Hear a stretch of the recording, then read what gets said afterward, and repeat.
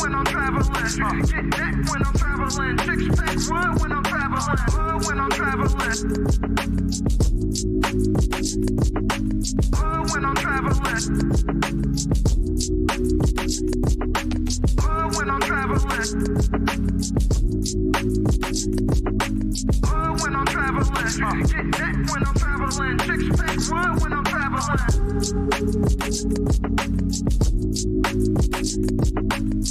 When I'm traveling. When I'm traveling. When I'm traveling, get that when I'm traveling. Six pack one when I'm traveling. When I'm traveling. When I'm traveling. When I'm traveling. When I'm traveling, get that when I'm traveling. Six pack one when I'm traveling. Seeking a place with young free, and I got what it takes to rock the mic right. Seeking a place with young free, and I got what it takes to rock the mic right. Seeking a place with young free, and I got what it takes to rock the mic right. Still watch what you say out your mouth, cause 50 shots still turn the gun out. I'm Mr. Hood when I'm traveling. When I'm traveling. When I'm traveling. When I'm traveling. Get that when I'm traveling. Six pack one when I'm traveling. When I'm traveling. When I'm traveling. When I'm traveling. Six pack one when I'm traveling. Seeking a place with young free, and I got what it takes to rock the mic right. Seeking a place with young free, and I got what it takes to rock the mic right. Seeking a place with young free, and I got what it takes to rock the mic right. Still watch what you say out your mouth, cause 50 shots still turn the gun out. I'm Mr. Hood when I'm traveling. When I'm traveling. When I'm traveling. When I'm traveling. Get that when I'm traveling. Six pack one when I'm traveling. When I'm traveling. When I'm traveling. What do you mean by insecurity? When I say insecurity, you have, what's the word? You know, I got third grade education. Well, let me ask you a question. When you have a fear, when you have a fear of something. Okay, now if so, you're saying a man is secure if he allows other men around his woman. He's secure. He's secure within himself. What makes him secure that he allows men around his woman that he know that nigga with his woman? What makes if she choose to go that way with that man, then she's never been for me. That's up to her, and I move in the way that I need to move.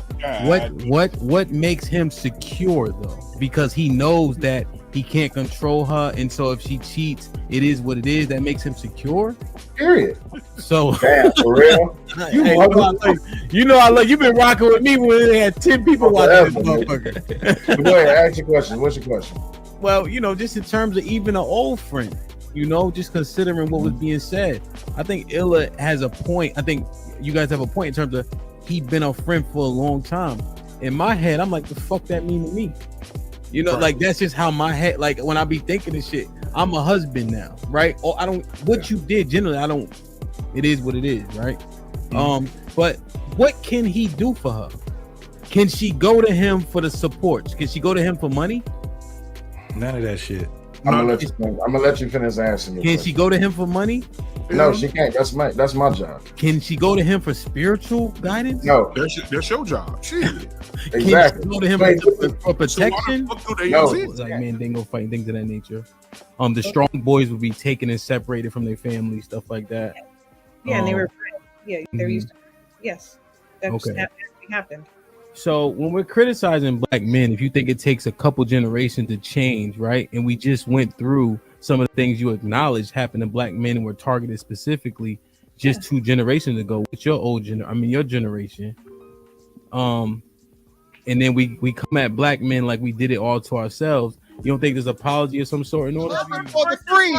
Let me be You clear. left Let him me for be clear free. about something. Shit. I did not ask him for his pension because that had children outside of our marriage. You left Shut him the for fuck free. up. You're Y'all not always get not on even here. listening. No, shut the up. You not Y'all always listening. get on here. You not Try to listening. dismiss women. Stop You trying to not be in listening. abusive relationships, whether it is You are not beneficial or listening. not. Bro, Well, you you had should. if you had 2 people sitting there, right? They had a one night stand. He put the rubber on, and you got to tell one of them they was wilding, and one of them they was wilding. You would say the woman was wilding. Mm-hmm.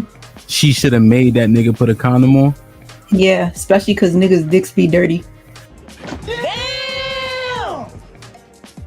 What level of responsibility? Well, not what the stats say. What level of responsibility would it be on? So he didn't put a condom on. She got pregnant. It's a one night stand. Who would you put the onus on for that happening more? If I had to choose the woman because she gives the access. Damn. So she should have made sure he put a condom on his dick. Mm-hmm. Damn. Like that. Wow. Look like Mr. Fantastic is right. Brother. Okay. Damn. So putting a baby. That need to be a mom is huge for women. So depending on who the woman is, a woman with a kid is less desperate to have a baby with any goddamn body. Okay. All right. But you're saying she's 28. The clock starts getting louder and louder. Mm-hmm. That's where the danger comes in. She have a baby by a homeless person. She don't give a shit. she ready to pull up on her bridge with no panties on. That guy from he just came home, right? He just got out of jail. What's his name? Meeks. Jeremy Meeks. I think he was a prisoner. Yes. He got with good hair. Yeah. He got green eyes and all that. They ready to get pregnant by that dude. Ain't got no job, no nothing. That's a perfect example. Yep. Damn, man. The dude with the green eyes, she wants her baby with. So that's what I'm saying. She find a whatever type of dude that would make a pretty baby. She online saying, I'm on birth control. You ain't got to wear no condom. Nigga ain't got no job, no nothing, but he got green eyes. She ready to bust it What up. I would recommend is you you get a job, right? You work it, maybe in an industry that you could thrive in. Learn it, right? Without the risk, build a foundation. That way when you jump into it, you're ready, Are we having a conversation? Are you here? Can you hear me? I hear you. Are you responding to me, you think, or? Who else am I responding to? I'm telling you what I hear. You asked me what I hear as far as that question. I know, but as I'm breaking it down for you, is it? Move on. You're right. Let it go. You are partway chivalrous to like you and yours. Is that truly chivalry? Is it just you protecting your investment or your asset, which is your life?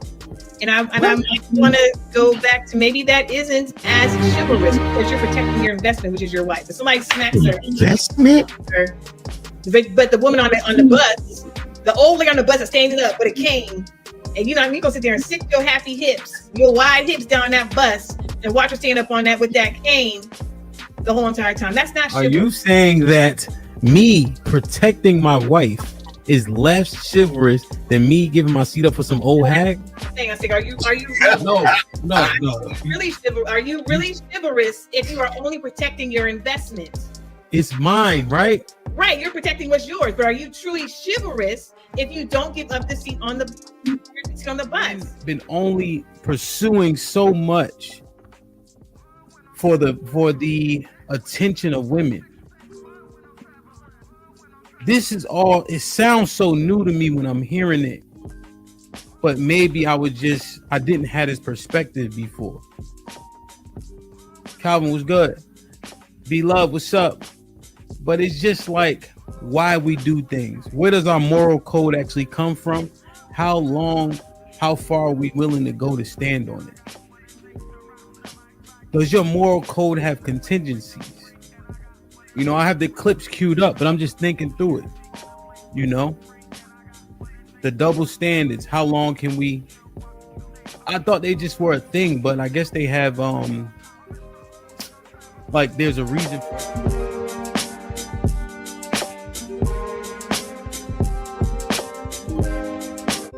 Direction, choose your own path. Don't just wear anything.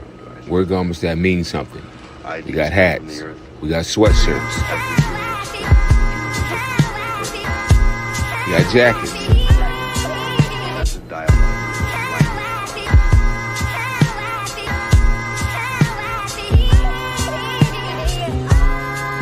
We even got hoodies.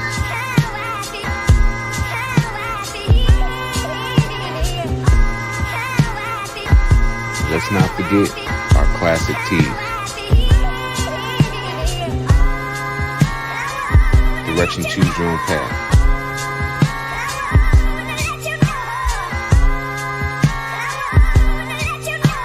The message is always in the cloth, the colors, the designs, the fit. Basically, pay attention, stay alert, and remember, choose your own path.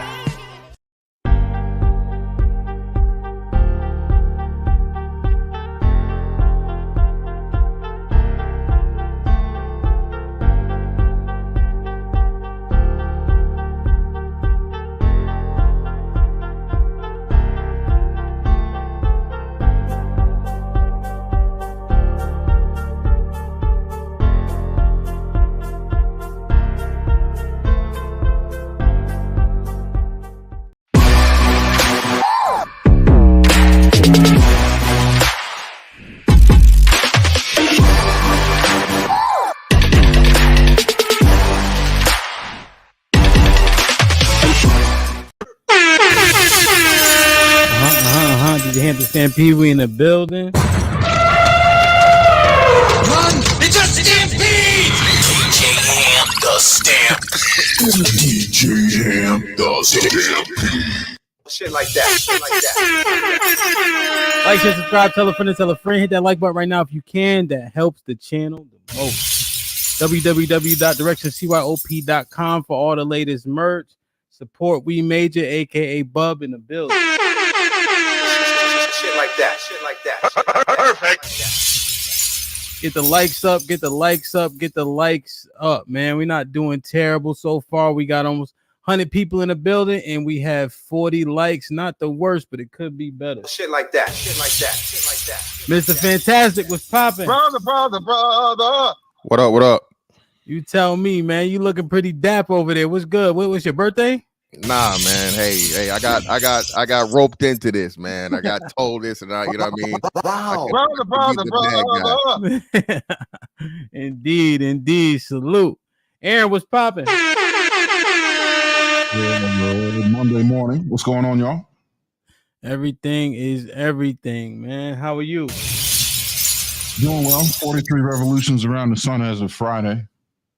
Yeah. Belated, shit like that. Shit like that. Shit like that. God bless, man. How you feel? You feel old? No. I look it though. Shit like that. Shit like that. Indeed. John was good. Everything is good, man. Sitting here, which means that I see the sun over my right shoulder. All is good in my world. Indeed. I like it, man. Like, share, subscribe, tell a friend. Hit that like button right now if you can. That helps the channel the most. Let me check out the chat really quickly. E-Dub, salute. Prince Ty Israel, salute. Sean K was good. Mel, you already know. Chocolate Bunny, good morning. Love C in the building, putting work in, of course. Travel One, salute. I mean, what's popping? He knows. CC, happy Monday. Almond Eyes, what's up? Lionel in the building. Sozan, what's going on? Jaree. Rick Judas, Shalom. Blue Collar was popping. I like it. Like, share, subscribe, tell a friend. Hit that like button right now if you can. That helps the channel the most. Let me get this going. There we go. Salute the freeway. Rock solid. You already know. Direction CYOP in the building. Foe was popping. Joe, we see you. Loco, appreciate you. Hope all is well. Glow, what's goody? Impress, Shalom. Let's get it, man. Cool Gamer. Good morning. Black America, salute. Vet Life, what's up? like it. I like it. I like it. I like it. Where am I? Hold on. I just saw. Marcellus was good. Let's get it, man. I'm feeling good today. It was a good weekend. Was back in DC. Now I'm back in Houston. Nick was good. Chuck, what's so funny, Chuck? You're not laughing at Mr. Fantastic, Brother. Damn, man, get the likes up. I see homeboy. Yup. There you go. Brave. Salute. This motivation, I had to put me on a suit this weekend. Indeed. Oh, it's not orange, it's clay. brother. Oh my God. You give him one orange shirt, now all of a sudden it's clay. Lord Lou was popping. Black America was good. Like, share, subscribe, tell a friend, hit that like button right now if you can. That helps the channel the most. All right, man. Marcellus, appreciate you. What up, buzzin', bird flippin' dozen. Holla at your boy, you thought your cousin wasn't. Dada, it's Monday. The $5 super sticker, man. Guys, so when I was doing the show on Friday and just looking at everything, how things have been transpiring, coming to fruition, what we've been talking about, flipping the script on women, etc., to get them to see and experience how we experience, in hopes that they would I don't know if the right word is regress, but understand what it is that men provide and bring to the table, so that they'll appreciate it more and hopefully go back into their what is assumed to be natural role. That's what the house husband campaign is largely about, right? It also mitigates the risk for men in terms of divorce and things of that nature. So if you are the homemaker, it's assumed that if divorce comes, right, and you're not the breadwinner, you would be entitled to alimony. If you're with the kids, the majority of the time, you would be entitled to the kids, right? The assumption is that the roles will reverse in that case, in terms of just articulating house husbands. House husbands, to me, I liken it to the Drizzle. You guys think I'm off there? No, it's definitely a extension of it, or actually a preclusion. I mean, actually, it's pretty much the same. It's offshoot of the same thing. And so, what I'm wondering is, I say I feel on purpose. It's hyperbole, right? On purpose to get them to understand. However, I'm fearing that now men are actually buying into it, not as a concept, but rather as a construct that they would like to follow. I feel on purpose, I'm saying I feel as though that is a potential issue, and we minded out a tad bit on Friday. However, I want to start from the beginning. What do you guys think about my initial sentiments? I think it's inaccurate. It was never intended to be something to stand behind as an actual movement itself. It's satire. It's just to say that, look how ridiculous this sounds if I say this coming out of my mouth. So it was never anything that was supposed to be some type of social movement that people want to get behind and live as an absolute statement. That's not what the intention was. I would agree with Drizzle 100% that it was satirical. I do also believe House Husband was a bit more intentional.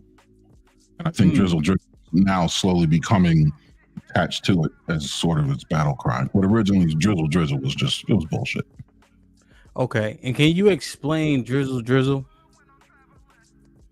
Not really. I mean, it's just the antithesis of sprinkle as far as my understanding goes, and it's pretty much long and short of it. But yeah, I got you on that one. So Drizzle, like you said, Aaron's right. It's a response to the sprinkle, and soft girl era. So he's saying soft guy era now, and it's completely totally, like you said, it's a troll for men to women to pretty much say, but at the same time, semi-serious of men understanding their worth and men understanding that hey, you can't just be pretty and have, be offering some some pussy and that's it.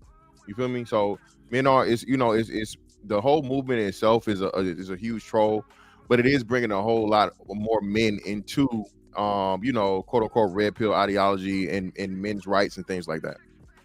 Understood. Now, does that speak directly against what we did say and seemingly perpetuate in what I would call the KS era, where she could be pretty, and as long as she's pretty and quiet and submissive, that was enough. So now, are we being, and I'm saying we, right? It's only right because we're involved. Are we being contrary to that initial sentiment not brought by Kevin Samuels, but popularized, so to speak? Well, I wouldn't say contrary. I would say again, more evolutionized. Again, man, whenever something starts in this thing, like I said, RP Kevin Samuels, of course, like I said, Kevin Samuels said nothing new. And it was just the fact of the matter again that he made black women the focus in the topic that made everything blow up. So if people don't understand and realize for the first time and why black men jumped behind him, the way they did, with so much, in mass, it was because the black woman has not been able to be chastised or hey, look and see what they're doing and all these different things for so many years. So the whole sprinkle, drizzle thing is just something where like, well, hey, whoa. And I said this directly. Listen, it makes no sense for a man to hit his high earning levels, right? And now you take a woman on just because she's pretty and give her all the keys to the castle. That's not smart for men, and he was also an advocate of marriage, but that too, he was a Gen Xer. He's a 50-year-old guy. So, that whole mentality was different. The younger guys and even people our age understand marriage is no longer a good deal for men. So when you're dealing with that woman, and most importantly, marriage is a business deal. So if you're going to marry a woman, she has to be more than just pretty and quiet and whatever, submissive. Okay, but with that being said, in terms of the popularization of sex silence sandwich, she can be pretty. We'll get her out of a Walmart cashier job, right? And wife her, right? Because she fits the criteria of being pretty, fit, feminine, friendly. Does that, Aaron, do we have to denounce those items now to an extent because of what Mr. Fantastic just ended with? Sort of.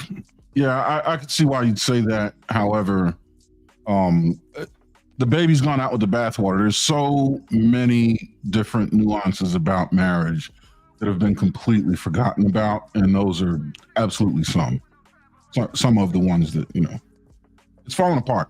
Ship is sinking. Now, is the ship sinking, or is it falling apart because it isn't actually functional? It's taking on water. Sorry. Let me rephrase. Has it been broken down now? Not that it's falling apart, is that it's been looked at and seen, okay, this actually isn't realistic, nor is it beneficial. Sure.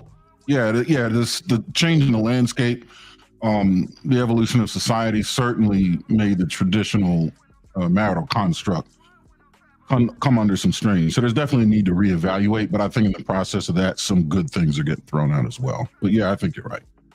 What do you think, John?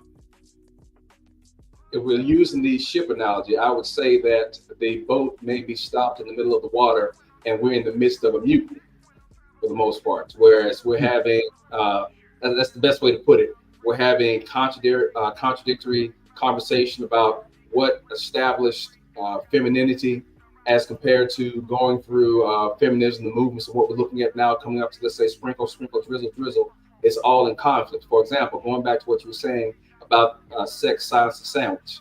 Now, that was something good initially, to where you saw the girl working behind the counter in Walmart, working behind the counter at McDonald's. She'll be feminine, fit, and friendly. Hey, you wife her up, you take her in. But let's say 10 years down the road, if the marriage goes sideways, remember, that girl didn't have any earning power when you brought her into the house.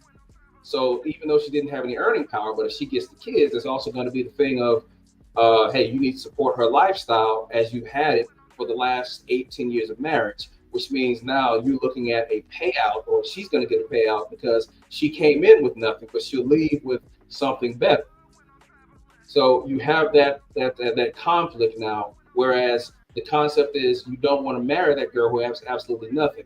But if you're going to marry her, you have to make sure that you got some type of, I think something I said the other day, complementary styles. You have matching values. Something that at least if there is some type of divorce that occurs, when she walks away, she will have some type of earning potential of her own. That doesn't mean it's all going to be on you. You then now get stuck. I think Fantastic talked about this at one point in time, where you're looking at how much alimony may be a part of this if she feels that I've lost money during the time of the marriage raising children. So you have all that factored in, sort of like what Aaron was talking about before, to where it's the boat is taking in water, but it's still able to where we can run the bilge pumps right now to where we can get some of the water out. It's still a bit of a mutiny that's going on, but it's not done just yet. There's still work that we can do to save the ship. I like it. Okay. And we'll dive into exactly what that mutiny is, but I want to rewind a little bit. Like, share, subscribe, tell a friend, hit that like button right now if you can. That helps the channel the most. So that he knows, has been a member for 5 months. He said it won't be easy, and this might be risky. Indeed. Blue collar was popping. Salute, been a member for 2 months. Shout out to all blue collar workers. Thanks, Ham. Indeed. Make the world go around. You know what I mean? Like, share, subscribe, tell a friend, hit that like button right now if you can. That helps the channel the most. So I'm trying to understand thoroughly how we got here, you know, and I think there's been a lot of made mention of the drizzle, soft guy, house husband, etc. But I'm wondering, when did this come to fruition? When did things start? So I wanted to rewind back fairly far. Women's suffrage movement. The women's suffrage movement. So I have a couple articles. However, I'm sure you guys are versed here. So maybe I don't have to share. If somebody's able to explain what women's suffrage movement was, what was the initial reason for it? The initial reason was about the woman getting not only the right to vote, but also being recognized as, let's say, a full person. Because if you go back a little bit further back to the 1700s or so, when a woman went into marriage, the idea of that her independence, if there were any, was absolved by the husband. So that meant that there was no working for herself, going out earning money because she had a job. It's because the husband allowed her to work, as well as he collected her earnings. If she wanted to attend higher education, it had to be something that he had to be on board with. She pretty much lost her sense of self. It's almost as if she disappeared inside the marriage. On top of that, when you listen to this, which sounds like a bad choice of marriage, if a woman was not married, there is that stigma that she became what they call a spinster because of being a certain age where she was not married to anyone, where she was a single woman. So about the time that suffrage started, you're also looking in between, let's say 1870, in between 1890, you have the Industrial Revolution as well. So the thing of women wanting to be seen as equal to the point of, I have a right to education, I have a right to work, I have a right to be my own person, more or less giving just general rights to move as men did, but still in a somewhat a limited manner, but wanting to go for equal as well. Okay. You guys agree with that sentiment? Seemingly this article that I have pulled up here also pretty much aligns with what John Henry said. Yeah, I think the influence started a little earlier than that, going back to the beginning of the 18th century. I mean, it was in effect in Europe, I think, like Sweden, and it slowly became integral in American Revolution.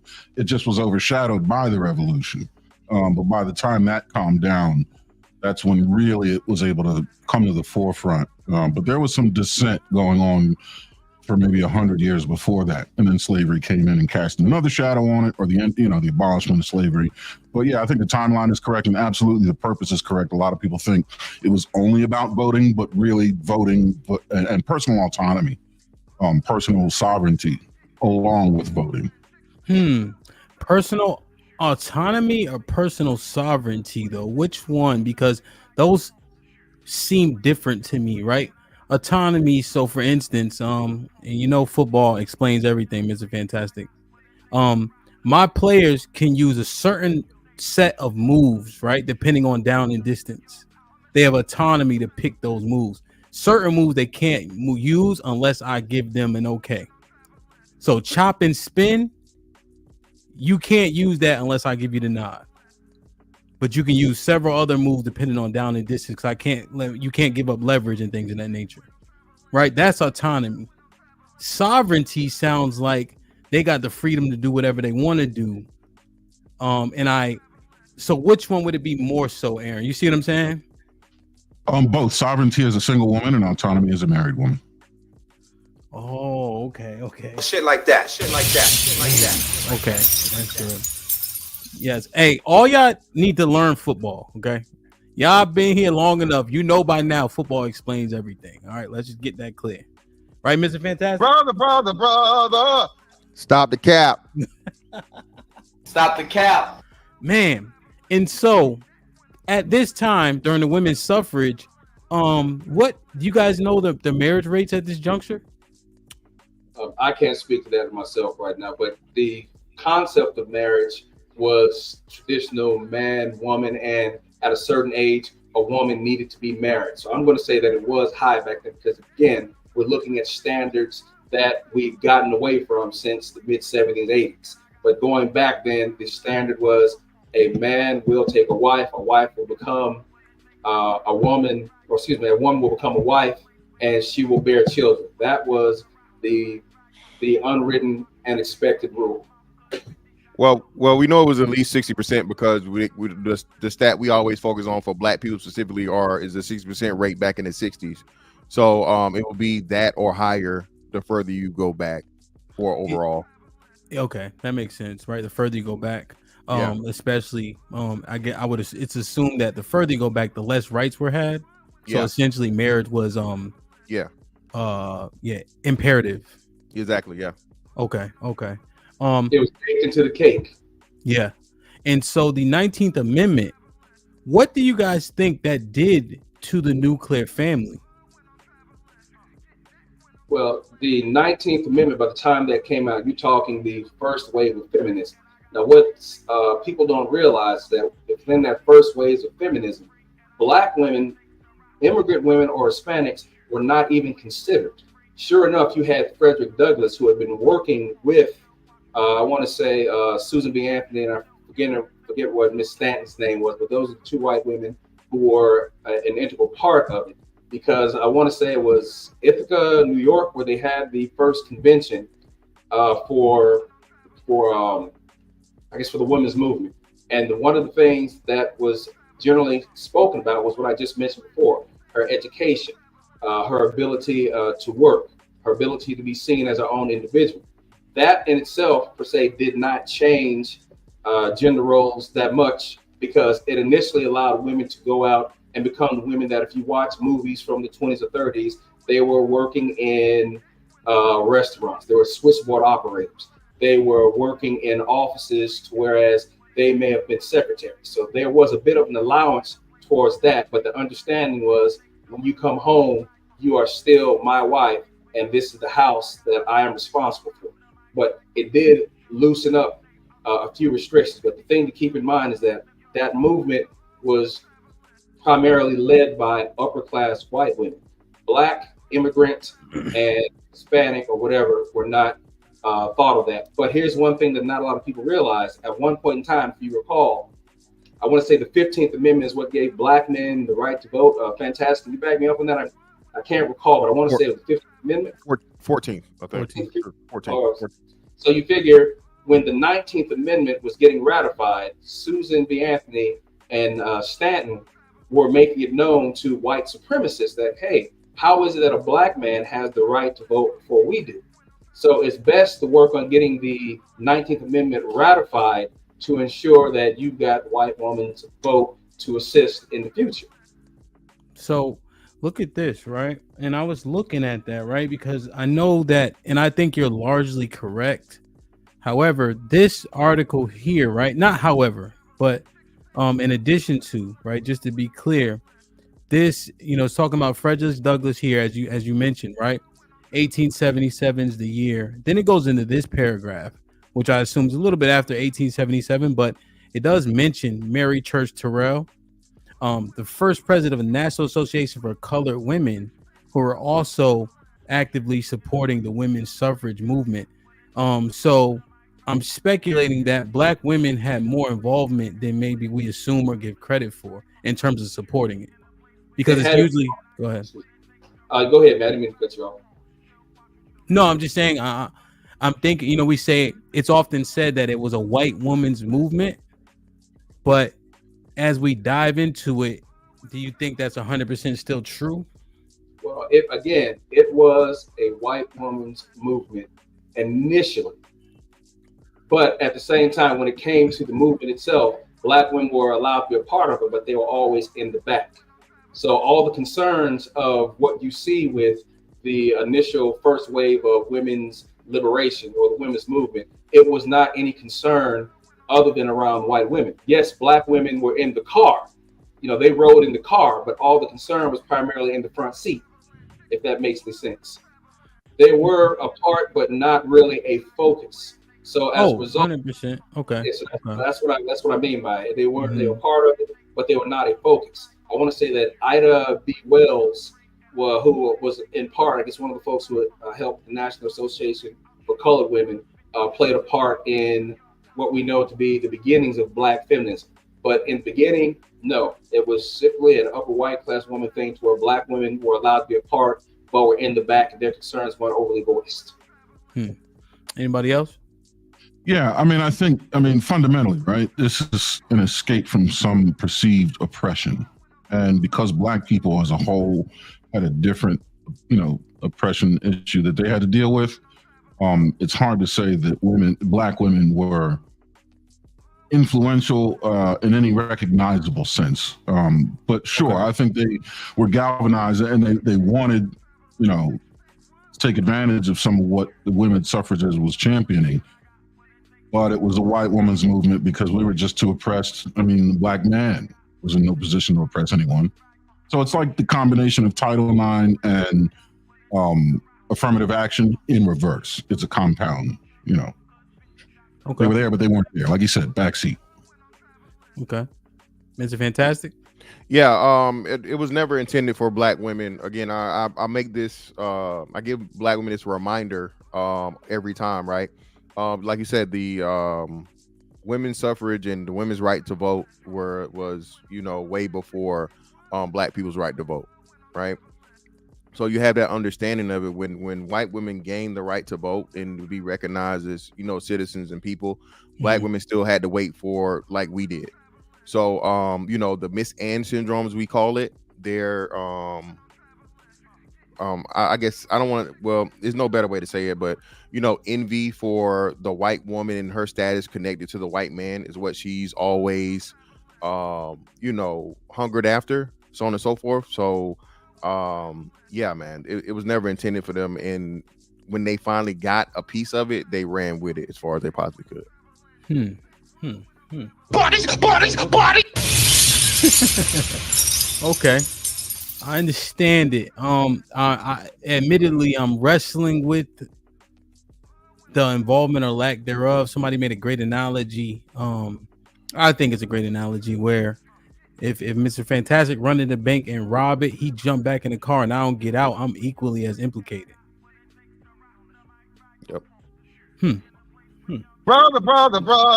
Like, share, subscribe, tell a friend to tell a friend. Hit that like button right now if you can. That helps the channel the most. So again, let me reiterate my question, Mr. Fantastic. Right? With the women's suffrage, there's a bunch of things that they were trying to progress.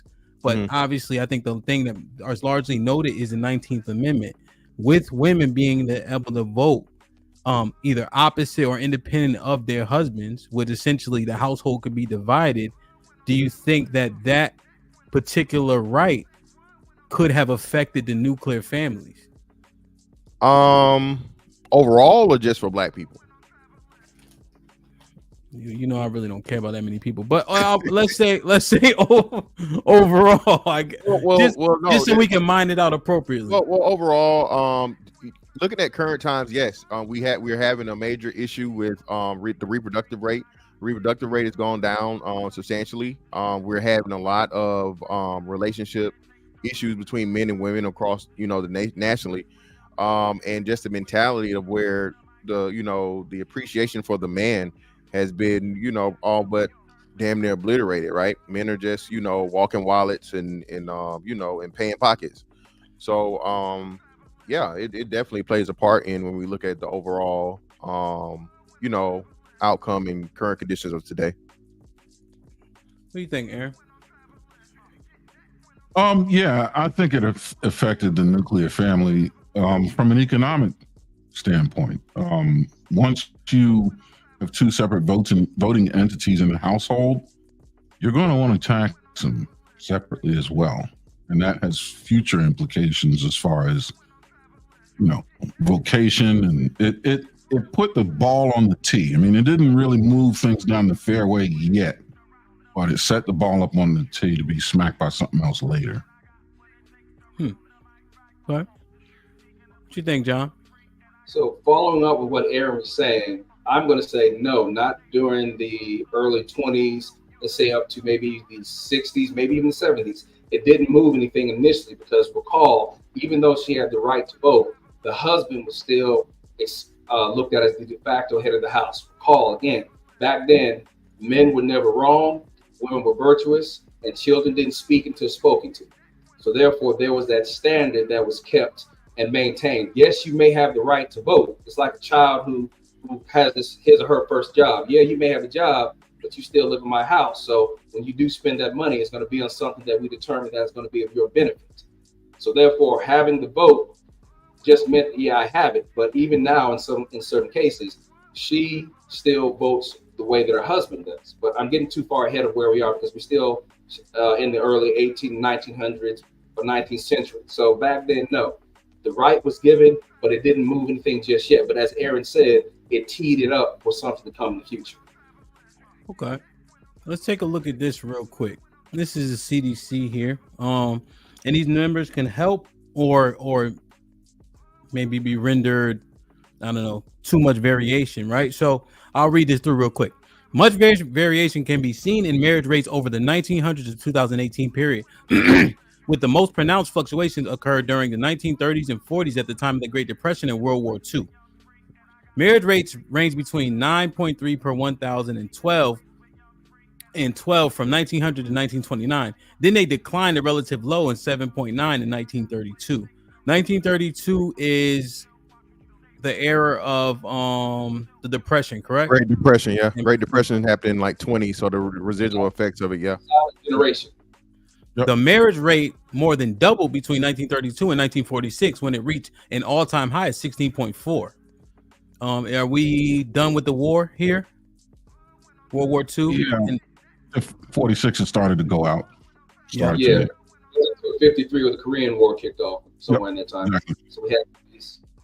Okay. And then it generally declined to 8.4 in 1958, right? And stabilized in 18 to 8.5 at 1959 and 1962. Marriage rates increased beginning in 1963, reaching a relative peak in 10.9 in 1972. Okay. The rate then fell. Say again, please. Vietnam. Yep. The rate then fell to 9.9 in 1976 and 1977 before increasing to 10.6 in 1980 to 1982. From 1982 to 2009, marriage rate almost steadily declined before stabilizing from 2009 to 2017 between 6.8 and 7. From 2017 to 2018, the rate dropped 6% from 6.9 to 6.5, lowest in that from 1900 to 2018 period. Afghanistan. Yeah, you can follow it by war and by economic status. Yep. Okay. Interesting. So maybe, yeah. So the numbers, I guess it makes sense, right? Depending on the wars and such. So suffrage and then feminist movement, did it kind of just go right into one another, would you say? There was no real separation. They were much one and the same for the most part. Because again, the whole issue was about voting initially, but then behind that, it's like the bill where you have one initial bill, but then you have a whole bunch of other things under that. Voting was the original consideration, but past that, then you start to now look at, again, education, personhood, employment, those type of things that fall along as well. So they were pretty much wrapped in the same thing as one. In terms of a nuclear family, Aaron mentioned it. Aaron mentioned it in terms of jobs and inflation. Do you think that when the feminist movement brought on that, right, women to work, because essentially, would you agree that it's like the same job, same pay as men? Because women have always worked. Do you guys agree with that sentiment? Yeah. Do you think that hurts a nuclear family even more so than like the voting, or you think it's like hand in hand? Well, the working process is definitely going to hurt more than the voting would. Again, that's way more than the voting, because now you're taking away time of the the original structure of the family, where the mother is a nurturer and she's at home with the kids, and building those bonds and making sure meals are cooked and all these different things and so on and so forth, and managing the household without the stresses of having to do that and work and make money. So that's definitely going to be way more impactful than the voting aspect of it, because still most couples vote within the same party lines. You feel what I'm saying? So most married couples. Okay. Anybody else on that take? Yeah, I would agree. If you were to do a case study individually, certainly the economic impact is greater than the voting impact. However, I don't think they walk abreast. I think they go one behind the other. I think the voting set up the economic freedoms or the economic change, right? Because a lot of things had to get put into place, and those things were voted into place. Now, also, along with all the challenges that Fantastic outlined, diluting the job market forced men to, in order to stay competitive, forced men to accept a lower salary, which now compromises their ability to be a provider, especially sole provider. So that further compounds the stress of it, Well, how do you guys think they were able to enact and like gain ground? What were the tactics used at that time by the feminist movement? Well, if we're progressing now, we're looking at, let's say, the second wave of feminism. So you're now talking more somewhere in the mid 60s and still going towards the 90s. The thing that changed was technological advancement. I remember now, going back, the concept was that it was physicality, endurance. These are the things that help mine and make the world primarily what it is 99% around, with buildings, with roads, with infrastructure, with advancements. Not saying that all the key advancements were men, but again, technology was that equalizer.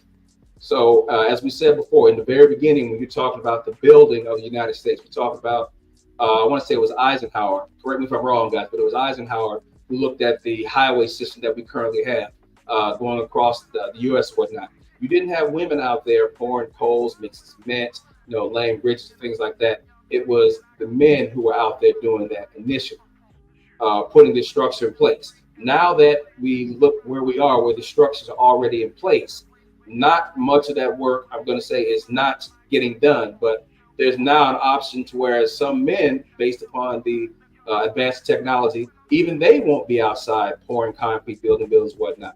So when, for example, IT, you have nursing, insurance, whatever these type of things where people could eke a living out of, you see men and women gravitating to that. But for women, if they were able to get in the same positions where men worked, where there was high rewards for high amount of effort, then you see where the challenge now starts. Whereas, hey, I make as much as you do. So hence now you start seeing where the gender role is being challenged, because it's the thing of with men, we compare what we make as a way of. But John, what I'm more so trying to understand is, even when we got there, what were the tactics to gain ground?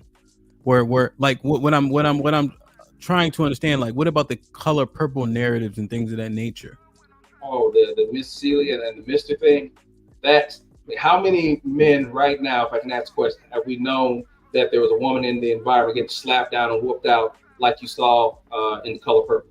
That was an extremism percent. I'm not saying that it did not happen, but that was an extremist view of things. What I'm asking is, was it impactful? Did it work?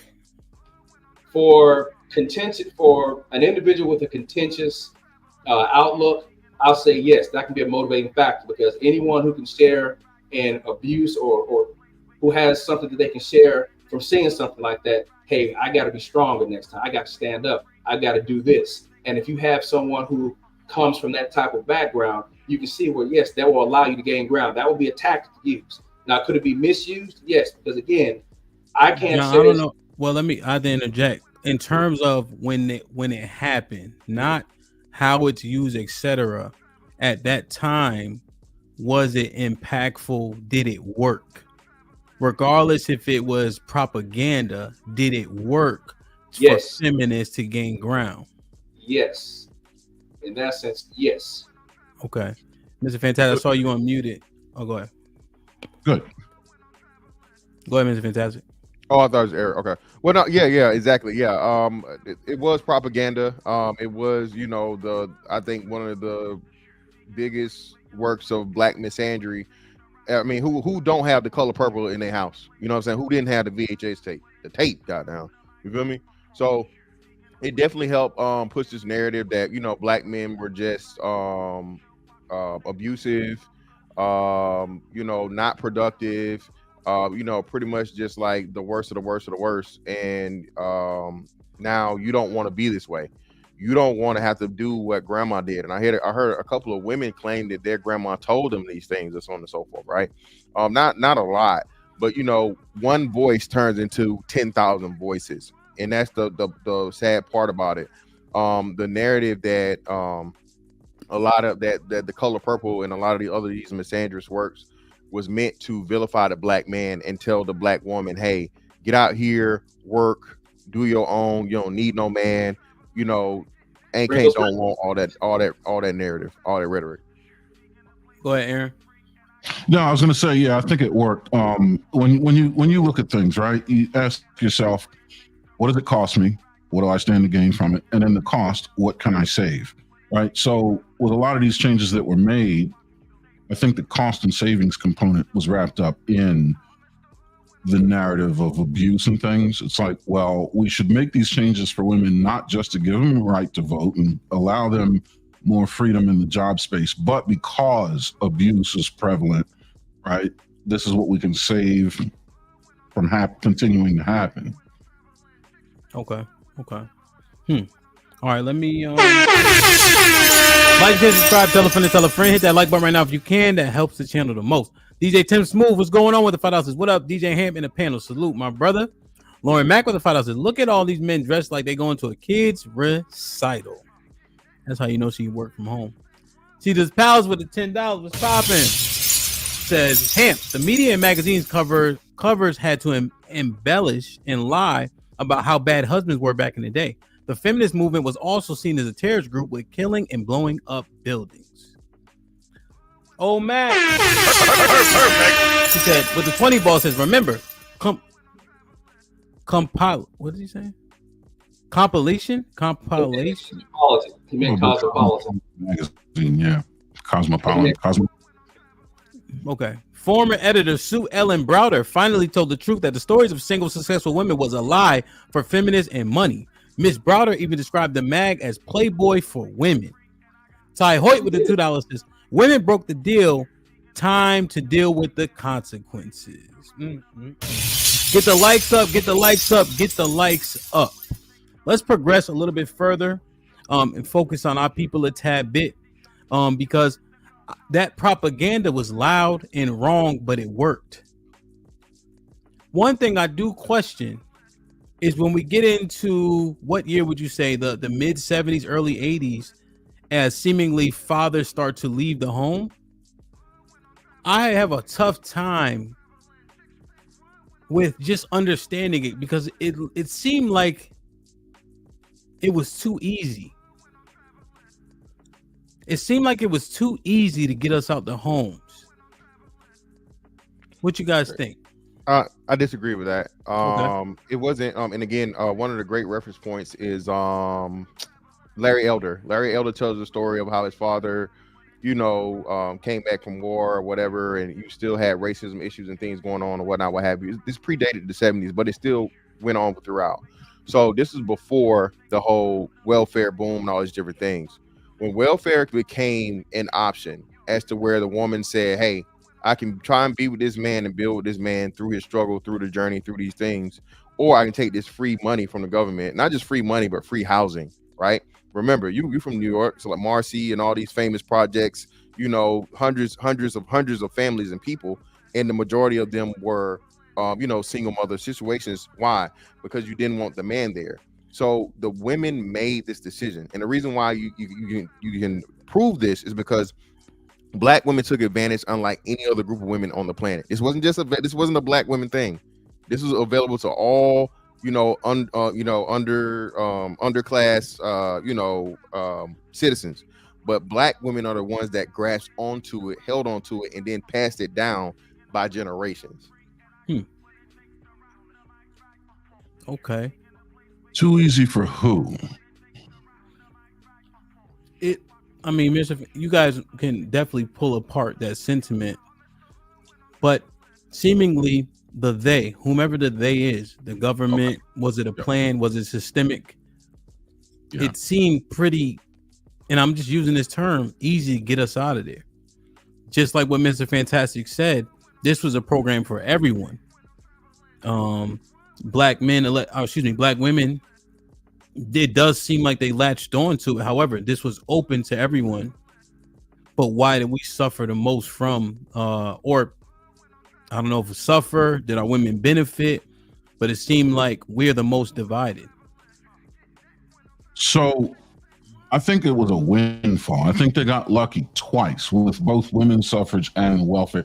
So you got to remember, welfare really, the concept was started in World War II to take care of women that lost their husbands in battle or were simply out in battle.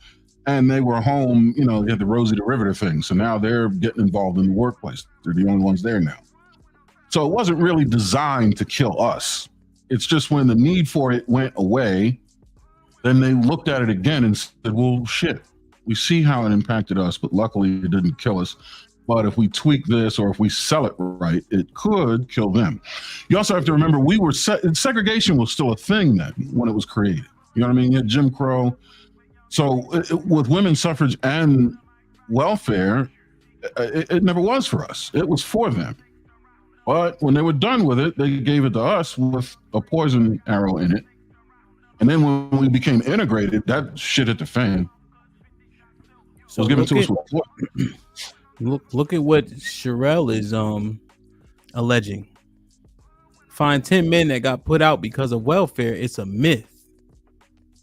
They had already went to the store and get some milk and never came back.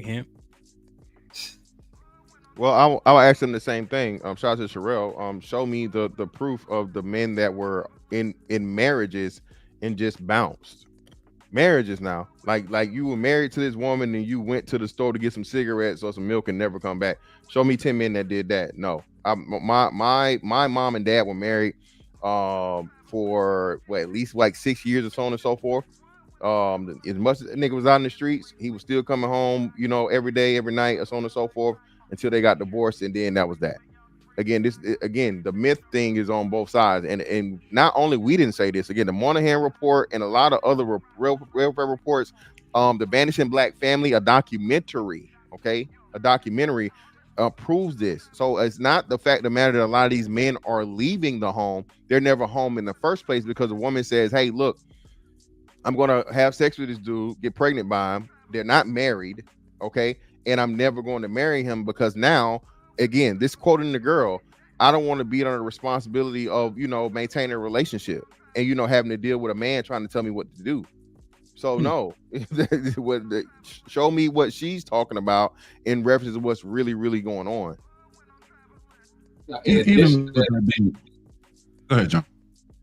Now, in addition to that, piggybacking off of what Fantastic is saying, you got to remember now, we can't get too far away from feminism.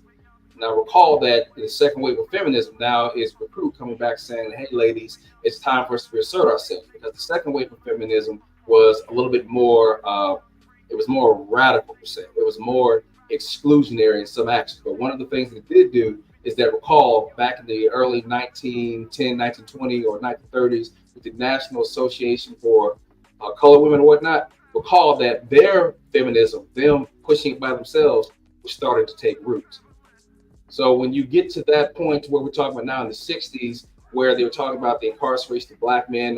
Men were now pushed out of the homes because of the fact of the welfare program stating that if there's a man in the house that you're not married to or it's not a husband or whatnot, they're now catering to services for the single mom. You also have now to look at, well, what do we do now when it comes to the roles in the house? Remember, at the same time when Fantastic was talking about dad being out in the street, remember Big Daddy was also doing his thing, running around as well. But he'd come back, and Big Mom, if she had girls, is now telling her girls, hey, get your own education, get your own money, try and take care of yourself, try and live without having to depend on a man. You have all that factoring into that same area as well. So you got, again, you've got this melting pot, but also let's think about sexual liberation.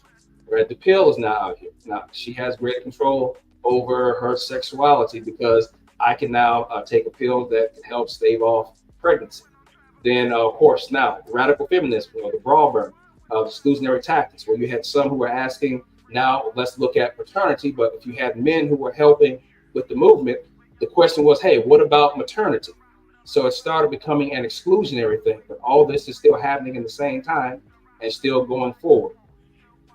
Understood. But again, when I bring it back to us, right?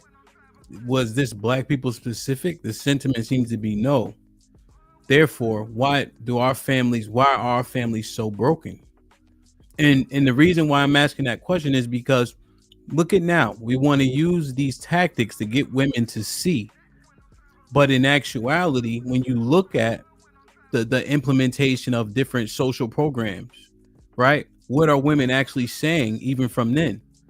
I'm doing it on my own. I'm celebrating Mother and Father's Day, knowing good and well they got Section 8, they have food stamps, etc. But yet and still, they're pushing through and making it on their own, forgetting that there is a lot of support from the government. So I'm likening that to a drizzle, and I'm questioning if they're going to actually see what the reason is, or are they just going to say we can do what men do, like they've been saying. They will see what their eyes tell them. They will see. I mean, they'll see whatever they want, right? But it impacted us differently because, again, some poison was injected into it. I'm not sure, but when welfare was created, I don't think there was such a strict adherence to the rule that you couldn't have a man in the house. Even if that was the case, his ass was at war or dead. Now, again, remember I said you can follow the wars too? In Vietnam, black men were suffering the same fate. But that's kind of what allows you to say, well, you can't have a man in the house if you want to get this money. Look at her. She's getting it and ain't no man in the house. Well, he's at war or he's in a box. But now this woman with a man in the house sees that and says, hey, man, you got to go. Claudine painted the picture perfectly. The movie with James Earl Jones. Mm-hmm. So I'm not saying what Sherelle is saying is incorrect because that would require me to speak in absolutes. But I definitely think it's a some argument where you have to look at it as a majority or minority. And I think it's a vast minority where guys were just heading for the hills. You know what I mean? I think there was a push to get us out.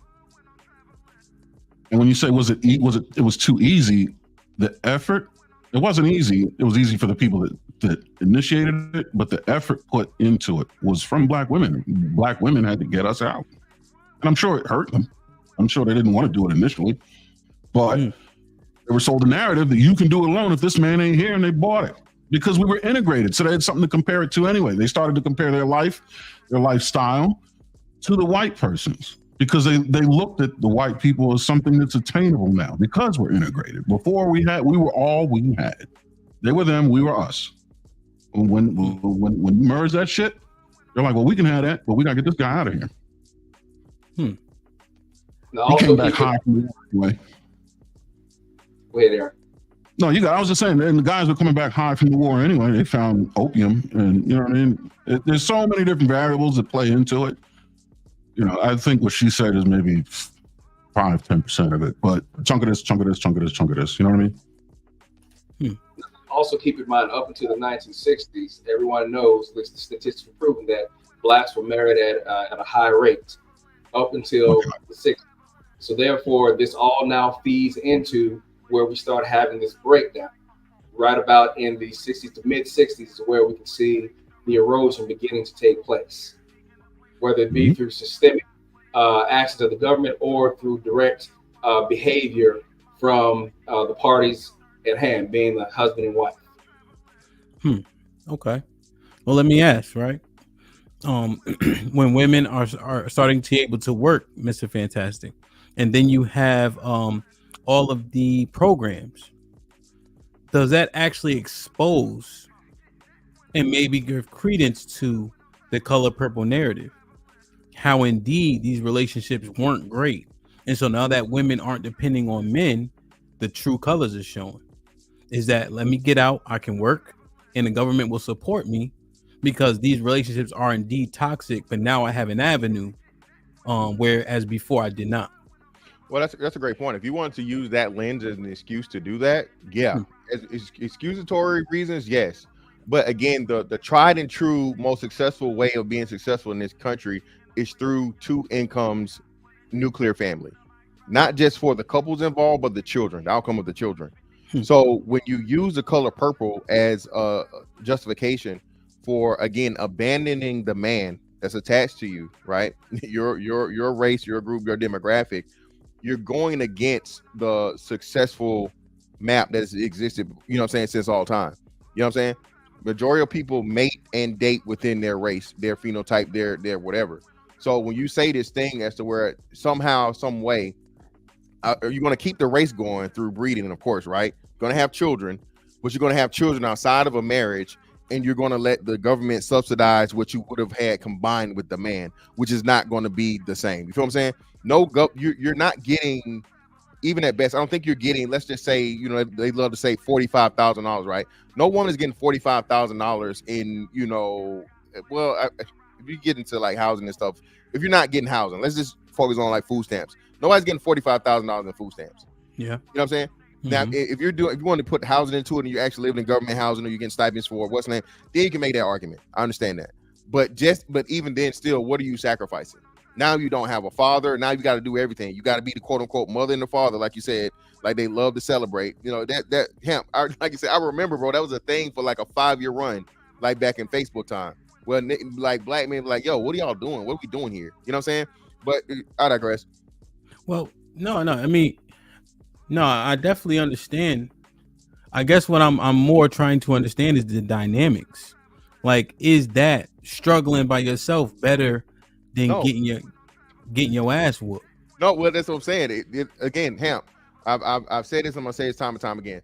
Less than 1% of black men are perpetrators of domestic violence. Less than 1% of black women are victims of domestic violence. I'm gonna say this again. I don't care what they say about these stats, in which we've proven time and time again. Black women claim that there's a black woman killed like every something seconds or something.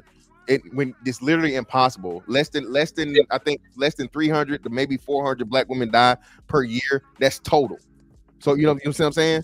So and I think it's less. No, it's less than 365. So it's not even, for the most part, or it's right at it.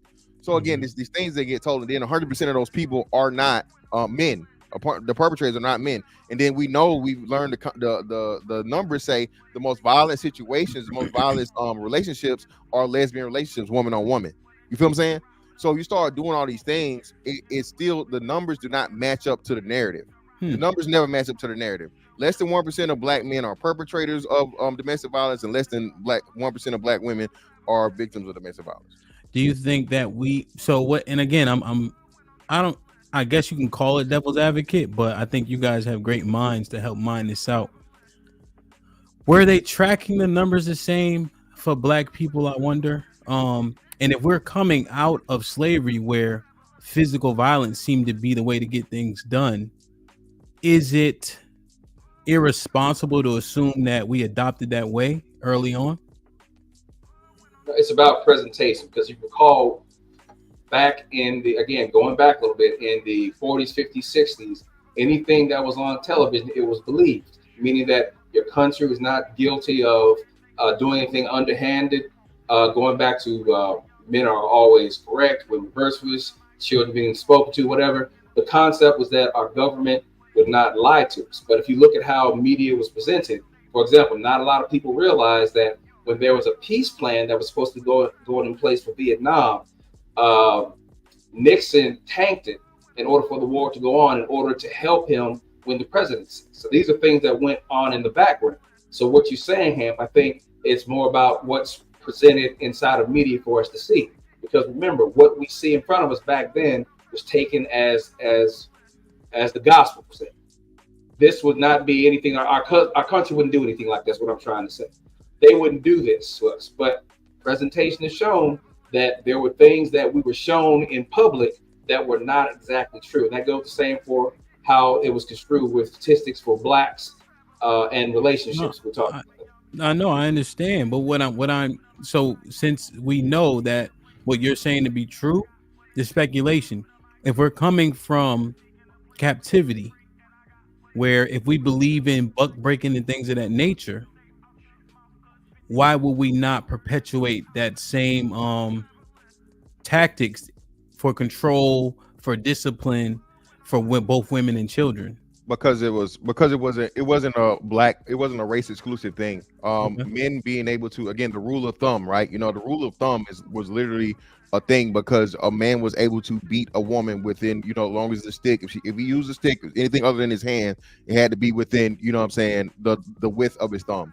So again, the whole domestic violence history in just of America and society, this ain't just I mean, hell, y'all got it good over here if you really want to look like it. You know what I'm saying? We're not advocating for it or so on and so forth. No one's condoning, advocating, or excusing domestic violence, but it was a thing that wasn't exclusive to black people.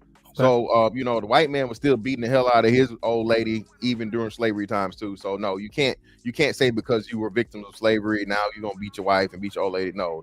Again, black men were. I will actually say it's the contrary, because you have a lot more compassion and understanding. Now, were there some men that did of course you're always going to have bad actors, but to act like the majority of black men would ever just be these major abusers and just downright just worse human beings, it just doesn't match up, man. Just doesn't match up. Okay. Hence what I'm saying, what I did, Ham, is how you put it out into the media and out to the world to view that. Okay. Like, share, subscribe, tell a friend, and tell a friend. Hit that like button right now if you can. That helps the channel the most. Granville, what's popping? Y'all in this motherfucking casket fresh. What's good, chat? Live now. Salute, my young brother. Man, okay. I understand it. I understand it. I wonder if everyone was doing it, was it just normal? Not saying we were worse than white men, but the same as white men and whomever else was in the country at that time, where the rule of the thumb was enacted. Okay, interesting. So as we progress forward, right, and we have these movements, Drizzle, soft guy era, what's the other thing? House husbands. And we see women already saying, especially our women, I can do what the men do. I've been achieving. I'm the mother and the father. Men only out earn us by $4,000. To John's earlier point, technology X, Y, and Z. Will this hyperbole actually be effective, or will it simply be more of the same? So you take the programs like I mentioned earlier, right? And our women saying, I could do bad by myself. I can do it by myself. I don't need a man. And that's been perpetuated, right? Success is obviously subjective, even though I don't know if it should be. And so if you then push a program that says, okay, you take the role of a man, you pay for the first date, you do, etc. Why wouldn't that just be more of the same in terms of us still, going further apart? Well, this is what I say, right? And this is why men are still within their roles. Men are still always going to be protective providers. Men aren't trying to do the thing. And I know, like you said, the whole drizzle, soft guy era thing, most of it is trolling. At the same time, though, men have come to learn that women can't demand traditional men and they're not traditional themselves. So men are simply doing what men have always done. We're adapting to the current climate, the current environment, the way that the women are behaving. So if a woman's going to get out here and she's going to work and she's going to, I got my degree and I'm educated and all this other things and so on and so forth. That's great. That's great, love. Come on, bring that money in. We can combine that together. We can combine that together. We can create a wonderful, wonderful empire, family, all those great things and so on and so forth. You don't get to, brag about, and especially like you say, it's a competition thing, and black women trying to say they're outperforming black men, which has never been true. Black women have never been killed at the rate of black men. They've never made the sacrifice black men had to make. They themselves, again, you start looking at abortion rates and all these different things, the amount of things that black women have done that have taken away from the black community as a whole, the black race, bro. And this is why this conversation doesn't like to be had. You feel what I'm saying?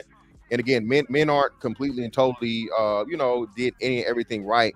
But the track record speaks for itself. The history speaks for itself. You mentioned Frederick Douglass. We've talked about, plenty of men, black men that have paved the way for black men and black women to have the rights that we know what I'm saying, we take advantage of today, right? So you can't do this thing, man, of where these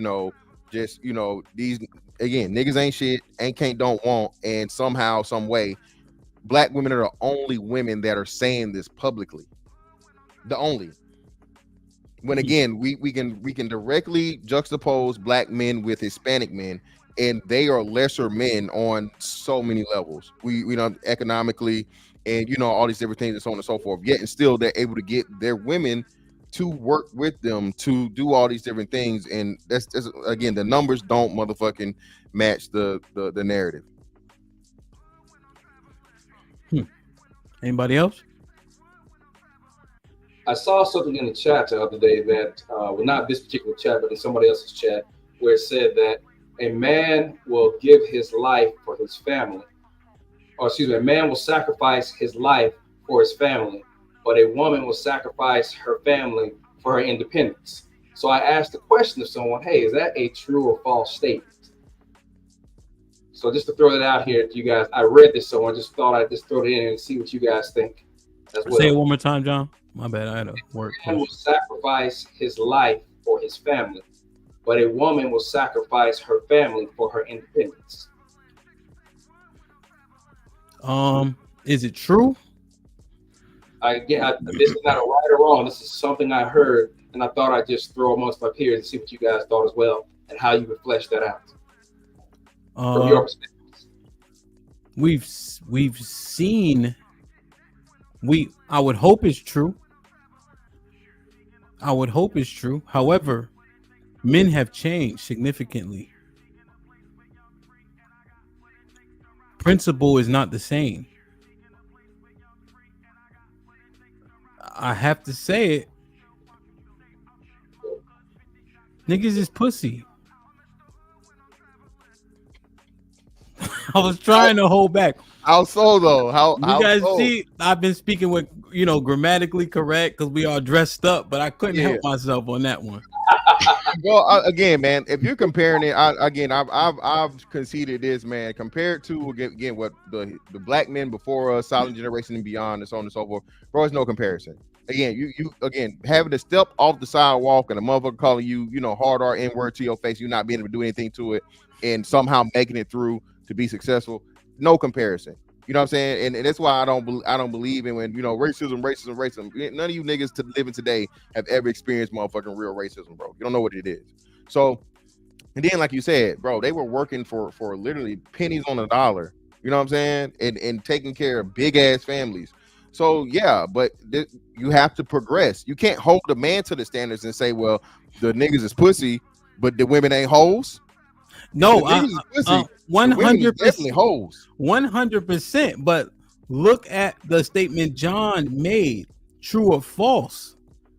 It's up in the air now because of what we can. Go ahead. No, go ahead. Finish your because of what? Go ahead.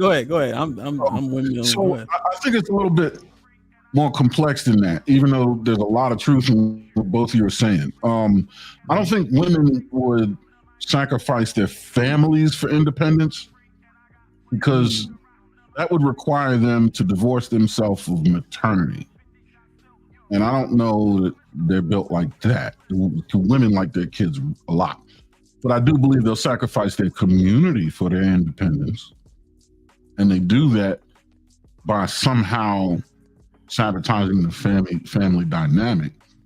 But and I think that's what we're seeing.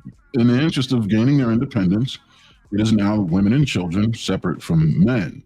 But to catch a woman that's in a family, in a nuclear family construct already with the husband and the children, is she going to get rid of that to go be free? No.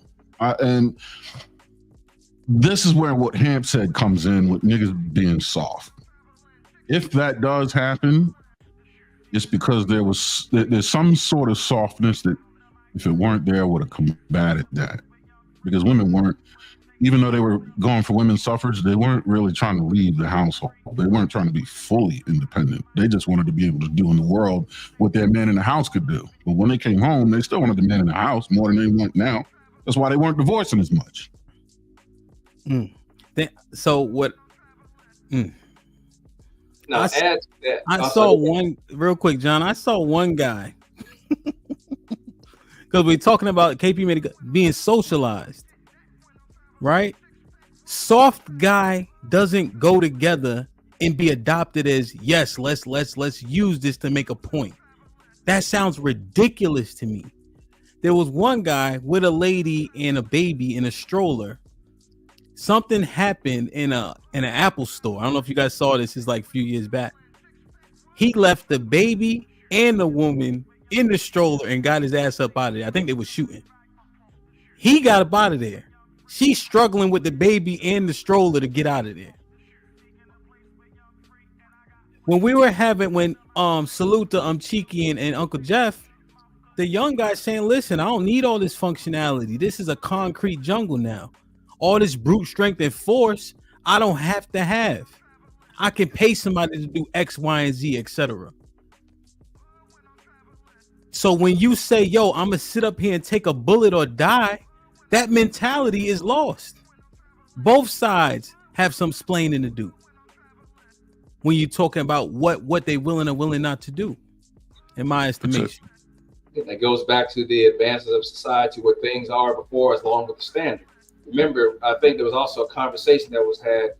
It may not have been on this panel, but it came down to the thing of talking about dating. I think it was on one of Fatty's shows. We talked about the standards that now exist. To whereas back in the day, talking about maybe around the 60s and 70s, dating came to be. To whereas before you got with a woman and you courted her and you knew you were going to marry her, dating came to whereas now, if you were going to date her, you had to go home and see her parents first before they would get the approval to date her, and then from there go into courting. So that was missed. There was a young brother who was on the panel who was like, yo, man, what are you talking about? None of that exists. So you're right. It does not exist now.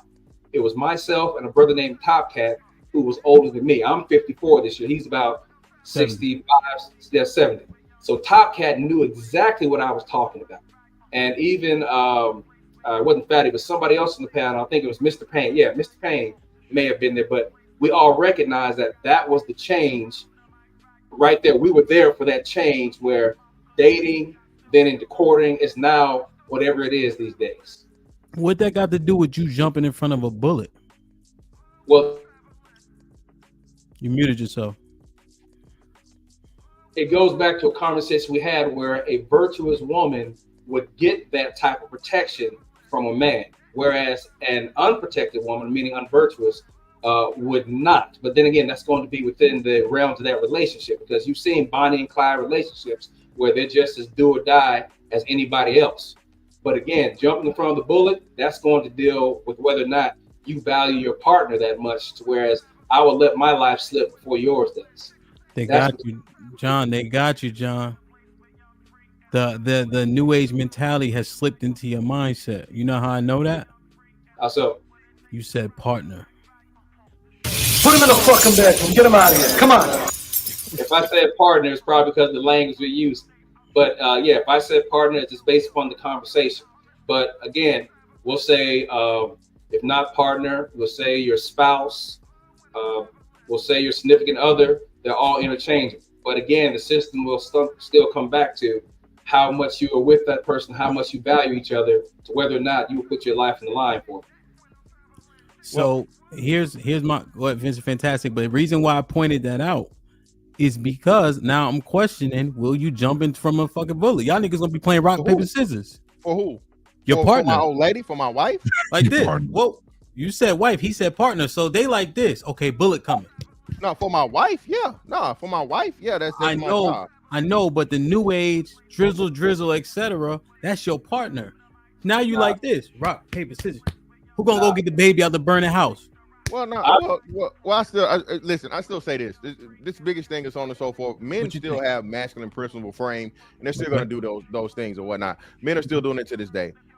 Again, the only thing that Drizzle soft guy era is saying now is not, hey, I'm going to no longer be masculine. I'm not going to no longer be the protector or even the provider. It's just saying, hey, now you need to earn my protection and my provision. Okay. You have to show me what's $20 for lunch money. Or what's $30 for a haircut money? What's wrong with you paying for the date? You know what I'm saying? Date number 2 or 3. You know what I'm saying? What's wrong with you sometimes, you know what I'm saying, figuring out something and investing in that man.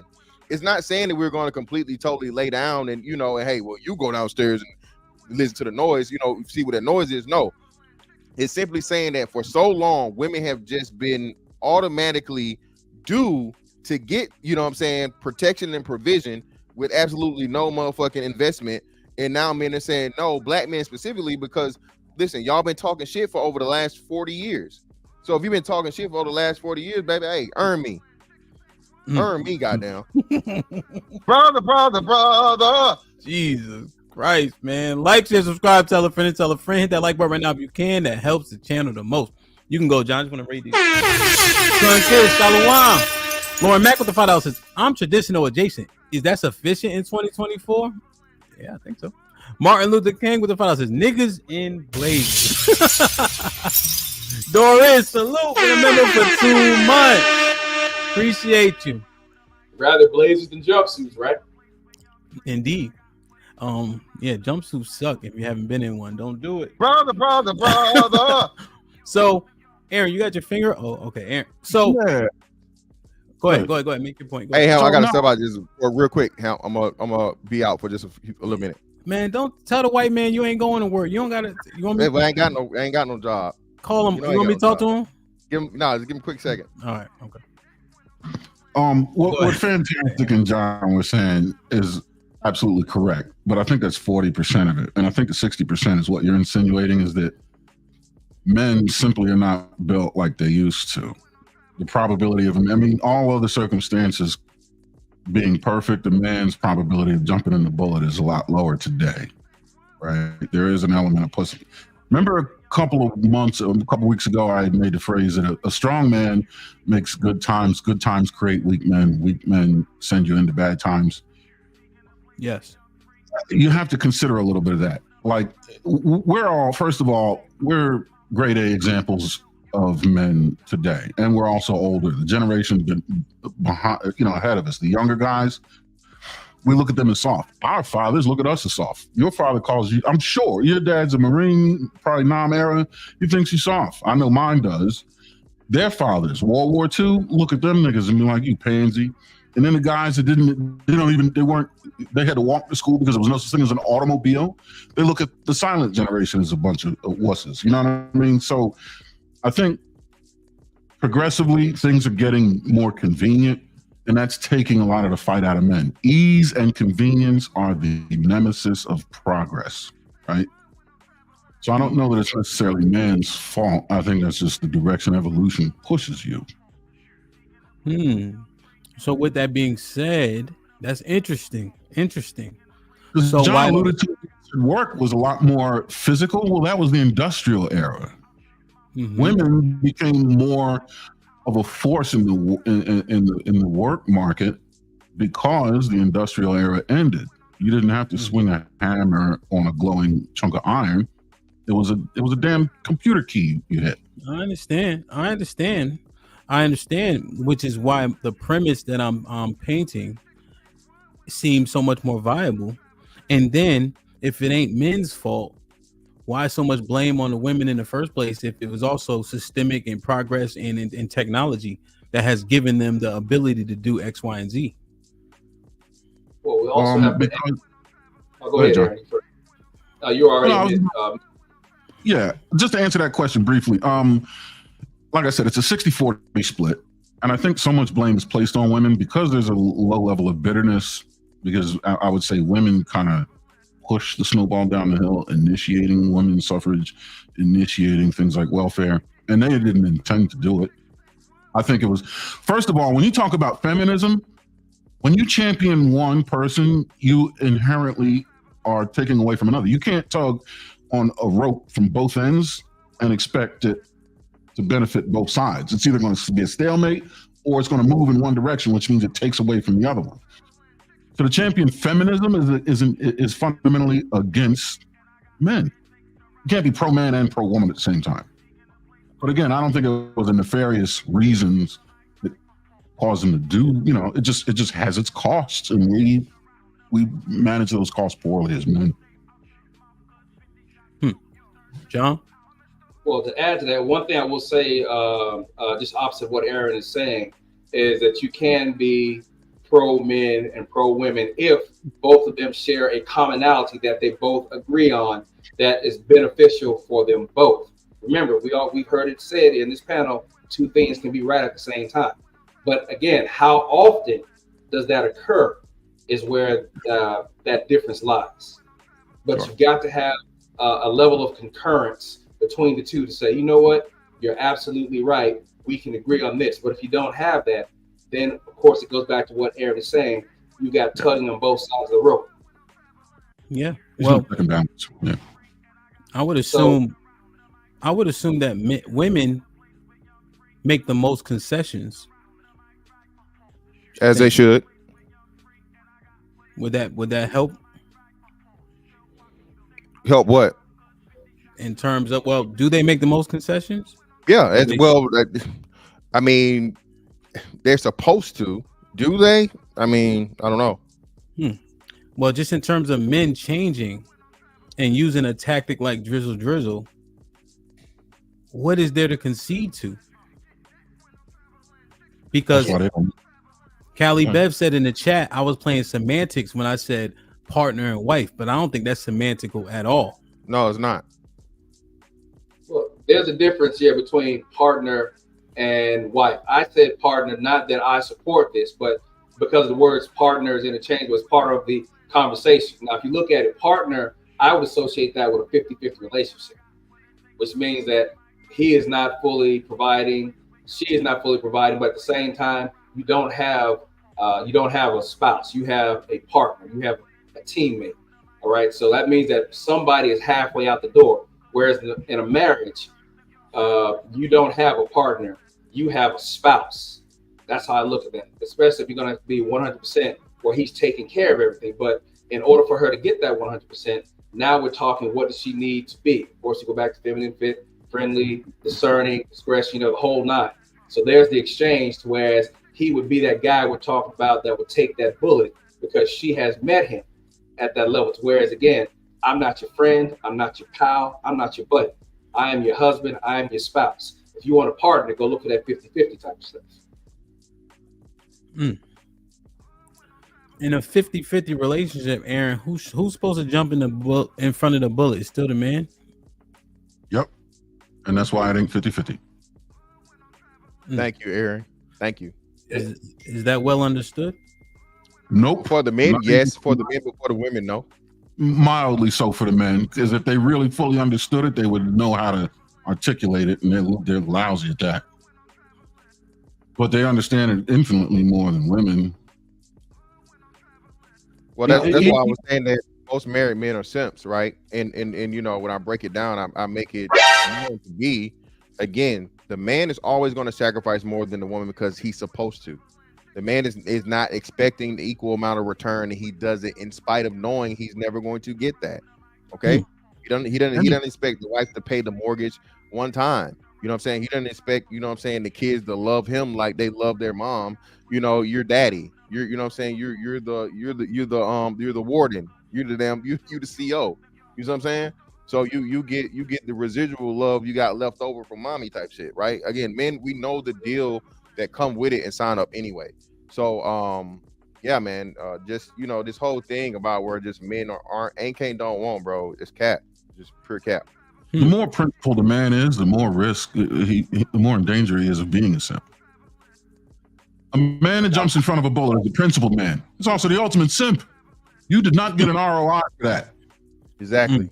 Laying your life down. That's what I'm saying. And thank you, Aaron. Aaron is finally saying what I've been telling you guys. You go down in history though. It's tongue in cheek. You going down in history for your family. You don't make the national news for that. No, I'm just saying though. That's still historical, right? Yeah, nah. Well, his history means everybody knows his story, brother. Not just your people. Going down in history is great, but when you go down 6 feet into it, wasn't going to good for you. You don't get an ROI. That's all. Hell. And if you go down too early, somebody else with the motherfucker get that insurance money and got brother. There you go with that old shit. Imagine your life insurance policy in your house, all right, going to the next man because you done gave up your life for your spouse.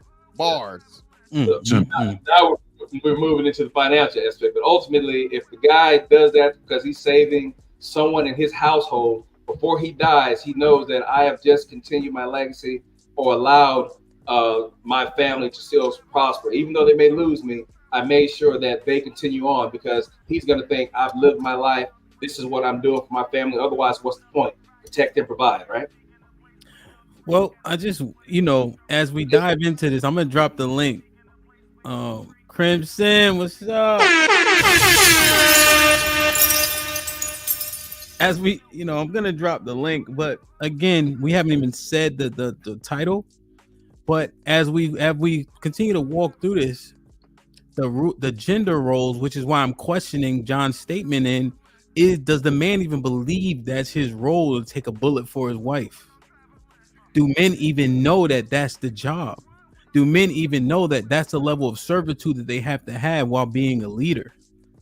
Because we're playing a game, a dangerous game with Drizzle, in my estimation, where, hey, you bring this, etc. I would venture to say that these men are indeed including, hey, why I gotta risk my life? Why I gotta pay for the first meal? All that is included, and I think we're saying it's satire, but I would beg to differ. It's straight foolery. Anyone who I'm sorry, go ahead, Aaron. No, I cut you off. Yeah, I said my piece. Yeah, Drizzle is foolery. That's all I want to say. I just want to answer his question. He said, do we still know our role?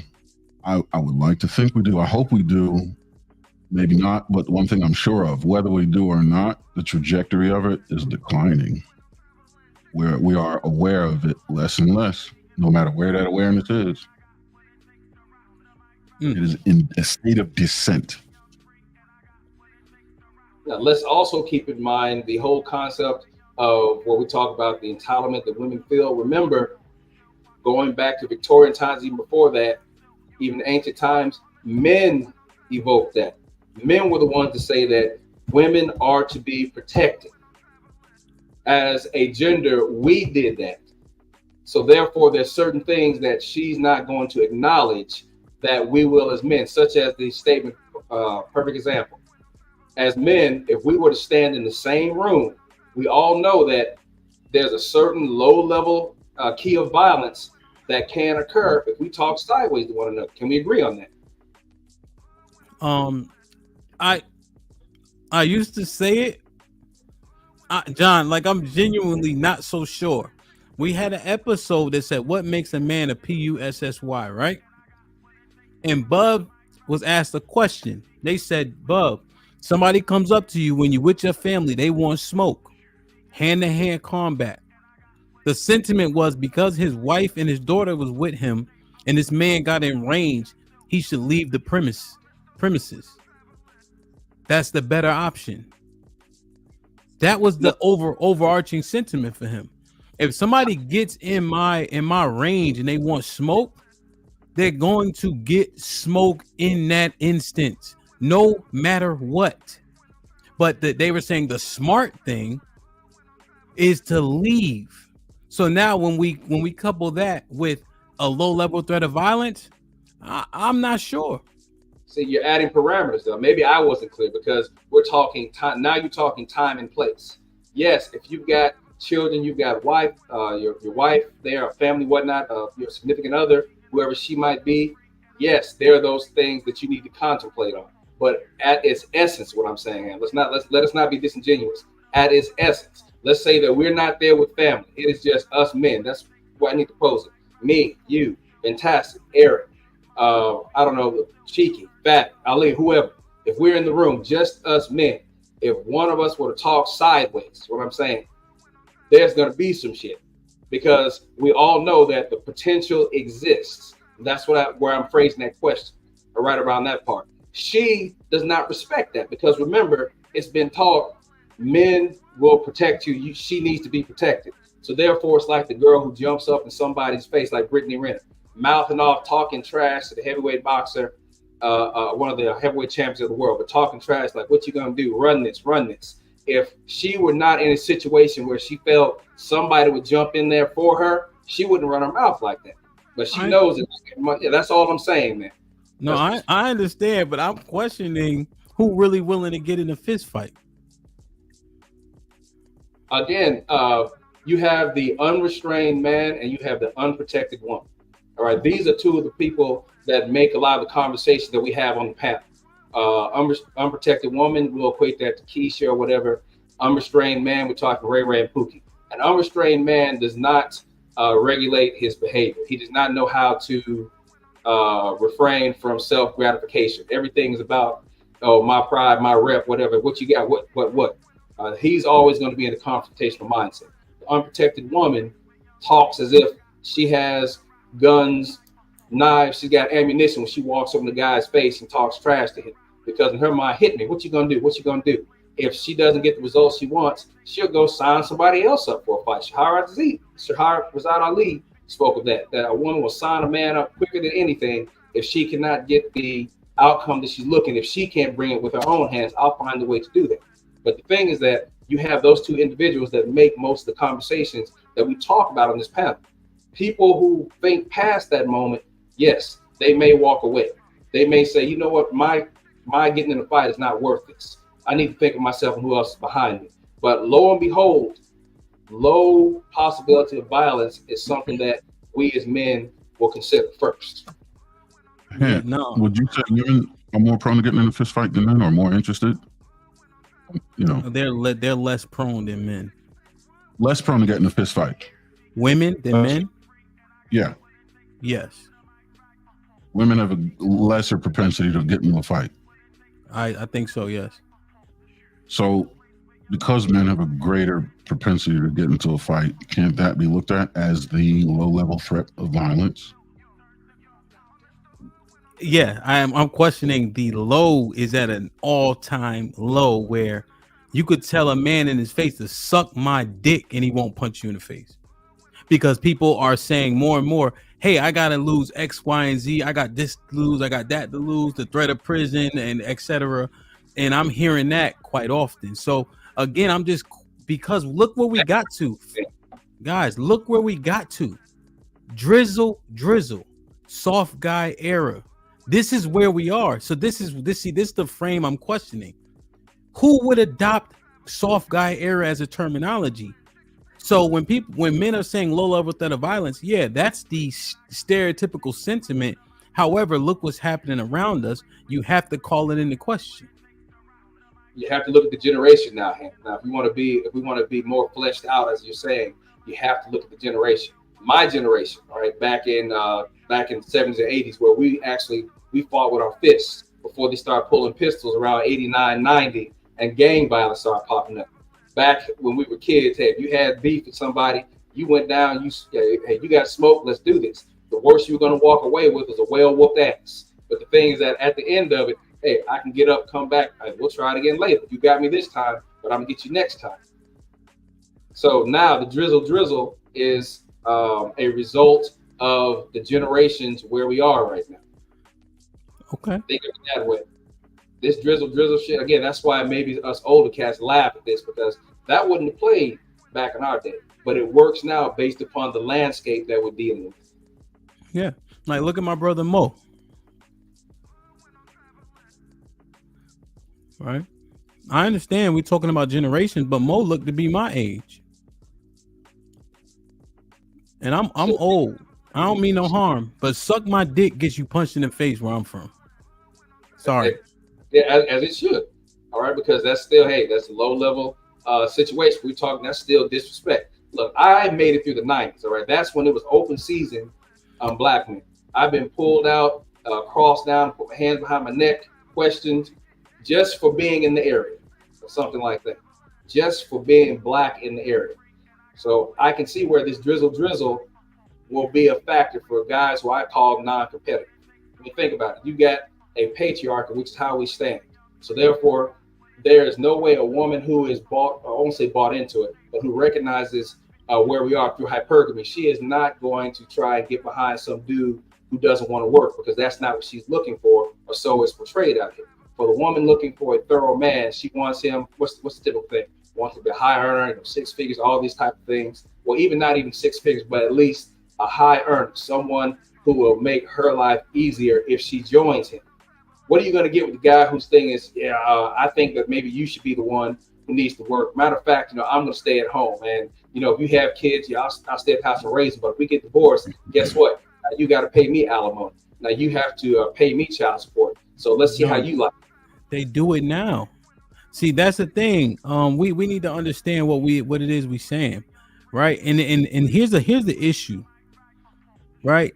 They think that the physical and the nature of the man is separate from this drizzle satire that I'm questioning is satire in the first place. It's because the majority of men in relationships are 50-50. 80% of Americans live paycheck to paycheck.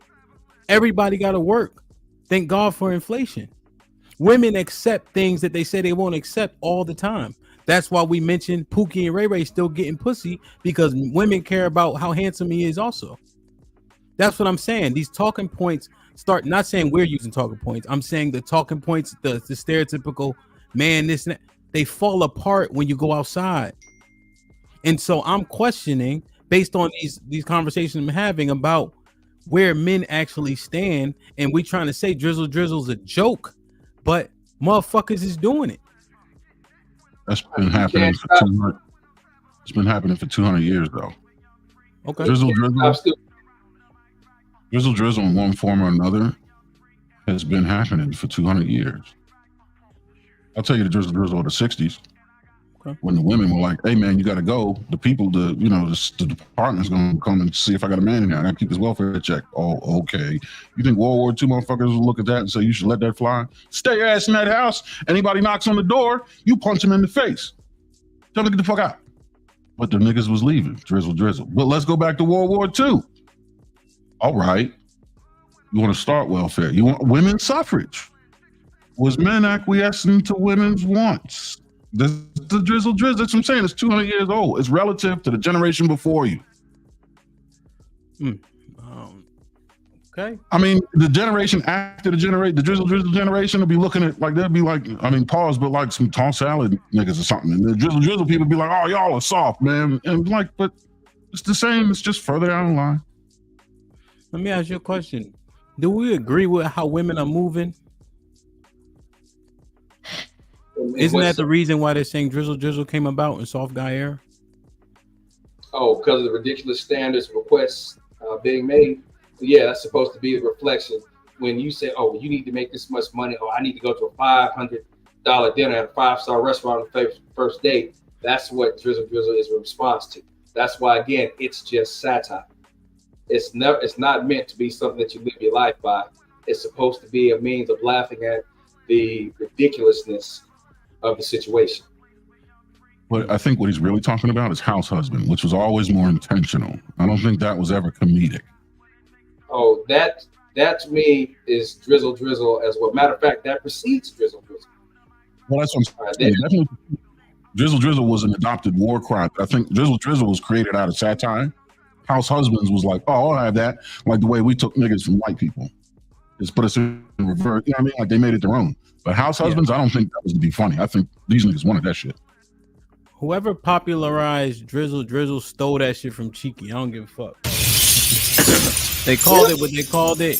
The house husband is the original sentiment that I heard that spawned all this shit. They can't tell me nothing different. That's why when I heard Drizzle, I thought, wait a minute, this is the same thing that house husband. You're crazy. The same exact thing. Again, a woman who is hypergamous at her core is not going to take some dude who is not taking care of things, because that means that he wants to be hypergamous as well. And that's not going to work. Remember, any styles. You got cognitive dissonance getting ready to grow. You ready? Watch this. You're right. Women in a hypergamy are not going to take a drizzle cat. However, they'll take a drizzle cat if a sense of freedom, autonomy, authority is afforded to them, because they want that too. So that's why they go after huh? Yeah, that's why choice, no matter what we say about it, drizzle, sprinkle, house husband, somebody is always going to make a choice. And if it's agreed upon, it's because they have both found value in that sentence.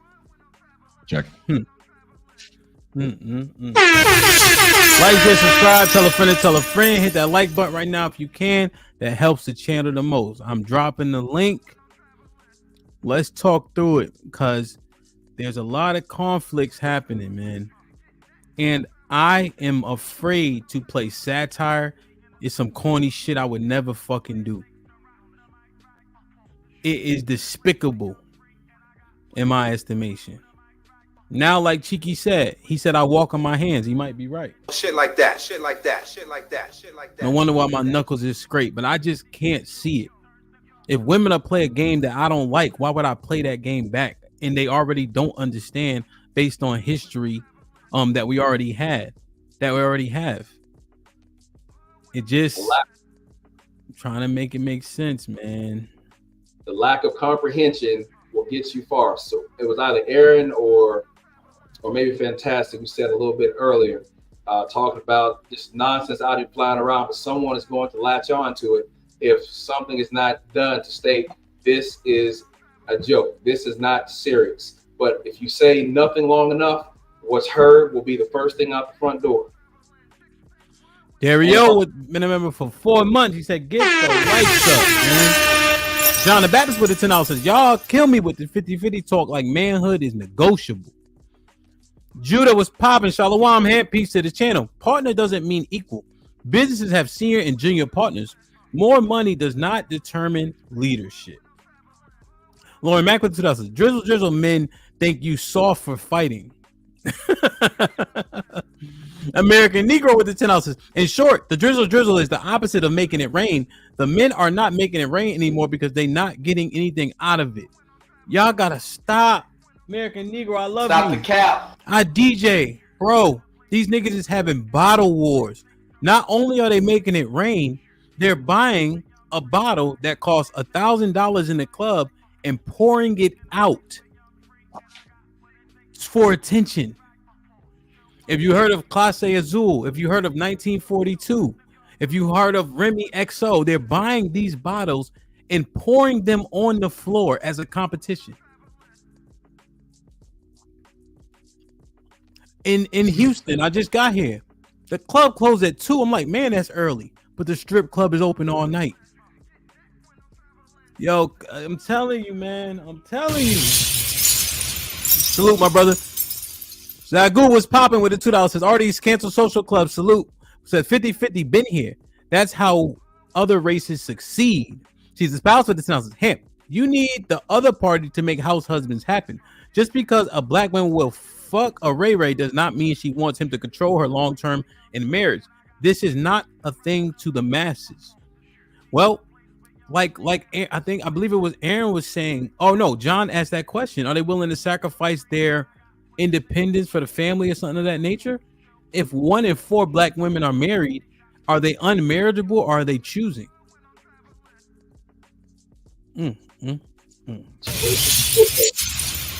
Hold on, John. Like, share, subscribe, tell a friend, and tell a friend. Hit that like button right now if you can. That helps the channel the most. Man, oh man. Mr. Fantastic. Brother. What up? Fantastic's back. He ain't hear nothing we said though. That's right. Yo, make sure you use air freshener. Let's get John the Baptist in here. John, what's going on? What's going on, fam? How we doing today? John? Man, y'all having a powerful conversation. It's kind of pissing me off a little bit, but nevertheless, it's still powerful. Let it out. So my question is, though, before I actually get into what I would really want to say is, explain to the GED section what does dissolution of gender mean, gender roles. Gender roles. So explain dissolution, and then exactly what we mean, how it applies to what we're talking about. Anybody want to go? You want me to go? Well, the gender roles would be, again, I guess, because the men are pretty much saying to the woman, you guys are demanding that men be more manly, but you're not being more womanly. You're not being feminine. So now men are pretty much saying, hey, there's an entry fee to receive my masculinity from me, pretty much. So think of dissolution as being the erosion, where it's wearing away. Okay, so basically what we're saying about the title of this format today, the show today, is dissolution of gender roles. We're saying that we're now washing away the roles that men traditionally played and the roles that women traditionally played. Is that what we're saying? We're saying our understanding of them, the definitions and their purpose, our understanding is eroding. It is becoming disintegrated. Correct. Okay. What you're talking about is an act. We're talking about the philosophy of it. We're losing track of what the fuck we're talking about. I think John is also, I think Aaron is 100%, but I like what John said when I heard it, just to be honest. So since you heard what I said and what Aaron said, explain the two differences of what I said and what he said. I want to make sure I understand what he's exactly saying before I go forward. Just the ideology of it, right? Yep. Well, he's discussing the ideology. Yeah. Okay, so I look at this as I'm looking strictly as what I looked at it as. So I could be wrong. I'm gonna be wrong. But this is what I'm standing on. The dissolution means, to me, I look at it as you're trying to change the roles of men and the roles of women. And no, it's not trying to change it. Blurred. So that's why I was asking for a clear definition of dissolution. So I could be using the word wrong. That's why I wanted to make sure. What you're suggesting will happen next if left unchecked, but there's no effort to create the confusion. We're just falling into a state of confusion, and if that continues to go unchecked, it will manifest as some fuck shit. So if what continues to happen keeps happening, it's going to lead us down to a path of, because I don't curse, it's going to lead us to a path that we don't want to be down, right? That's what you're saying. Ship on the ocean floor. Yeah, yes, obviously. Okay, yeah, correct. And that's what I'm speaking to. That's actually what I'm speaking to. Because the part of my struggle with this conversation is how can human beings change the nature of something that they didn't create? The natural use of something, Romans 1:28, in terms of that, the natural use has been changed through and through. Yeah. Not just threw that out there so you can quickly just understand, you know what I mean? No, correct. I know exactly what you're going when you said that. And that's kind of what I was speaking to too. Because I was speaking to that. Mm-hmm. You can't change what you didn't create. Now, what you're attempting to do is, what they're doing is, they're misusing their roles, their purpose in life, and they think that they're outsmarting society. But all they're really doing is creating a problem for themselves, because you're not going to change something that you could never create. Are you referring to the women, the men, or both? Women, predominantly women in this situation. Predominantly women in this situation. Why? So we're saying the same thing then. Again, I'm not. I'm correct. I'm with you. Okay. So predominantly, what they're doing is, she can never be equal to a man. Matter of fact, she can only do what she does unless a man allows her to if every man, not even every man, if a percentage of men in a certain city, in a certain square mile radius, decided to shut it down, don't care about the courts, don't care about the laws, don't care about the justice. We decided to shut this down and don't care, just chaos, and just shut it down. What could they do? Nothing. Suffer. Correct. And so I'm saying is like every attempt of what a woman is trying to do, and what men are allowing to do, certain men are allowing to do. I think men actually give permission. I think men in certain positions allow this to happen so they can profit off of it. Now we're talking. What they're attempting to do is use a woman's nature to try to rule over a man. Her nature is to try to rule over. I'm sorry, go ahead. No, 100%. I'm with you. You're Yeah, good. correct. Yeah. So what they're attempting to do is use a woman's nature to work against the man and try to rule over him. Well, John. Go ahead. John, we say we have no dick discipline. That's what they're using. That's what he's saying. But that's the thing. We're saying allow, but they can use our lack of dick discipline to destroy fucking countries and nations and everything And else. I agree with what you're saying too. That's why I always say, the argument I make against men is, and this argument I make is that you have to have a moral standards where you have dick discipline. You have to stop falling for this. For lack of better words, you can't let those sex in your face and then you just fall apart. Yeah, so I don't disagree with. Go ahead. Yeah, I know, John, but that is the overarching issue. So now, in actuality, it's seemingly, and we're saying it's satire and etc. But we're seeing it's a level to me. When I'm looking at Dissolution of gender roles, we look at Drizzle, soft guy era. We can't get the control, or we can't get what we want. So now we're using what they do against them. It's almost like a last resort because we lost so much ground at this juncture. So what you're talking about, what you're recognizing is that we're fighting their way instead of fighting the way we're supposed to fight. Why would I stoop down to fight to your level when I'm not strong in fighting your level? She's better at fighting this social media war. She's better at playing the sympathy card. That's her endeavor. That's what she does the best. What we're doing wrong is we're trying to fight on her level. When we were created with all authority and all power, the way nature created us, we're bigger, we're stronger, we're fast, we got bigger lungs, we got bigger hearts, we got more muscle mass. Why are we playing the emotional game? Look at this. Look at this. If Lou is correct, is Lou correct here? I can't read that. I'm walking. 80% of men are unattractive to most women. What man is going to say no to sex? Are we going insane? Again, there we go. We throwing sex to destroy what we were trying to accomplish. Well, again, I don't think it's not the sex to destroy. It's just a point, and this is what I say. I think y'all give pussy too much power, bro.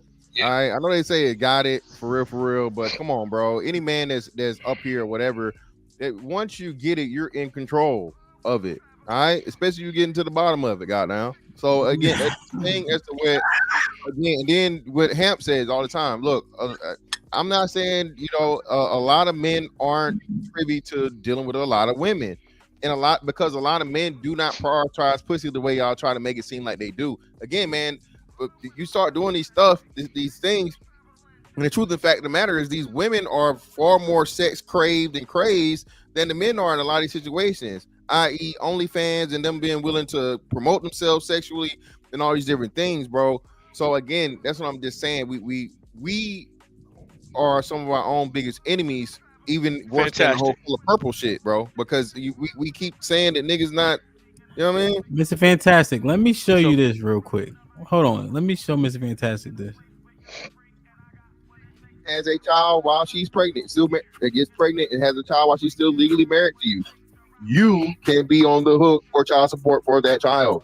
Okay, so don't be out here just, oh man, we separated, we never gonna get divorced. Okay, you better make sure that nigga that she fucking strapping up, you have to dick police the nigga she fucking, because if she know you got a great job, you got a good setup, you're good. If she out here fucking these ain't shit, Poogie Ray Ray's broke ass niggas, who's he gonna come after for child support? You brothers do have to get a lot more aware legally, man. I mean, it's not hard, bro. I mean, I think it's a lot of people are intimidated by the court system, and a lot of dudes don't like that.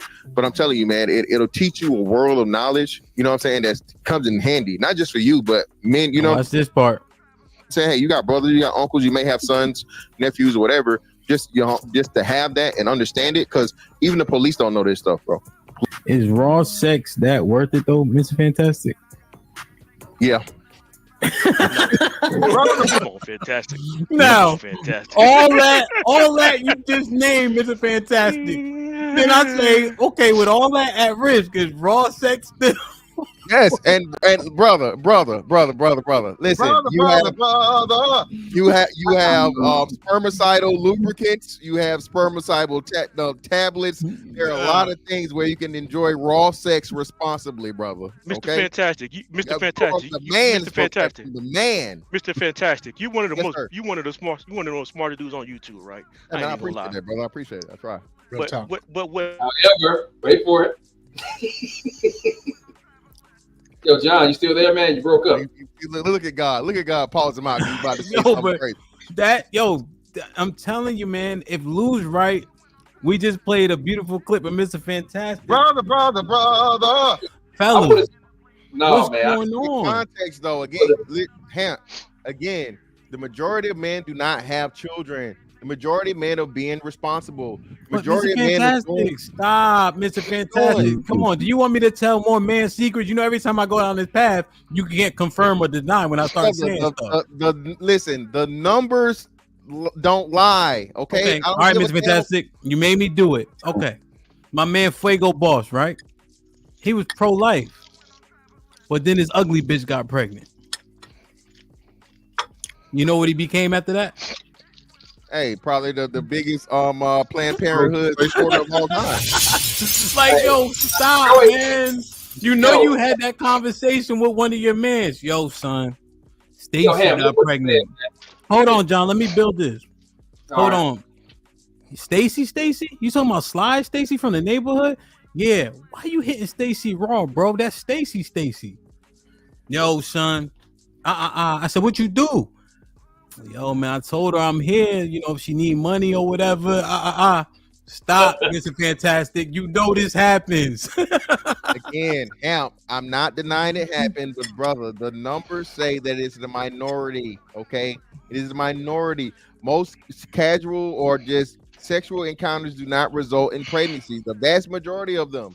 This is, like you said, a woman only has I think it's like a 32-hour window to even get pregnant, So again, when these hoes get pregnant, they knows. You know what I'm saying? It's on them more so than the men. Out of a 30-day period, a woman has 2.5 days of time, or not even 2.5 days of time, but just like, you know, a very, very small window where she's actually, you know what I'm saying? Nigga, ain't no running back, nigga. Ain't no backtracking. Everything I say is facts. Wait. And like ready? I said, you know, Fantastic's motto, aim for the throat. Goddamn. You never brother. You ready? No. What you're saying doesn't debunk the fact that men's, propensity to have sex is being used against them. Yeah. It doesn't refute that. And if that woman is worth anything to the dude, I mean, let's be honest. Again, I'm going to stay here with Fantastic saying to the principle that you're allowing sex to be more than what it is, but the person will make the determination. Because again, I keep saying this, Ham, it's about a value thing. If she or means that much to him, or he means that much to her, it's going to be. Look like he froze.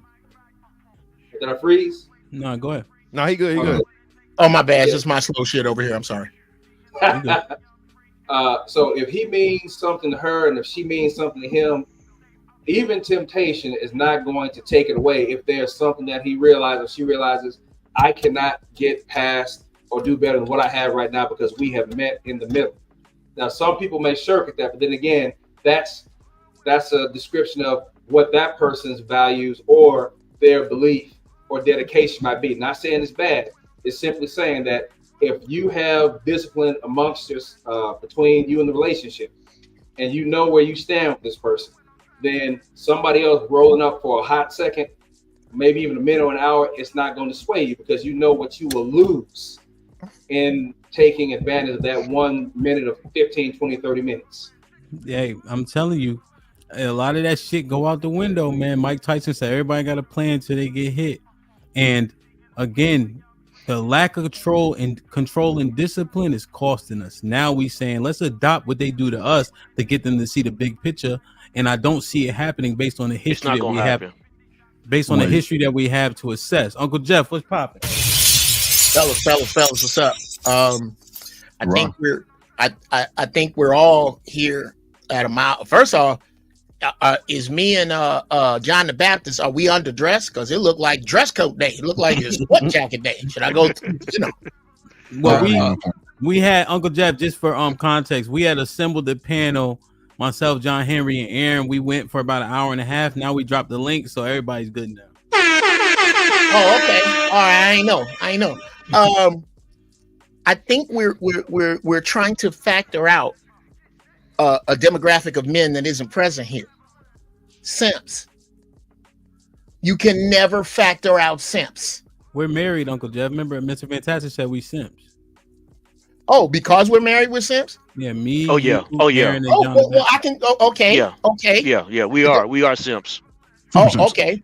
Well, we don't sound like simps to me right now, but there's some credence to what Mr. Fantastic is talking about. There's credence to what he's talking about. I think when you talk about the weakness of dudes, that dude you was just talking about, that's with Stacy. Mm-hmm. I think that's a simp. I think there are dudes that are led around like that, and then there are other dudes that go, "Hey, I ain't never had a cooter shortage. It ain't never been no, okay, cooter and ding ding cancel each other out." Now where are we? There's a lot of dudes that think that way. Unfortunately, them ain't the dudes making all the babies. That's not who these women make babies with. That's not who these women poke holes in condoms with. They do that with simps. Uncle Jeff, to what you're saying though, wouldn't you agree that most married men are gonna give way more in a marriage than a wife will ever give? I think that's the gig. Correct, and that's why naturally by nature, especially if you have a wife and a daughter, you most definitely just by nature of the relationship, you're gonna be a simp. Well, yeah, but you're now illuminating Mr. Fantastic's point that most of, as a matter of fact, the ones that's going to get upset are either the women I'm talking about or the women that protect the women I'm talking about, and fuck both of those groups. But most women don't deserve what you and I are discussing. These ain't our grandmamas. These women walking around ain't your grandmama, ain't your great grandmama, they ain't even your mama. They on some different shit. And a lot of them don't deserve a lot of this. New marriage look like simping to me. I got a daughter and I don't promote marriage. Uncle Jeff, but to you, okay, so yeah, okay, like I'm gonna just to be real. I got a great wife. Okay. I wouldn't trade in for the world. I really wouldn't. Me neither. But that still doesn't mean that I'm putting more into a relationship than she ever put into it. I'm sacrificing way more. But you're pouring. That's what you're talking about. Is a wonderful smaller vessel than you. That's what you're discussing. Again, John the Baptist. You talking about your lady. I'm gonna give her the credit that she's not the lady that's walking around right now. You can't even call a lot of these bras. You gotta use ladies loose. No. I'm not your lady's not. You're supposed to do that with her. She's worthy of it. But to find a woman with the concepts and the guidelines and the ideas, but the men, the get in lineness of your wife, them women ain't walking around. They just ain't hanging off a tree. But look at the men, Uncle Jeff, that we assess. I just released the dope ass clip when you and Cheeky were having a civil discourse. Mm-hmm. These men, if we always make the argument, salute to John the Baptist who came up and said, men allow all things that women are doing. Men accept these things that women are doing. Why are we still talking about these women? Well, not. Okay. I'm gonna tell you what's unfair about that. Niggas say drizzle, soft guy error, etc. I'm gonna tell you what's unfair about that. I've been saying it. Why do you keep focusing on these scallywags? How do you burn a needle in a haystack? How do you find a needle in a haystack? You either burn it or use an electromagnet. I've been saying that. I've been telling y'all where to look. I mean, why do we always talk about this? Is there any other subject? Why don't we talk about where the good women are? I keep saying this. So I don't know what the disconnect is here. There's less of us. There's less good dudes. We get to be highly fucking picky, and we need to have. And again, I'm out the game. I'll be 59 in a few weeks. I'm out. I ain't talking about me. I know, shocking. I'm this pretty. No, this is the ugliest I've ever been. Fantastic. Anyway, at 59, I'm out the game. So I'm married, but I don't condone no young dude getting married. No, don't. It's a contract with the state that says if she get pissed enough, she gonna take half your shit, and you got to take care of kids that might not be yours. Don't do that. But what? Okay, so here's So you recognize Jesus? Oh, go ahead. Well, here's the thing about the conversation, right? The dissolution of gender roles, right? Mm-hmm. We generally speaking have talking about how men have adopted this tactic.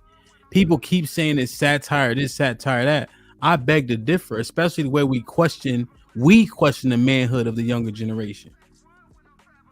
Okay, I don't follow. Could you explain that? Just give me that again. Which part? Sorry. When you the part right before you said we do the thing with the young generation. Just say that again. I got a little lost. What the hell is this? Oh, adopting these tactics. Yeah, that part. So, yes, because I'm questioning, they keep saying it's a joke. This drizzle, right? Mm-hmm. I don't even know what it means, but it just means that essentially women have to bring money, resources. They could pay for the first date, etc. Okay, that's well, that's the pendulum swing. It swung too far. You're gonna get that. Just like Me Too, it swung too far. Mm-hmm. It'll get back to the middle. It'll get back. It'll get what it is it's a misuse of the fact that you're the commodity. It's true. A man with his shit together is the commodity. Women are not. Vagina comes standard. Peace does not. So I ain't never met a woman that didn't have one. Every grocery store on the earth got an aisle devoted to keeping that thing from stanking us out of existence. So they all got one. It's just that you're now a lot of these dudes are trying to be overly punitive with these women. Yeah, well, I'm gonna get this. Okay, you can, but have you asked her, is she peaceful? Have you asked her, is she willing to lead if you have a definitive plan? Have you asked her what she thought about the concept of you, her, and another woman? Have you asked any of this? Or is it just about a cover charge to get with you because you look like something and you drive like something? Yeah, that's kind of what I got to say to that.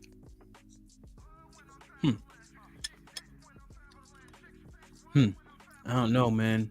I'm seemingly just having an overall more difficult time with a lot of the things that we've been talking about overall. Mm-hmm. Something about it bugs me, and I've been really getting bothered by when Bub was saying he wouldn't run from that fist fight, and the majority of men were like, that's stupid, you got your kid with you, you got your wife. It is difficult for me when Miss Fantastic reprimanded me for walking these two old ass ladies to the car because it was too late at night. What's wrong with that?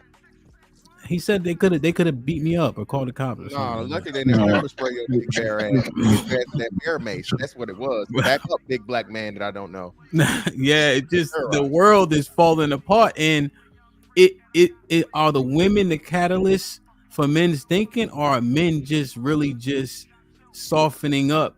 In my estimation, is it softening, or we can substitute the word smartening, but that softens the blow too much. Well, no. Well, again, it's still not softening up. Again, bro, you have two biological imperatives: survival and reproduction. Okay, men understand that. Hey, there are far more things that can can get your ass up out of here now than it was in earlier times. Even to the point of where it's simply, like you say, niggas love this, right? Oh, you call the police gonna kill you. They hunting you. They gonna kill you, right? So listen, even getting involved with a situation where, hey, there's an aggressive, big ass black guy out here. He's stalking old ladies at nighttime. It's 2 a.m. in the morning. Someone go check on it. All right. As soon as you turn around with your motherfucking phone in your hand, now you know what I'm saying. What? Well, hey, they called to say it was a big ass black nigga out here trying to kill old ladies. You know what I'm saying? You know the telephone game, right? So shit always gets worse. And he was stealing. The thing is this, man. Men see how disrespected and how disregarded their everything, even their lives are. Bro, no one gives a damn if you give up your life anymore. People hate the police. No one celebrates firemen anymore. No one, celebrates, people. That's not a thing. We've gotten away from that as a culture. You know what I'm saying? And not just black, just American, period, across the board. So the people So fantastic. Mr. Fantastic. So what do? We stop doing it. We stop doing what men supposed to do. Is that what you're saying? I want to say that. Hold on. Well, John the Baptist, you gave the scenario, right? Your last scenario you gave was if men, not even all men, but a substantial amount of men decided to boycott for a day, right? Sometimes it takes that, man. Again, revolutions are won in that red substance that fuels your existence. Okay, you know what I'm saying? And I'm not promoting that, so on and so forth. But a lot of the time, the most drastic measure is going to be what's necessary to get the response. Women really do think that they can do what a man can do. You know what I'm saying? There's women out here saying they can whoop a man. They can work as hard as a man. They can do it. And then lo and behold, every now and again, like Clarissa Shields saying she can beat a former world champion men's boxer, bro. Because she can beat all the women ass. Right? Remember they said the thing about Ronda Rousey. They said Ronda Rousey could beat Floyd Mayweather until her ass got kicked to sleep and then punched to sleep the next time. You see what I'm saying? So society has literally belittled the man to the point of where, you know what I'm saying, you being a man ain't good enough. So if I'm gonna fucking do this work or whatever, what am I doing the fucking work for if I'm not gonna get the fucking reward for it? I'm not gonna get the respect for it. I'm not gonna get anything for it. So what you do is you take that step back to make a motherfucker realize how much they goddamn need you. Hemp and Henry Snowman had a conversation one day, and it made me go back and think. I don't know if you remember this conversation. Y'all was talking about protecting, you protecting and taking out. Taking out the man and the woman in the scenario. You remember that conversation? Yes. You guys made me think that day about the conversation and how far men are willing to go, are actually are willing not to go to defend their household or to defend their own honor. Mm-hmm. I'm actually starting to see this now, that we as men, we won't go far enough to defend our own honor anymore.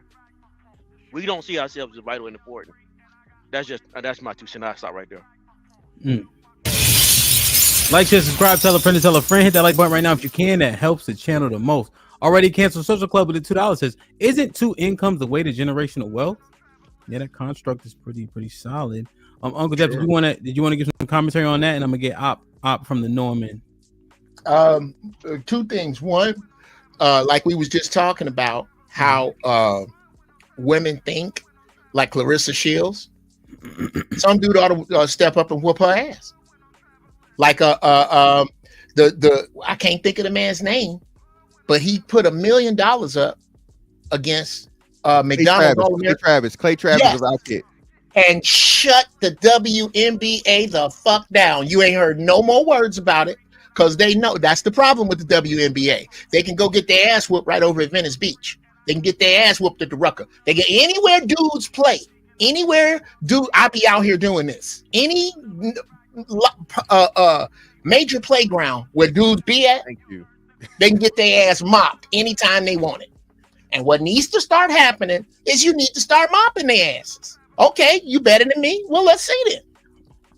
Let's see. Now, with regard to 2 incomes being the way to financial wealth, it's only the way to financial wealth if you have 2 incomes in one mindset.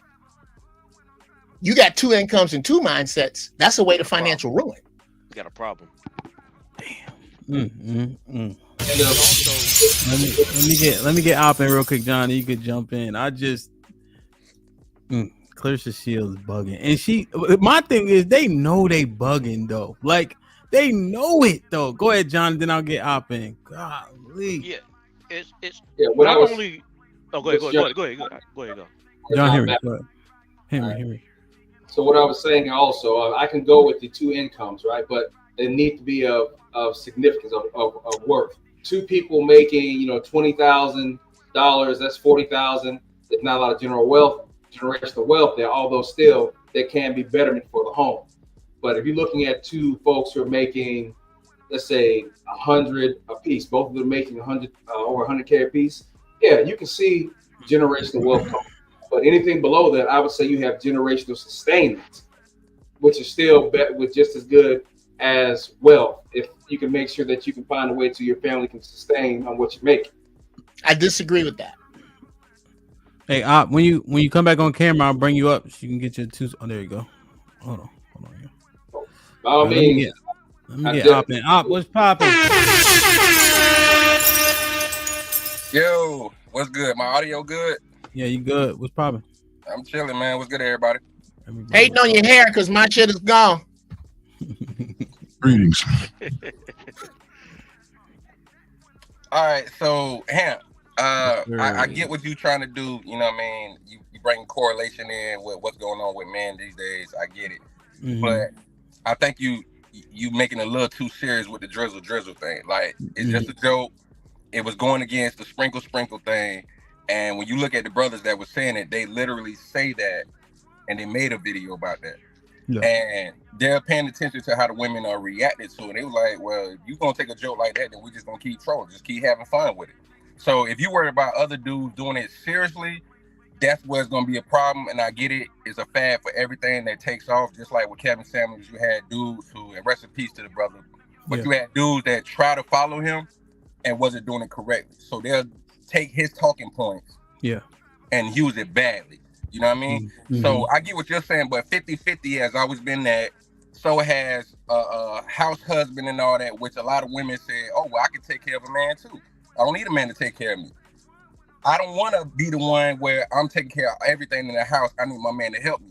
So that was actually something women asked for first. So were guys wrong for trying to be chivalrous and obliging? All right, we can say that. But at the same time, it's like certain things I think we need to keep it in its proper context. You know what I mean? Yeah. I think I agree in terms of the video.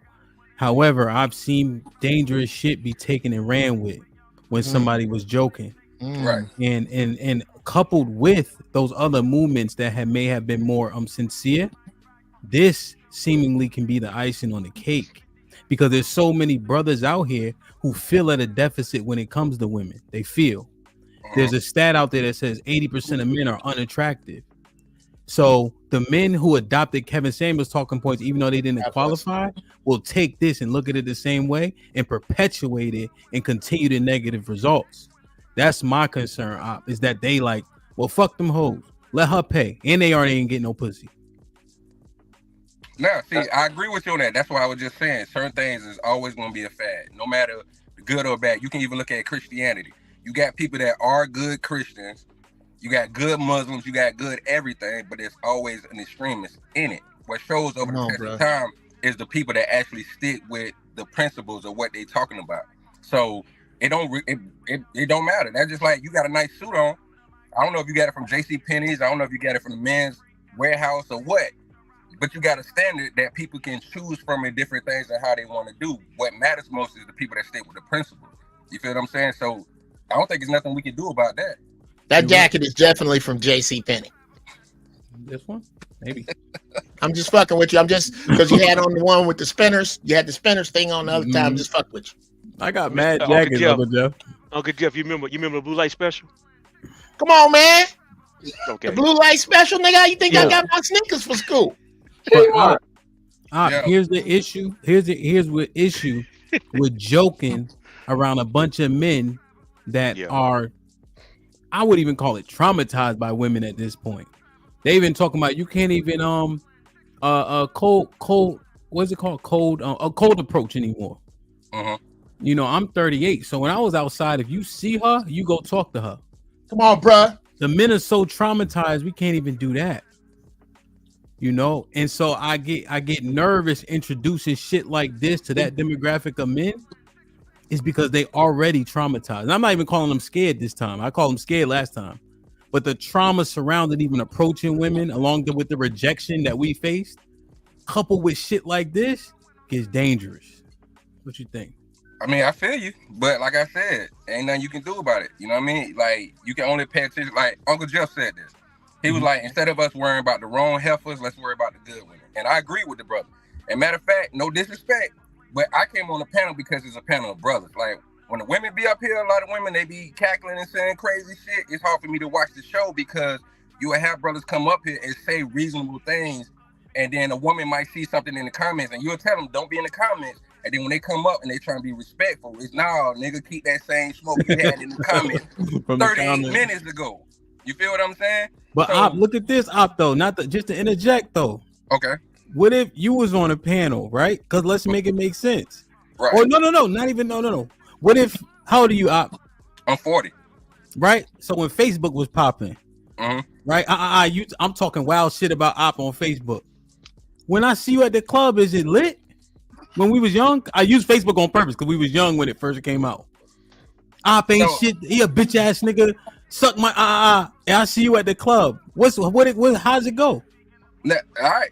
See, now I got a question on that. You got to go. Because what I'm talking about, I'm not saying it's lit like that. I'm talking about a brother might disagree in the comments, like with the brick chick lady, brick gate lady or whatever.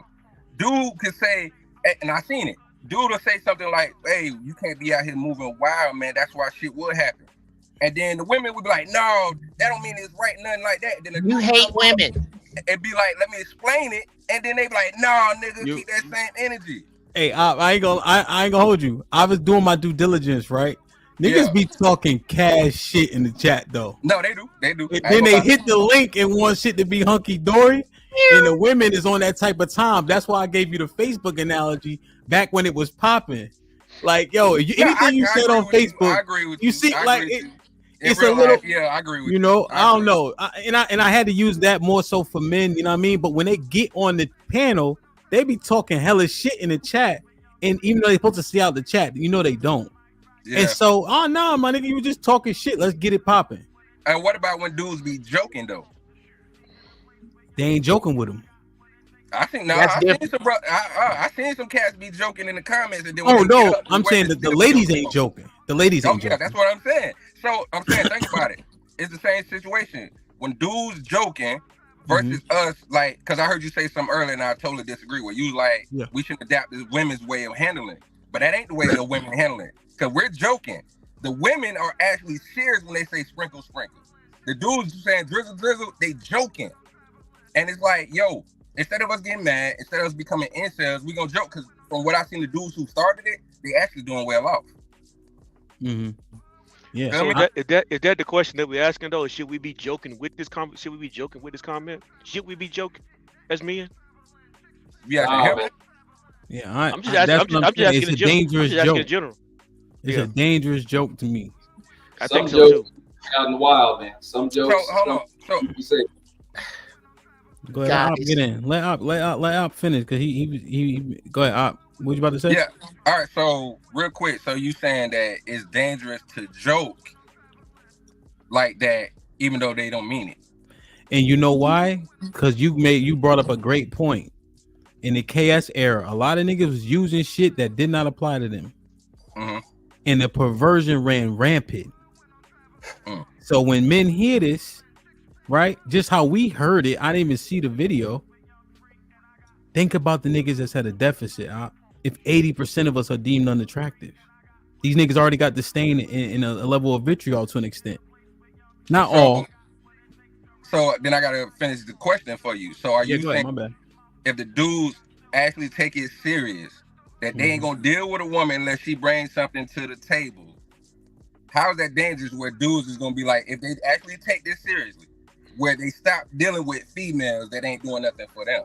So they leave females alone that ain't doing nothing for them. So how does that become dangerous if they actually step away? It becomes dangerous because how you okay, you're in the moment, you're in the time, you know when the joke is out, you know what you're responding to. Right. So when you respond to it in time, you don't know how it's going to play out in the future when younger generations see it. So now they start seeing men in their soft area and they drizzle.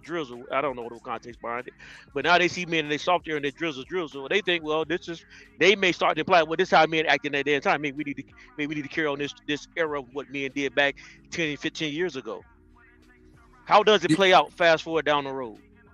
Yeah, but I don't see no danger in that if these dudes are still talking about working, getting their own money and not dealing with a woman on some bullshit. Yeah, but that young man, that future man may not see the full context of what you're doing and what's going on.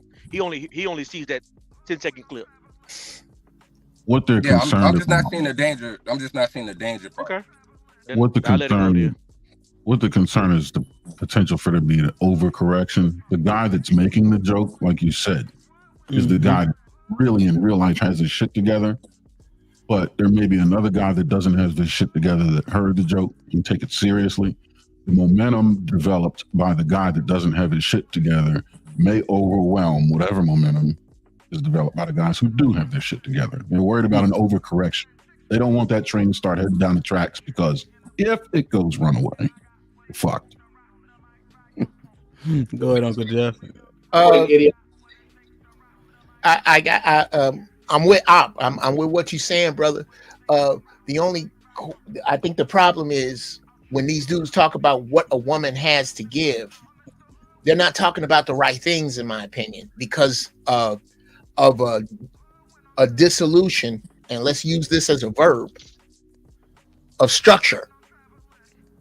The structure was basically dissolved that they coming from. This structure that we're in. This we brought it up earlier, how you need two incomes to make wealth now, and it only makes that makes sense.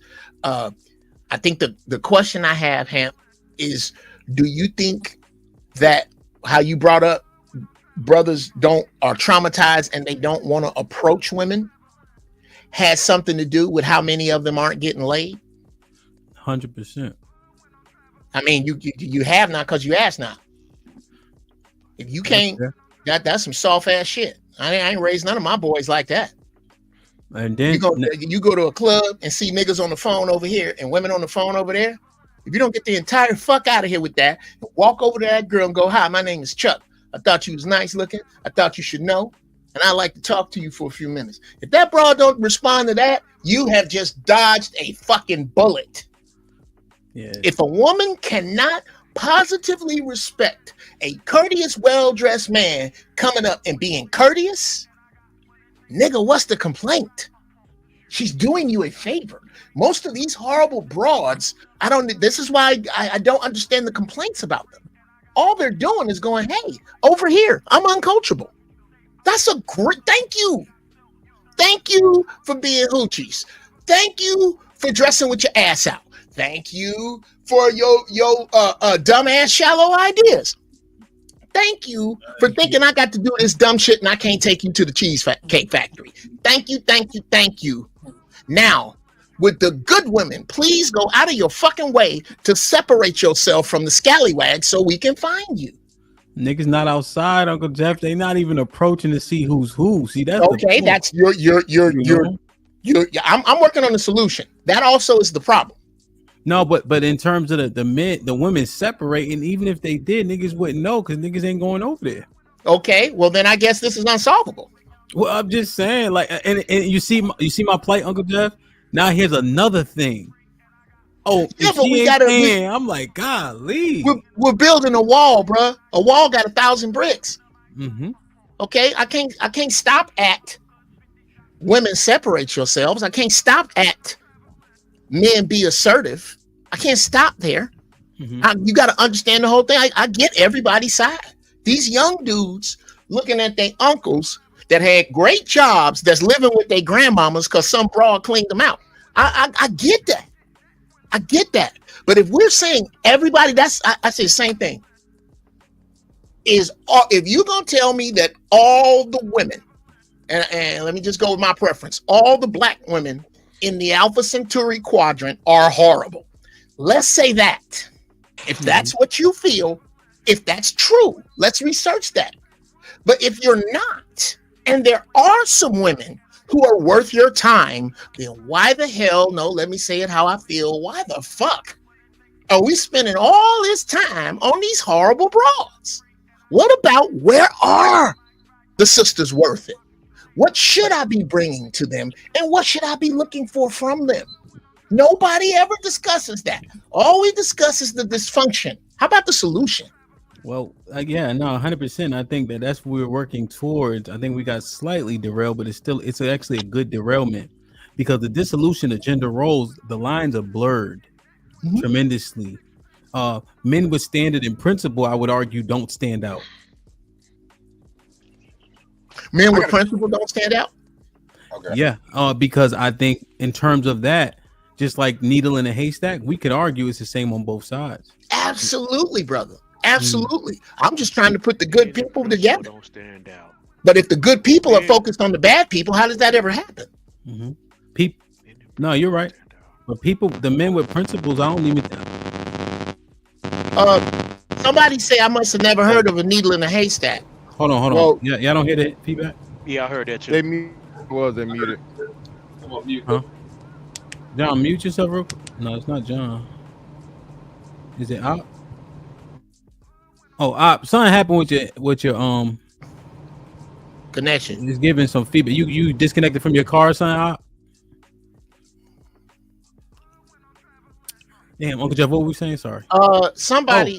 The men with the principle don't seemingly stand out. Maybe because they're not being chosen, they're not being looked for, they're not out there shooting.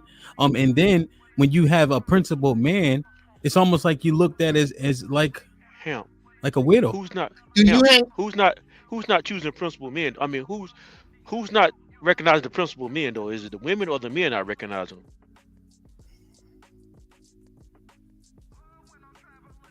them? Neither. I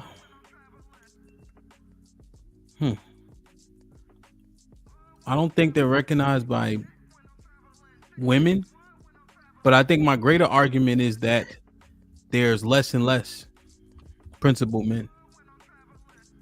Okay, even if there's less and less, let's go with your narrative. There's less and less principled men.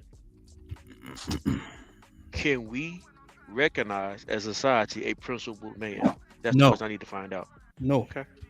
Nope. Because a principled man, if he got money, if he don't have any money, he don't even matter. Well, principled man, most of the principled men I know, with the exception of the poor righteous teachers, they don't stay broke long. Okay, but Uncle Jeff, not the disrespect, because you're right. But what I'm trying to say is that principled men, it don't matter if he got money or don't. Absolutely. Shit. Nope. Hold, cause I would have. You give me any day. Women. Hold. This is the problem.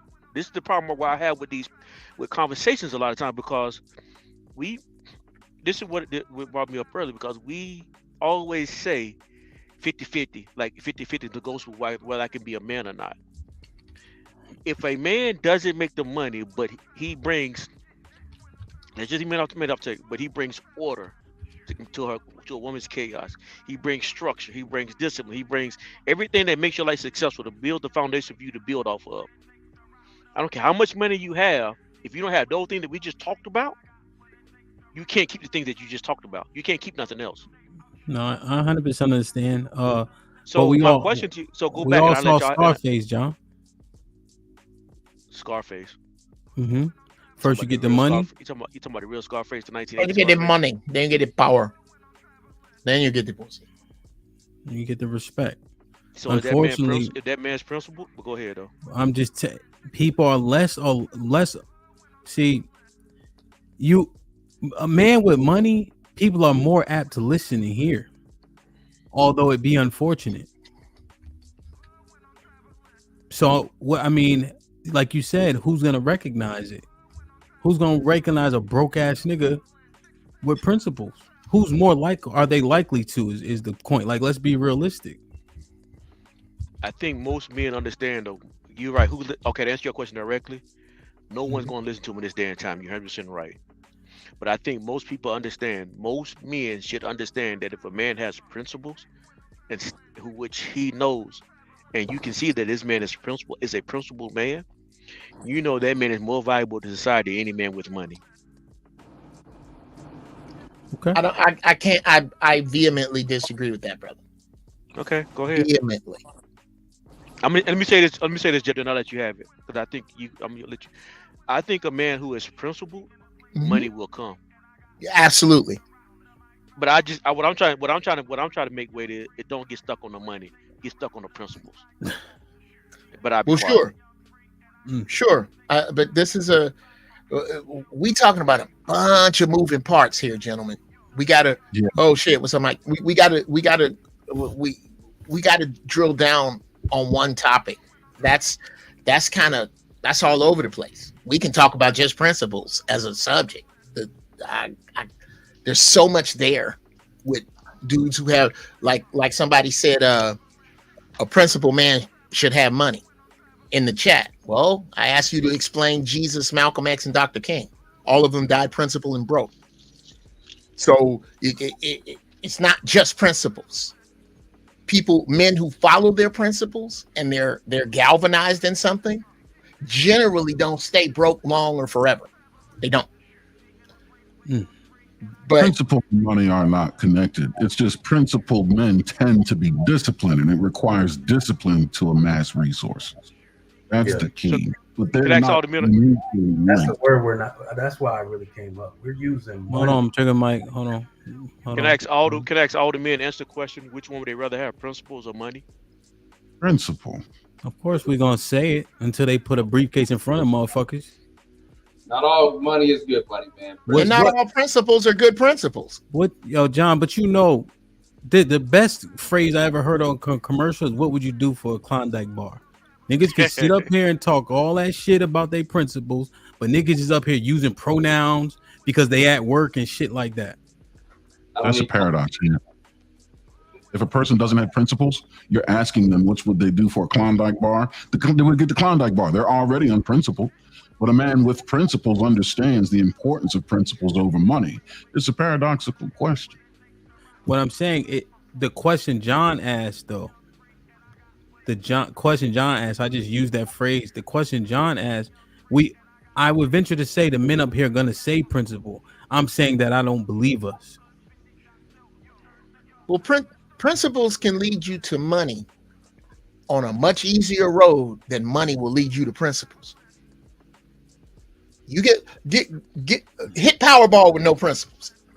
Well, that's good principles in place. Hold you're gonna take a hard road to principles. Let me read these real quick. It's only a few. Give me 1 second, and then we're gonna get, after Mr. Fantastic jump in real quick. Let's get Joseph, and then we'll go to Trigger. Sophia was popping. He said, "Great conversation, gentlemen. I ain't played none of these today. Salute to the 20 ball."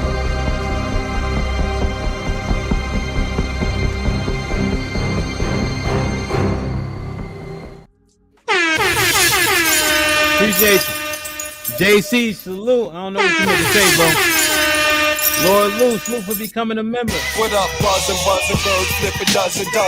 Holla at your boy, you thought your cousin wasn't. Welcome to the family, cuzzo. Joe with the $5 says, when you are part of the 80%, you likely don't have quote unquote good women to focus on because historically they haven't been good to you. LOL. God damn. Op, you see what the fuck I'm saying, Op? Wow. Go ahead, Mr. Fantastic. Well, no, man. Listen again.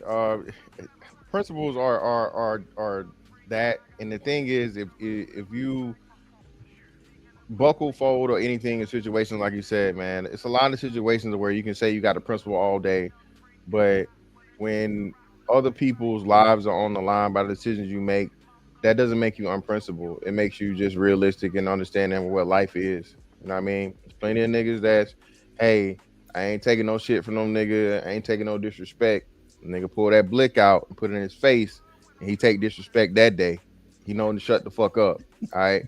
So what I'm saying is, man, again, a lot of times for the most part, it's not an all or nothing thing. We're all gonna be in life.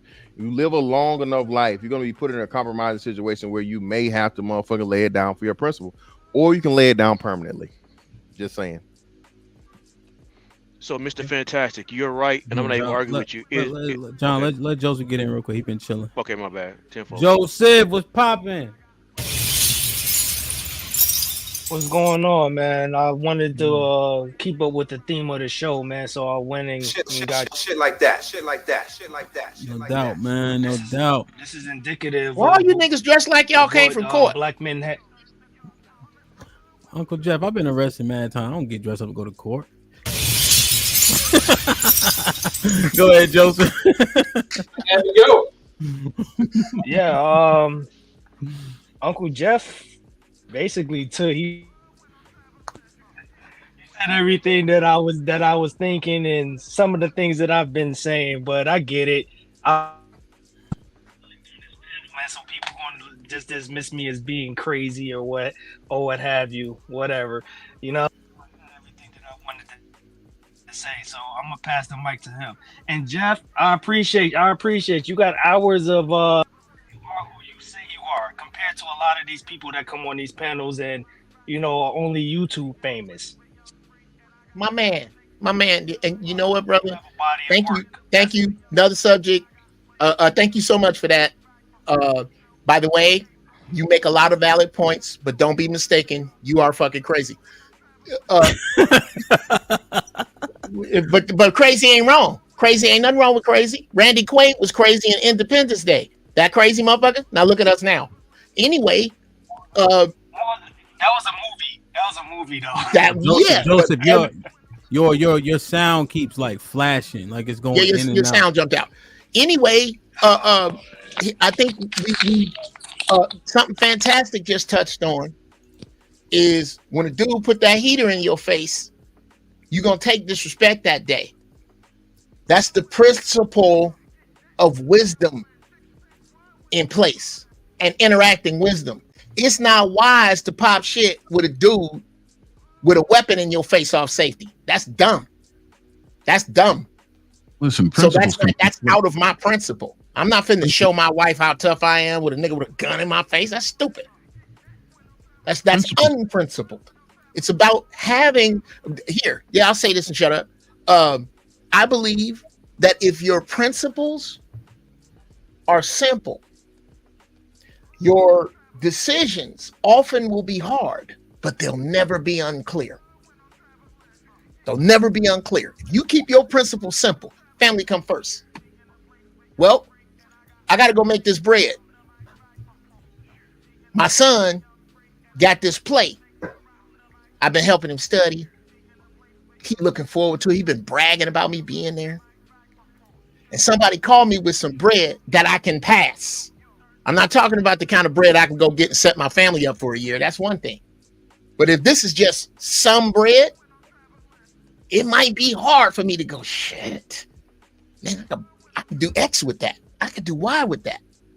But you're going to forget about that money you spent. Your son ain't going to ever forget about you missing this plate. Principle simple. Nah, man, I can't take that bread. I got this family thing. It's clear. It's hard. But when you start bending your principles, that's when you get into trouble. Because that's the point of a principle. Principles are supposed to periodically disappoint you. God, I can't fuck this broad because of my principles. Nigga, I can't go to Vegas with y'all because of my principles. I'm not finna take my mortgage and go to Vegas with you niggas. I got principles. Sometimes your principles gonna fucking, bruh. You know how much shit I want to do that I'm on the fence, and the only thing that stops me is principle. Because if you follow your principles, you get away from momentary pleasure. Your principle, stand with your principles, keep you out of that shit. Okay. Yeah, stop there. Okay, let me get Trigger Mike in. I got a couple. I want to dig into that pause a little deeper, but pause. God damn. Yeah, that was a couple Go ahead, flaws there. Trigger Mike. Yeah, Trigger Mike. I don't think your mic is in. You didn't have to pause. Hello. Yeah, you're not talking through your mic. Oh, okay. Check your setting real quick. We'll wait. Like, share, subscribe, tell a friend, and tell a friend. Hit that like button right now if you can. That helps the channel the most. Ray, salute. Been a member for 4 months. Salute to my bro and fellow DJ. Salute my brother, TNBR squad. Thank you for the support the other day. You already know. Figure, you good? You can hear me? Yes, sir. What's popping? What up, everybody? Good afternoon. This is a dope conversation. This is a dope conversation about principles and whatnot. I mean, really what I had to say is I know principles are very much aligned with spirituality and culture, and that's what's missing. When I say it's aligned with culture, what I mean is the culture going to punish you for your lack of principles? And that's like in our society here, that's what's happening. People don't get punished. They don't get held accountable for breaking or violating principles, right? So a lot of the things that I hear in this YouTube space when people are trying to develop solutions, they're trying to do it void of any punishment or accountability for the things that are happening to them and or the community. So it's like, if the one thing that's missing, all of these complaints that we have, understand that everybody is going to have to abide by a principle or a rule or a doctrine or a code in order to get what you're looking for. So, I mean, it's interesting that, you know, you'll hear some men be like, oh, why are things this way? You'll hear some women say, why are things this way? It's because we don't have any principles, and that person themselves might not be abiding by a code or a principle themselves. So just understand that when you are asking for people to be principled, you're asking to be held to a standard, to a set of rules. So anybody that's not willing to follow rules shouldn't be complaining about the state of your community, the state of America, how much money you make, and so on and so forth. Because I think it's all related. It's all connected. So what do you think about the satire of Drizzle? Is it off principle? Damn, explain to me what that is, man. I've been taking time off of I've seen it on people's captions, but I don't know what the hell that means. It's the women playing a man's role in dating. From what I see, maybe Op could dive deeper, but just to sum it up quickly, like the role changed. She got to bring something to the table. She can pay for the first date. It doesn't the expectation of man. She can pay for his haircut, you know, shit like that. He got dressed up for the date just like she did. Why is he paying? Depending on your culture, who's to say that's off principle or wrong? Here, now, us. All right. So everything that a woman has, or let's say a wife or a companion, who does it belong to? It belongs to me. That's what the book says. So if my woman's out making money or doing whatever I need her to do to sustain our household, it doesn't really matter. Like contextually, does it matter how that money is spent? You see what I'm saying? I will do. So my principles say, to my last dying breath, I'll take care of my family and my children. Everything that my wife make, if it allows us to buy a bigger house, if it allows us to afford our children a better life, as long as they got a roof over their head and lights that come from me, I'm doing my job. Hey, Mike, what you talking about? You talking about what we talking about, or? No, I'm just saying, like, women, the context of a woman assuming a man's role was just giving them the space to dictate how they want to serve.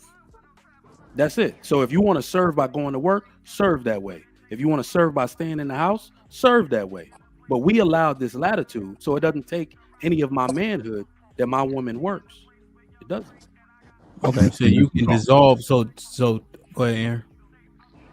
Remember how you said principles find the merit of a principle based on the amount of punishment one can receive for breaking the principle, and that's why people aren't principled today. You said something to that effect? Yes. Okay.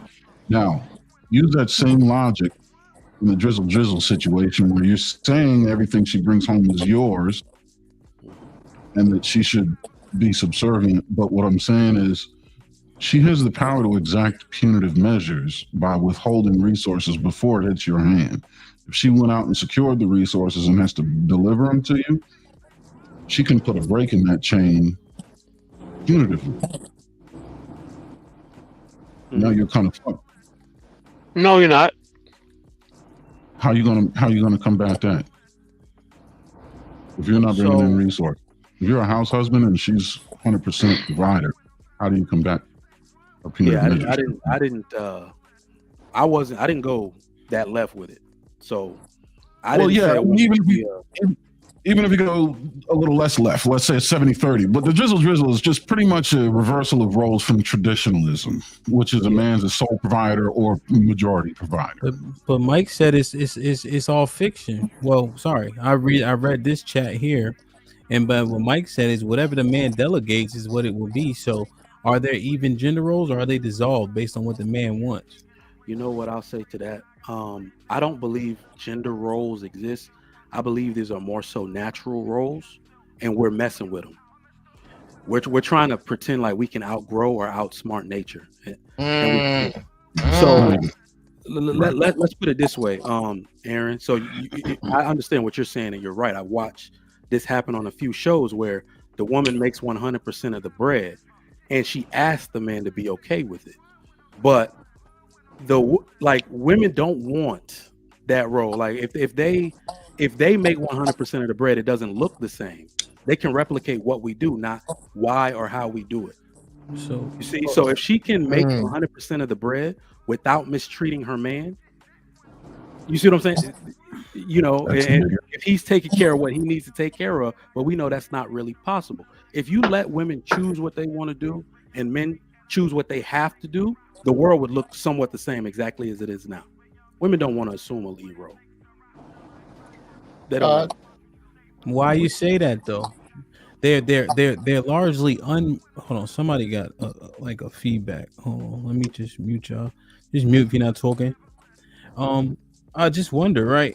If we telling them get a dog and die alone, they still pursuing their degrees. We understand when that happens, the families largely aren't coming together. Yep. One in four are married. They're seemingly choosing it. So this is what I'll say to that. They're choosing wrong. And you know, I touched on it, pause, on show you had like last week, where nobody's using any foresight in their thinking. Anybody that makes an independent statement, independent is synonymous with being alone. When do you benefit from being alone? And alternatively, or you know, in the same sense, these women that are getting degrees and all of that, achievement is not associated with happiness, and they're all going to learn that at some point. They think that's the marker for happiness. I have a degree, I got my own spot, whoop-de-whoop, but that doesn't equal happiness. So then they'll start trying to backpedal to have a complete life. I was talking to my wife earlier, and I was telling her how our son is giving me 4 years in the military, whether he likes it or not. And she asked me, why don't I have the same doctrine for our daughter? I said, because the women I know in the military, they don't live complete lives. Their marriages are fucked. You see what I'm saying? Their marriages are usually messed up. They have to divide the family for one reason or another. They pursue their own personal goals other than the goals that are associated with the family. They don't live complete lives. We know women want a man that loves them, that can take the lead role. They want children. They want to live under safety and security. So that's what most women want, whether they agree with it or not. How do we know this? You have to have foresight, and you got to listen to the women who have already lost. Like, don't talk to these 35-year-olds. They don't know what the fuck they're talking about. Talk to the 50, talk to the 60, and ask them very clearly, what would you have done different? I know, Mike, but listen to the problem that ensues. I gotta wait till they 50 to understand that they made bad choices. I think they're thinking that what they're doing is what needs to be done. So like, how do we know how do we discern it unless we just hear what they're saying? You ask why. I would say if women were making decisions to do things by themselves, let's break it down like this. If they can take care of themselves, do they want to? Is there any women in the chat that's tired of paying their own rent? You see what I'm saying? Do they want to pay their own rent? Do they want to provide sustenance? Remember I said, when your mama is out of work because she has a heart problem, diabetes type 2, and she need to come live with you and you ain't got no help, are you still going to be glad to be independent? Like, we don't ask them those type of questions. Well, what I see is women talking that shit, but they dating the man they want. They don't actually have a standard. A man will come, he'll be what they like, and they'll date that man, even regardless of his bread. So they should have no complaints on YouTube ever. Well, I'm just saying what I see in real life. Like, motherfuckers is going 50-50, 60-40. The man look how they want him to look, and they going with it. That's all about aesthetic, but it's Uncle not Jeff, about- I got you. Uncle Jeff, I'm gonna bring you back up. It gives them all the aesthetic that they're doing well, but it gives them no substance on what they actually want. What you mean? I think they all chase the aesthetic. If they get to take pictures with a dude and seem like they all right, they're gonna do that. But then they're gonna come on YouTube and complain what he's not doing. If every woman was doing what was best for her at this moment, nobody should be in the chat complaining. Because they all get to choose. But Trigger Mike, and it's important for me to continue to give a different POV so we can understand. Mr. Trigger Mike, me and you up here complaining and we married. You know what? I always say this. It's up to us to air our grievances because we're all affected by a negative social image of black people, of our women. We're all affected by it. And I've noticed if we don't come out and say stuff, the people that have the outcomes and results that we would like other people to have to create the community we want to see, then they won't know they're doing anything wrong. Because they can curse at us all day. They can't tell us we didn't do what we needed to do for the better outlook of the community. Okay. So Trigger Mike, I respect your opinion. I think you were respected in this space. Let me ask you a question. Yeah. If all you require from a woman is sex, silence, and sandwich, isn't that stupid? That's pretty stupid. But we've been saying it for 4 years. I haven't said it. But you know what I mean by we. Yeah, no. I know what you mean. I think that's an overcorrection for what's been happening. Right? It's just machismo. It's just bravado. When you ask a married man or a dude who has built something with his wife, he'll have a much deeper explanation as to why he's with that woman than sex, sandwich, and silence. I believe that. Okay. Joseph, you raise your hand. I'm gonna bring Uncle Jeff up, y'all. You raise your hand, Joseph. Yeah, Trigger Mike made some good points. You know, the so-called boss babe, independent, strong woman. In my humble opinion, I believe that a lot of women overcompensate. Using their degrees as as a baseline. Degrees, how long they've been in school, their jobs. But to be honest with you, a lot of women doing that, in the shows. Because take for example Lolo Jones. I think she used to be an Olympian, and I think she played basketball for a little bit. She said throughout all her, she regrets not having a family and being a mom at her age. And she said that I come to the realization, I have failed in life, even though, from the outside looking in, people will say that I'm accomplished, but I'm not a mother accomplished, and that was very telling. I think that was a few years ago, so a lot of people forgot about it. And it also goes to, how women are very indecisive about life. Have you ever met a woman who is 30 plus going back to school? Now, that's not really ideal, to be a 30-year-old college student, even though there are men that have done it. But majority of women to college as soon as life gets hard, because college is it's like a safety zone. When you kid and stuff like that, you play tag and base and whatnot. Once life gets hard, women run back to school. And that's just a summary of indecision. And I always say that fear is the enemy of will, and indecision is the enemy of progress. This is the reason why a lot of women, they feign by education. That's all I have to say.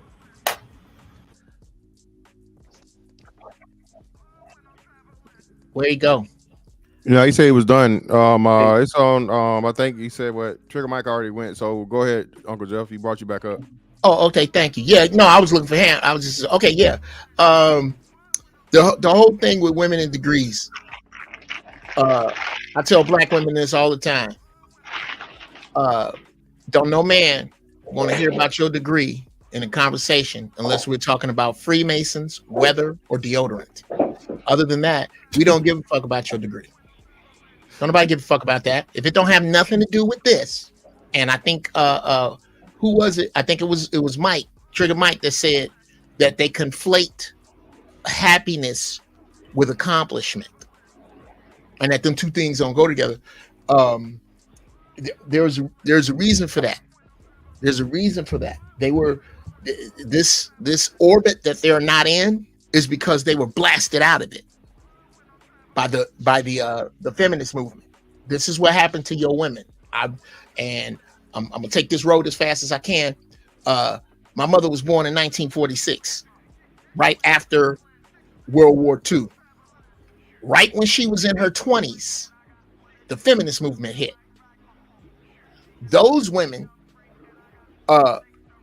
black women, were fighting for women's rights, when truly the feminist movement is about the white woman not getting her fair share of what her man stole from the Indians. And that don't have shit to do with us. So when the smoke cleared, everybody else had their man but her. If the shit hits the fan tomorrow, if all them dudes coming through the border tomorrow just stand up and rise and start shooting, every woman is running to their man. Where's she going? To her accomplishments, because she has substituted. She has turned a dude into a dick and a paycheck. And the dudes, and watch this, I'll say this and shut up. The dude, watch women with money. Toni Morrison. Toni Morrison's the wrong one. Watch any black woman with money. And then look at the dude she with. He's a himbo. He look good. His shit ain't together, so he can't tell her shit. That's why she got him. Generally, these super accomplished women don't go get super accomplished dudes, because super accomplished dudes are not looking for the shit they bring. They already got that. I'm not looking. If I make good bread, okay, you make good. Okay, I have never counted your money, so I don't care about it. So they can't get at a dude like that. They need these dudes that look good in a suit and will shut the fuck up and won't embarrass them and can't tell them they wrong. That's what they look. Great. Hey, it's on you, Zagu. Go ahead, Zagu. Peace to everybody in the chat, everybody on the panel. Peace, fam. I'm gonna bring it back to the Drizzle real quick. I just wanted to tap in on that. I ain't got really too much to say. From my estimation, I think the Drizzle movement is not only satire, it's about getting the women to just basically be reciprocal to what the men are doing. Men are just saying basically, and they're using satire to do it, but they're saying basically, why would anyone want to be with someone that has a whole job, they're independent and don't want to put anything into the relationship? So that's all that it's about. I don't think it's more like a woman is going to have to pay for everything similar to the house husband. It's a similar concept, but it's totally different. I think the house husband is, I'm gonna stay at home, I'm not working, and you doing everything, just the opposite result of a stay-at-home mom type shit. So that's the only difference in them two, I think. And then with the sex, sandwich, and silence, oh, my bad. No, go ahead. I was trying to tell Op I was gonna bring him right back up, but he dropped off. Go ahead. And with the sex, silence, and sandwich, I think that's just more like a starting point, like to basically say men are kind of simple. So yeah, it's way more than sex, silence, and sandwich, but that's the basic starting point. If you can bring peace, and you take care and nurture your man, and not and you be sexy enough, attractive. You know what I'm saying? So that's the three starting points. But I don't think that's just the base. That's it. Just sex, silence, sandwich. That's it. So I don't think that ever was the case either. And then men just want women to show that they can care other than what they can do for them, for the box or whatever. So whatever.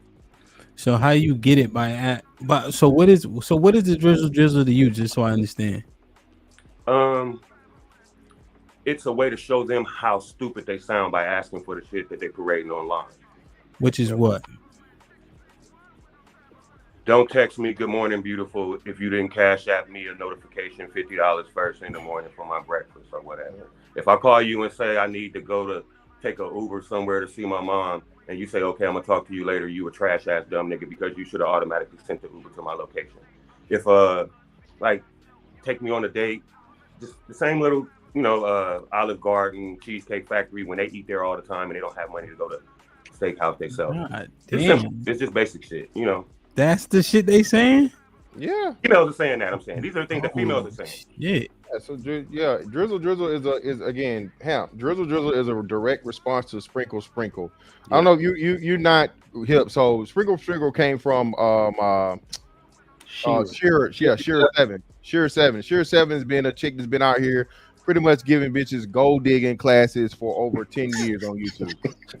Real shit. And what's so crazy, Ham, is that somehow she went viral all over again because like a new breed of people started seeing her shit and posted it on TikTok. She didn't even have a TikTok account. So they took a lot of her old shit and started reposting it on TikTok. So this expanded the whole gold digger movement in the young whole gold digger movement, Ham. You know what I mean? So dudes so it's what's crazy is people don't understand and realize, and Cheeky said this, and I think even shout out to Shot-Town has said this. Bro, these young hoes really do listen to this stuff and take the advice of what, you know what I'm saying, the old chicks tell them. They're doing that to these dudes out here. They're literally coming to dudes being like, you ain't got this, you ain't got that, you can't talk to me. You know what I'm saying? You're not sending me. This shit ain't just people. This is not made up shit. Oh, you had 2 different chicks that went viral because a nigga sent her $15 for a lunch on the Cash App. She sent it back. The next nigga sent $30 for lunch on the Cash App, and the bitch was like, "Oh, broke ass nigga, you could have kept that." Yeah. So this shit is really happening the way, and then we know again, black women are the biggest users of social media. So black women really do take this shit to heart, even if the niggas don't. That's what y'all don't understand, bro. Let me comment real quick. I had one point I wanted to ask Hamp real quick. Hamp, so with the no, I'm not saying 50-50 or whatever. I'm just saying to build generational wealth, I believe that it takes 2 people in a household to work. Maybe we start a business and then eventually you can stay at home to raise the kids and then we can continue on with the business and I'll work. But it takes like steps to get to that. But women nowadays call that struggle love. Yeah. So Zagu, let me expound on that real quick. So now I understand what the hell drizzle means. All right. Do y'all believe this? Do y'all believe that women don't apologize? That's what it is.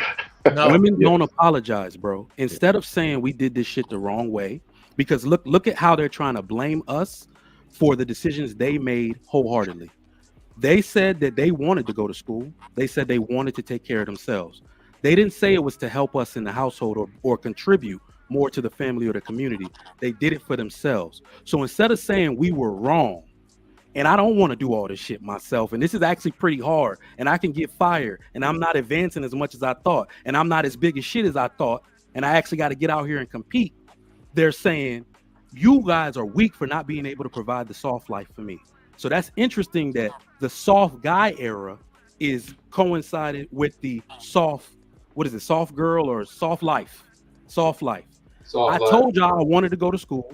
I told y'all I'm smarter than you and you niggas ain't shit and I don't need you, but now I'm still gonna berate you and belittle you for not being able to provide me a life where I don't have to do none of that shit. That is exactly what this shit is.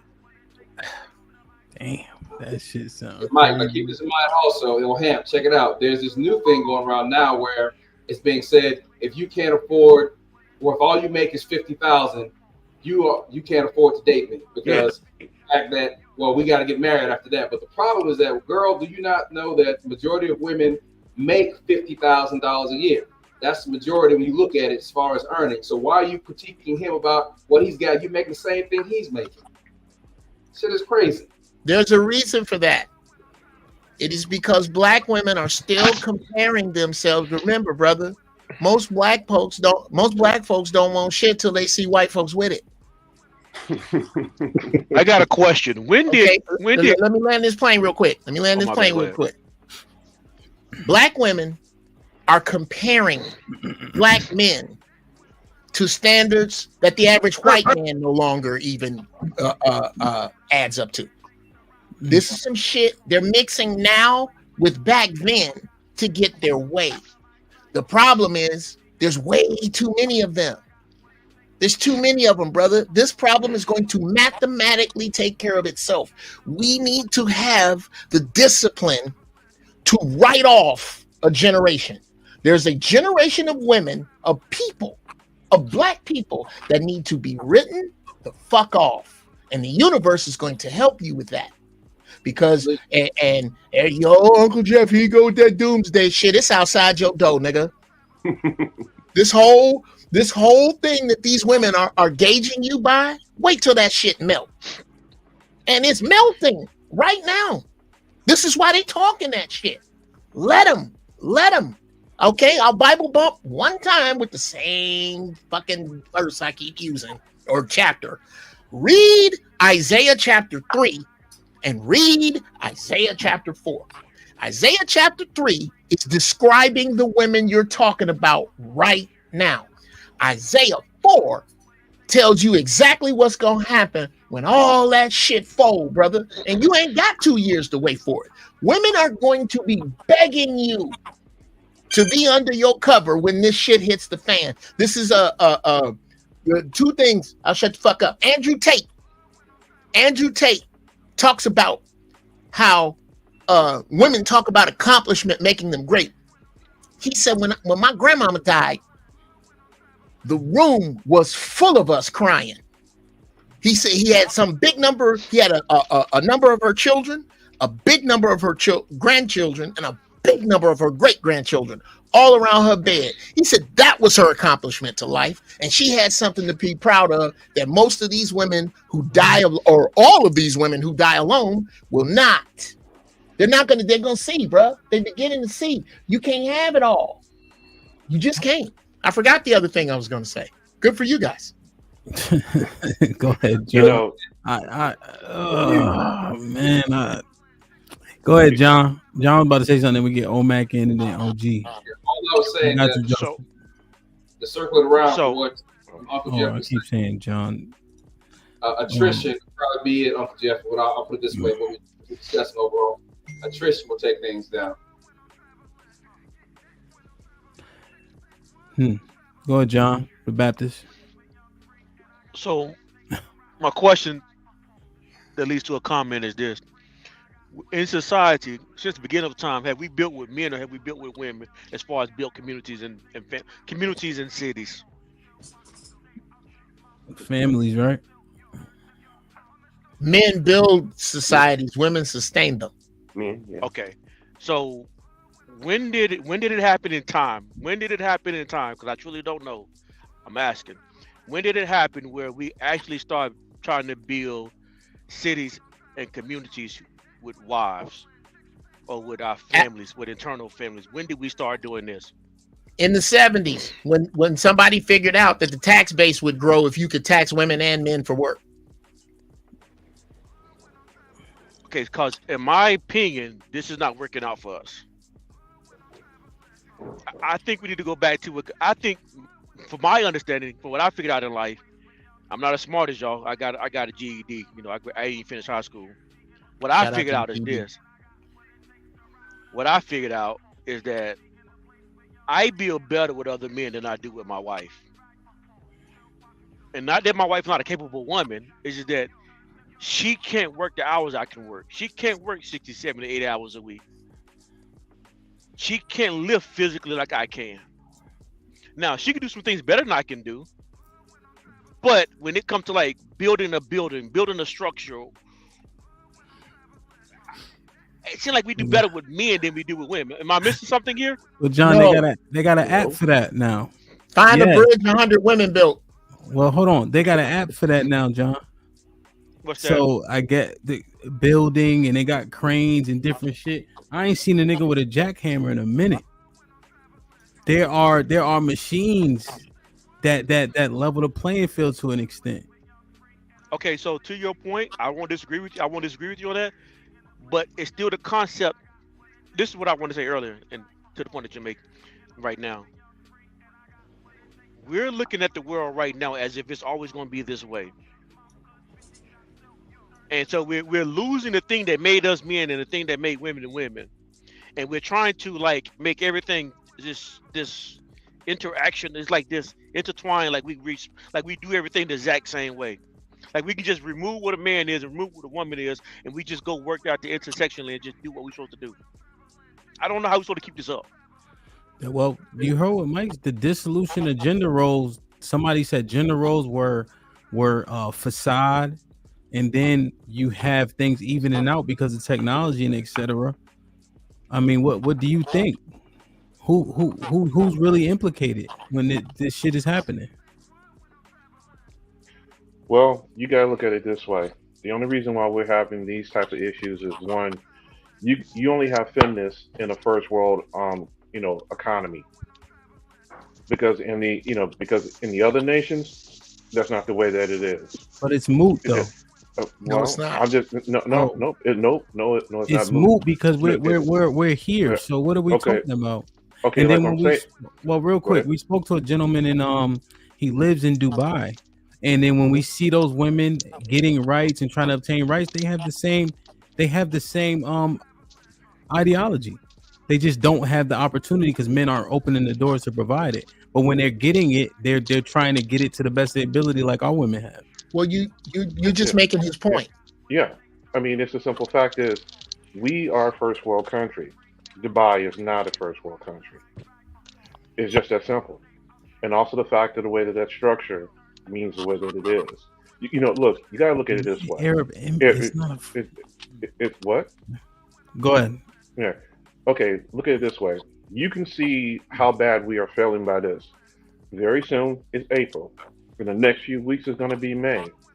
In the next few months, you're going to have your family reunions. When your family reunions come in, you're going to go in and basically go see everybody. This is one thing I want everybody to do. When you go into your family reunions, take a moment and basically look around. And you're going to see on the left and the right hand side multiple generations of our women single. They've been baby mamas. They've been divorced, not one, not two. They've had potentially one or two engagements that never went through. As a society, that is not going to, that does not help us as a society. That shows a failure of our culture. It shows a failure all the way through. And the fact that we are losing political power, we are losing wealth, we are losing influence. Because number one, that won't get, because one, it has gotten as broken as it's gotten now. And look, I'm an advocate for marriage. Look, I've been married for 28 years. And I do mention men, hey, these are the steps that are necessary to help you get the best outcome, because the most successful men are always men that are married and then they have children. But I can name you multiple women that are successful. They may have a baby, but they're not married. Because number one, because they are too difficult to marry. But whenever a man becomes successful, guess what? He understands that he's successful and he's going to get married and he wants to have children because he wants a lineage to go forward. What was the point of the third world countries again? Because you only have feminists in first world country problems. In other countries, it's not so. Okay, here's a quick example. This little war in Ukraine. Now, they were doing the same thing too. They were doing this, hey, look, we're women. We want the same rights as men. We want to be able to do everything more. The moment bullets started flying and the government sit there and said, women and children can get on the train and leave, guess what? You didn't see one woman fighting to stay. But the other thing that they did, they started pointing out all the trans people, the guys that were like in dresses, they were pointing them out and saying, look, that's a man in a dress. Get him off the train so the other women can leave. Not one of them were arguing to stay because they quickly understood if you want equal, look, if you want true equality, that means you got to catch a bullet. And women don't want to be in that position. Women do not want to be in that position at all. Okay. Also, United Arab Emirates is a first world country. I have to correct that. Okay. What I'm saying here is this: a first world country that is a democracy. Yes, yes, they have their technology and stuff like that, but you have to understand, even Dubai, with the stuff that they're doing, they do have some things that they're basically changing. The simple fact is that is completely down. That's not a democracy. Oh, are you saying because they're largely steered by their religion? Yeah, by their, I mean by like their religion and like in their complete structure. You're not okay. You're not going to have marches of women in the streets or the alphabet people walking through their streets. You will never see that. No. Nope, you won't see it. You can't Because- even see Pornhub over there. But that's right. Isn't that more I mean, of a because religious basis? Yes, that's part. That is basically part of their. It is part of their religion. It's also the fact of their cultural structure as well. You're just not going to get that. You know, like this. Just recently, we had some sisters who basically went over to Dubai and decided to give, to basically give somebody a piece of their mind. That sister almost had prison time because she was actually yelling at somebody, and she's a female trucker, and the entire time they were sitting there saying, "Oh well, they're Dubai is overreacting." They said, "No, and that culture they don't play. They don't play that way. They're not fucking around. I guess so. This is what I'm trying to understand. So why is that the men don't play? Exactly. Men don't play, dude. The men don't play because there's been no erosion of their morals. There's been no erosion of their principles. Well, we make the argument about how soft men are over here. We had to go all the way across the water to find an example. The government backs them, huh? Say what now? The government backs the men's play there, though. So it's like the government will back their play. Like if the men over here stood up, the government taking us to jail. Stood up? What you mean by that? Basically put our foot down, and we're not talking about beating them and shit like that. But what you talking about then? No, I was just thinking about it. That's why I said, well, once I thought about it, at the end of the day, that's why some of those countries over there. But I don't know if they do that in Dubai. Do they still beat women in Dubai? Are they physical? Yeah, you could even die. What do you mean? Women can die in Dubai. What are you talking about? Because there's still the threat of physical violence. Exactly. In those countries, men and women both get punished. In over here, only men get punished. Yeah. So yeah, it would have to be something physical. That's why I said, well, when I started talking about it, but yeah, it would have to be physical. But at least the government there holds the women accountable. I've heard about them getting flogged and different type of shit, but okay. And this is not to say flogging is what's in order. Well, actually, it is. Let me point out that he said actually that much hair is disrespectful in my presence, bro. You're really being disrespectful to me right now. There is a pervasive thought that women are somehow equal that's spreading everywhere, that there isn't unrest. Wherever there's unrest, you don't have any problems. When women, women are the shit. Yeah, like the WNBA. Y'all the shit till some good high schoolers show up. You the shit. You the shit here till it get real. It's about to get real here, bro. What all men, these problems we talking about, they about to vanish. Watch. Uncle Jeff, what men are you comparing women to? What do you mean? Are you comparing the women to the men of today that we say are the softest ever in life? Like, who are we comparing them to? Who I don't know. I don't follow. Well, because I want to answer that. What do you think? We've said that this generation is not even close to measuring up to the men in terms of bravado from the past. So who are we comparing women? Who are women looking to be like, this is to answer your question? Hold on. A big, strong, powerful man that has these traits and these standards that I need to look up to.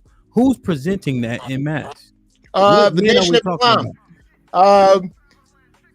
Let's see. The dude's shit. In mass? Every dude I run with. I don't run with one dude that's not responsible, don't take care of his kids, don't take care of his Uncle Jeff, but you're 60 years old. Okay. So who are the men that are actually out here dating and getting in relationships that are holding this type of bravado that we talking about women need to understand that they don't measure up to. Right? Because you wouldn't be included because your generation largely isn't like dating. I'm talking about the dating market in terms of coming together, in terms of looking at men to say, okay, here's the example. They're looking at men that they're around and they're saying, oh, this man don't measure up X, Y, and Z. Why do I need to respect all those things that okay. Let me answer that real fast. You're discussing the entire pool of people that I'm discussing. We ain't gonna have to discuss all these wishy-washy ass dudes who can't lead, all these wishy-washy ass sisters that can't follow, are about to be in big fucking trouble. But it's the majority. No, they actually talking about the niggas on the grind too. The niggas that's building, the niggas that's young, the niggas that can't possibly have it together. Goddamn. They in the mix too. Well, they use the shitty dudes as excuses not to pay attention to you. They use shitty dudes. They use their shitty choices to tell you that all the dudes, nigga, fantastic. You ain't 60. Let me ask him a question. Maybe him. Okay, I think I see where you're going with this, him, but I gotta make sure I understand what you're saying first. I got you, Aaron. Go ahead. How old is your father, him? 65, I think. 66. Does your dad still think that you're a wuss, or does he think that you like him? My father, about me specifically? Yeah, about you. Yeah, I mean, you ain't gotta get so much detail, but just in general, like when you start. How you run your program? Oh yeah, no, yeah. He wouldn't consider me that. Anecdotally speaking, he wouldn't consider you a wuss at all. No. Okay, at what point did your father start seeing you as a man? A man? Yeah, not just in age, not just in age. He taught me. So go ahead, and you ask anecdotally, so I'm gonna speak anecdotally. I ain't missed a day of school since the first grade. I never need an alarm to get up in the morning. I've been doing tough guy shit for a long time. My father told me don't take no shit. And he did teach me one thing wrong. He told me if he hit you, hit him back. What I found out by getting punched first, I need to be hitting motherfuckers in their mouth first. I know that shit was hurting too much. But other than that, no, I didn't even know what a helmet was, but I know I had one on when I turned 7.5. My dad was in the Marines, so that was just a part of it. We used to do everything hard, every fucking thing. I'm like, there's a Bobcat over there. We can put all these pallets on. What motherfuckers? Niggas don't want to carry them. No, it's a truck right here that can carry them. Y'all bitch ass niggas carry them pallets. Like, yeah. So just anecdotally speaking, that my father just didn't teach us like that. That's all, And it ain't even superhero shit. It's just regular shit, like how we grew up. So basically, he raised you to be a man. From the time you could talk, you was raised to be a man. Yeah, and I got an older brother too, who's 11 years older than me. You know what I'm saying? So I have a double. Take them elements out. Who are you? My mom. So that's what we're talking about right now, then, because so we're saying where are these men that we're comparing them to? What those? So normally, if your father hasn't raised you to be a man, you don't start seeing this until life teach you this. Thank you. And normally by that time you're about 30. You're about 30 years old. But before you even begin to realize why principles are important, why principles are more important than money, why work ethics are important. It takes a while for a young man to figure out his own. That's what this question: who are you comparing this man to? What? It's not. You're not really comparing him to because this man until his father raised him to be a man, or until he figures it out, he's nothing to be compared to. I know, he's not even a man. But John, do you see my hiccup there, right? As we going through the conversation, I want to get OG in. I'm not saying why, I'm saying is. This is what it is. Right now, this is what the women are looking at. Correct. And so, what are we holding these women accountable to if you saying that these men are being raised by the same women that raised the women to be how they are? What happened to the men in that process? And then when the women make the comparison, what are they looking up to say, yo, you know what? That's a man I need to follow. And then we do satire shit like Drizzle. The men do drizzle. My reception went out because I was putting onto my Wi-Fi at my house. But men do drizzle to me because their father didn't teach them. Thank you. No. Women choose men who do drizzle because their father didn't teach them either. Come on, y'all. Let's have a conversation, man. Like I get it, but like let's really talk. And I'm glad because we really got to look at it. You know what I mean? Let me get OG. OG was popping. And then here's what I'm gonna do. OG and then circle back to Mr. Fantastic and Aaron just in case they want to get back in, considering we popped it off. I just wanted to say peace to everybody before y'all get Hey started. Zagu, be safe, bro. Yes, sir. Zagu, you got family in Chicago? Nope. I got an uncle named Zagu Brown. Damn. Real talk. Oh. And that's not you don't see Zagu everywhere. Yeah. No, I'm in LA and shit. I lived in New York for like 7 years, but I'm in LA. Oh shit, I'm in Dana, bro. Oh, that's right. Who smoke? All right, Speed. All right, Fantastic. Peace to the panel. Peace, Aaron. Easy. I'm listening. No doubt. Sub OG. I just want to say good morning because I know it's afternoon now to all the panel and especially the men who suit up, the boot up this morning, put on a jacket and a button down. Yeah. Other than fantastic, he's coming along though. But anyway, even for the guy with the J.C. Penney suit on, don't as long as you got something on it, so you okay. Joseph, first thing I want to ask you this morning: do you say no did it before you fire that up? Hamp, it's been Hamp. I'm just gonna sit back and just listen to a little bit more of this because you know me, I like to land the chopper. I gotta listen to everybody. Yes, sir. Yes, sir. Yes, sir. So, Devin, what's popping, man? What you think, man? You still outside, right? Well, you got a couple girlfriends. Well, I got a girlfriend now, but when I first hopped on, I was still. Put him in the fucking bedroom. Get him out of here. Come on. Mr. Fantastic. Oh, what? He's only how old? He Devin? 31. Yeah. Mr. Fantastic. I thought he was under your tutelage. He got a girlfriend already? Hey man, that man grown, man. He free. He a free man, bro. Saying, man, ever since you put him on a flyer, he been acting different. Man. Go ahead, Devin. That man, Don't let these niggas stand in the way of your panties, D. Look at Ray. Ray said, damn. Go ahead, Devin. Go ahead. I'm just bullshit. Nah, I just happened to come across a good chick. She actually was raised by her dad. Nah, you don't gotta explain it. We know you love. Shit. Go Okay. ahead. Go ahead. Yeah, but okay, about the I guess the role reversal or the gender, or is this about drizzle per se? Well, you've been listening, so what you think about what I was saying? But yeah, just gender. That shit is dissolving. Yeah, see, and that's what I was thinking too. Okay, so I feel like we both sides need to come to a healthy medium. So as far as like, okay, so things like housework, most of us men, we learned how to wash clothes, cook a little bit, do stuff around the house on our own anyway. So women ain't got to really foot like 100% of that, like how they used to in the past. I feel like that can be kind of verbally talked about, how y'all disseminate those chores. Money, I'm a 70-30 guy personally, god dang. That's the best I can offer. I don't want to do 100%. I want her to have some skin in the game. I feel like instead of doing all these little movements and responses, we can just have a standard of what we willing to go and accept, and shit, just keep it at that. We ain't got to do no drizzle shit. What you willing to accept though? Let's talk through that a little bit. What you willing to accept? Are you willing to accept? Let's keep it real, Devin. She been having sex since she's 17. Is that a fair number? Age? She been having sex since she was 17? Yeah, hypothetically. That's right. Yeah, that's straight. That's super straight for these times. Yeah, let's say she dating, whatever.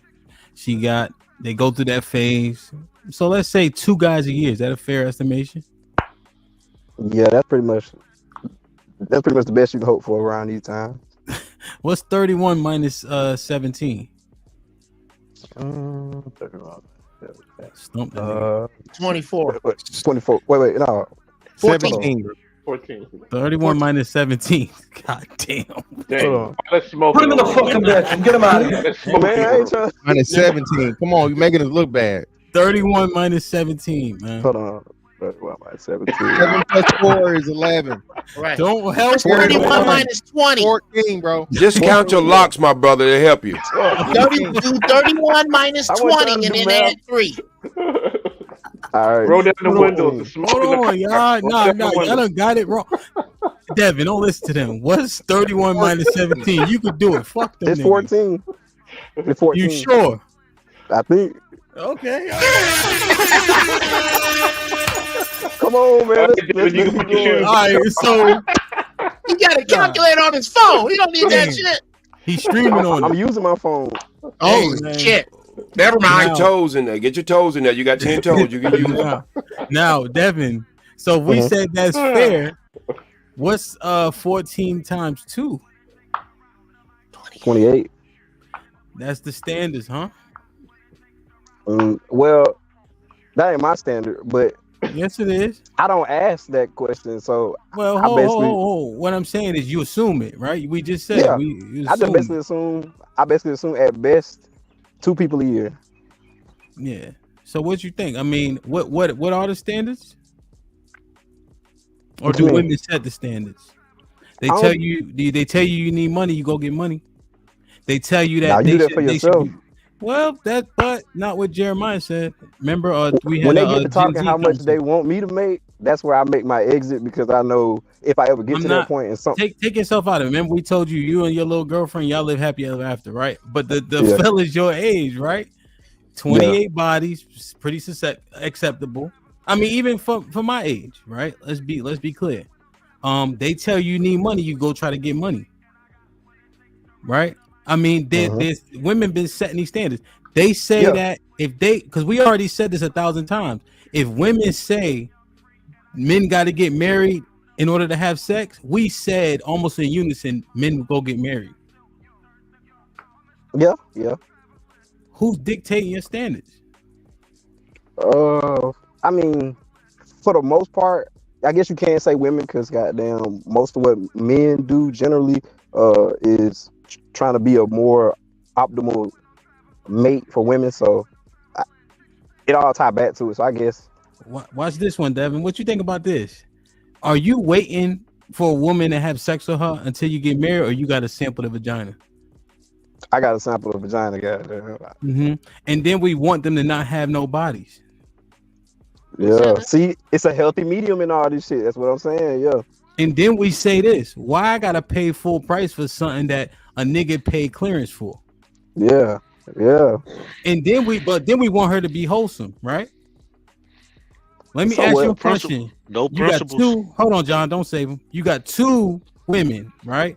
Same body count, right? So they've been having sex. Let's say 20 bodies, 25, the 28, Yeah. right? One woman now finds Christ. Which woman you gonna choose to marry? The one that found Christ. But she just switched it up. Now you gotta pay full price to have sex with her, which we already spoke against. But then the one who's still outside, willing to fuck. Oh well, shit. If the one that's willing to fuck, I'm probably gonna go with her. Yeah, fuck Stephanie. Let's fuck Stephanie. Yeah. Because we can connect. But look how fast level. so you're gonna choose the one you want to be with because you got to sample the pussy. But the other one has now sat on a standard of principles to where she gonna say, okay, I'm gonna save myself X, Y, and Z. Yeah, that's the save one. That's a gamble. I don't want to take because it's just too. I don't know, man. It's just a bad deal up front, and then you trying to see this. Yo, help! I don't like you. Hold on, John. We can't even see you, John. Don't worry about it. Mr. Fantastic, what the fuck do we be talking about, bro? Well, it's a healthy medium in this shit, man. It's a healthy medium in this shit. Young man, he tore your eye out. On the right, sit down. He tore your eye out, young man. If you really love Let me talk to the Prince. Prince, what the fuck do we be talking about, bro? We saying all this shit. Like, what's going on, man? I'm begging you to ask me that question. I told you, so I'm blaming Mr. Fantastic. What? First, bro, listen, everybody loves to go to extremes, bro. Everybody wants to go to extremes. One of the brother fucking said it in their thing. Even sex silent sandwich. It's more to it than that, man. But it's just a little catchy slogan. Niggas, niggas need hooks. Hamp, you a DJ. These niggas don't understand shit without no hook. If it ain't a good hook, a nigga can't understand it. So you got to hook a nigga in, then you got to, give them the particulars after the fact. So Candy again, bro, first. it is a lot of this stuff, bro. A lot of this stuff is not just as cut and dry as it is, but and this is why the quote unquote red pill and all this stuff is spreading out so much, bro. Because when you really get into it, bro, it is a deep conversation that needs to be had. Just honestly, yeah, man. I don't know, man. He said he gonna take the scutterbug because. No, you didn't say all that. Now you just said she was willing. Yeah, we ain't agreeing with that now. Whoa. One that's keeping it real versus one that I don't know, what the fuck she on, and she gonna make me wait. I'm sorry. Whoa, she said thank you. Woo! You picked the wrong religion, young man. I don't follow a religion. No, not you. Not you. Oh. Hang on. I'm trying to help you out, young man. You better tag my hand. I got you. Okay. Add pretty please with sugar on top. Ask me that question about Black Christian women. I can't wait to answer this shit. What do you want to break down about him? The fact that if I was new in town and I wanted to fuck, I'm not going to the club. I'm going to church. Oh, you want to break down the church? I'm talking these chicks you talking about that negate their life to God after they done ran the miles up on the cooter odometer? Yeah. Nah, bro. Because I'm gonna tell you right now. One clarifying question: do they follow the tenets, or do they just say they follow? They are a Christian. That's I haven't found one that does, so I'm gonna say no.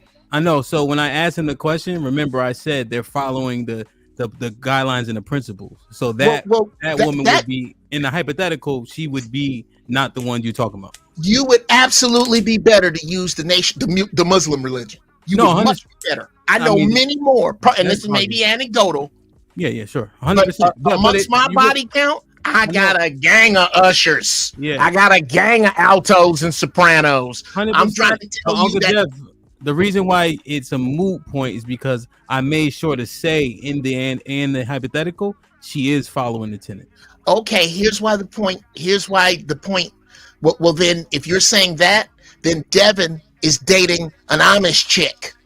Okay. Are you dating? He must mean Amish chicks, Devin, because he don't mean in the black church. He couldn't possibly mean that shit. It's easier to get laid in a black church than it is a strip club. And all you got to do is say a couple of holy boko shots and you're in there. Yeah, and I'll probably end up breaking down and doing something bad and ruining, her good mindset or something. 100%. Trying to, yeah. But it's funny how it'll be more so my fault. No, 100%. But I'm not really going through that. What I'm saying is the things we say we want, do we even want them? No. Well, the stuff. See, but look, it's a lot of guys in the space who are super duper like ultra conservative. I'm a moderate, so I take a little bit of this, a little bit of that. I just don't, I'm not a save the community guy. I feel like things are gonna work its way out. If it don't, it don't. America going down the toilet. So it's not really just the black community. It's like communities nationwide. So I don't know. I just feel like goddamn folks gonna get it right, or they just gonna goddamn get left. Goddamn. No, I understand. I'm just listening to us talk, and I'm just wondering, like, are we hearing ourselves with all these points that when we need to align them, it's hard to align them. But look, it's a market for everybody. I think the community building dudes, they want the environment to be much better. So people like me and worse, they want that to be a smaller section than what it is now, because now that's pretty much the majority. It's people who kind of don't give a fuck and people who just fucked up, goddamn. And then the people who care, they're really getting real emotional, bent out of shape, angry about the situation. I mean, I've been there too.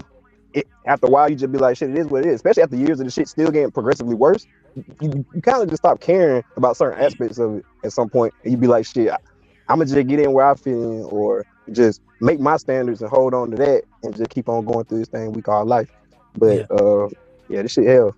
Now, Aaron, I'm using Devin unfairly as to speak for all the young boys, right?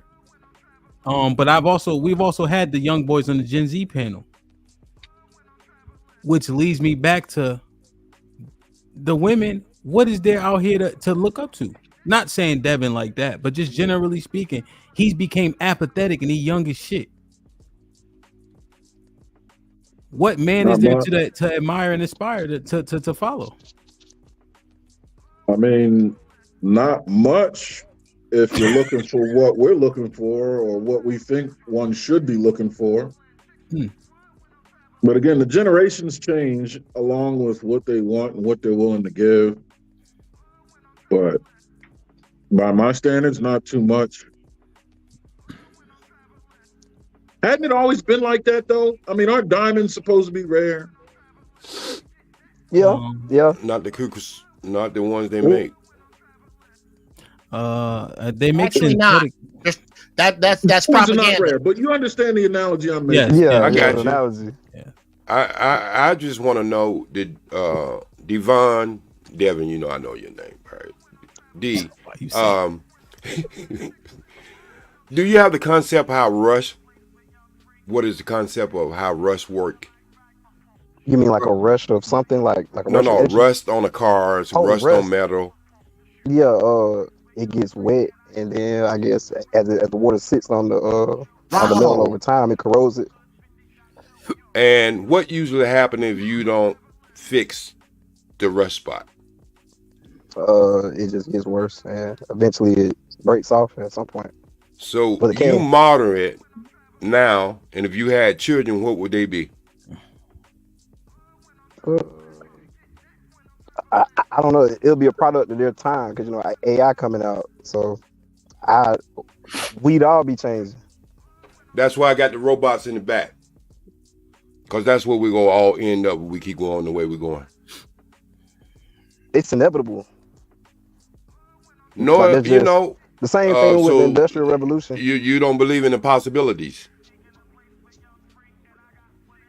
I believe the world just moving in the direction it's moving, and AI is actually going to be for the good. Believe it or not, it's just hard to.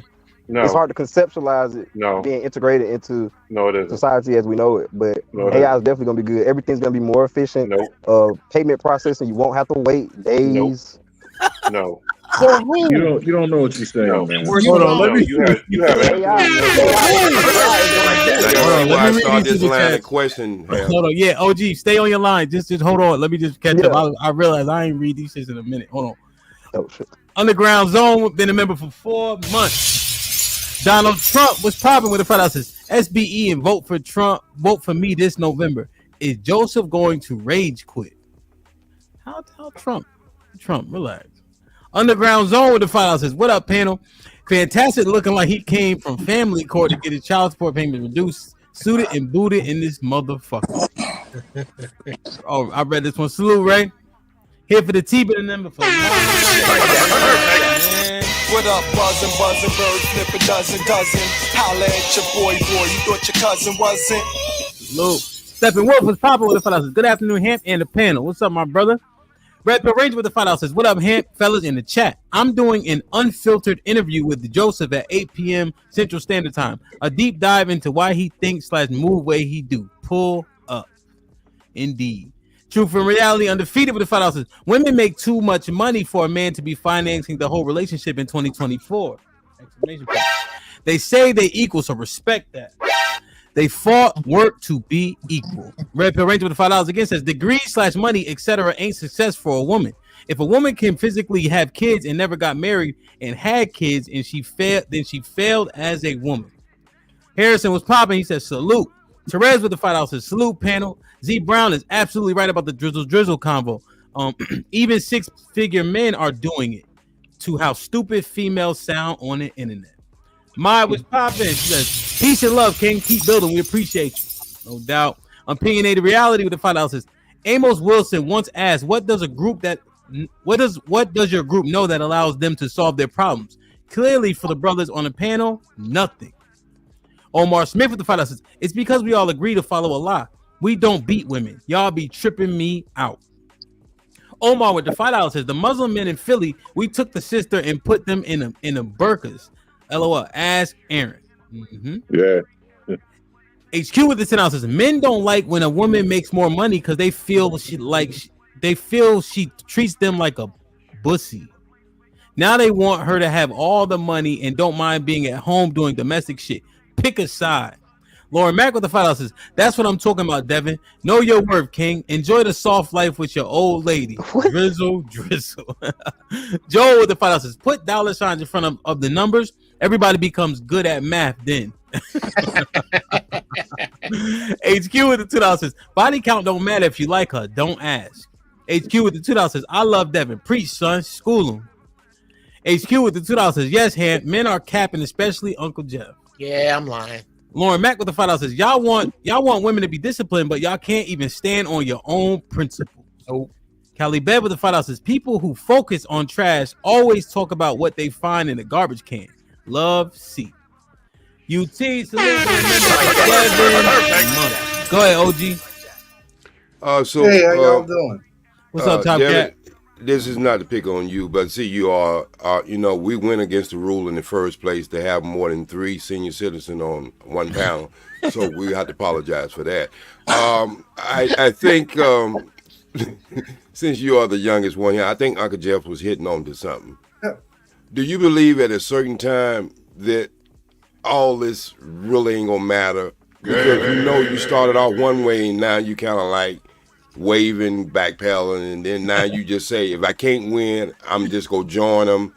I'm gonna be martyred about it. Do you understand what you were saying to this point? Yeah, I'm a 70-30 guy, not a drizzle dude. OG. Yeah, so I was criticizing the drizzle movement. It's not. It's not serious. Okay, so you understand that we getting ready to reset, and they found out all this when we had the Kobe to come along. They found out some things.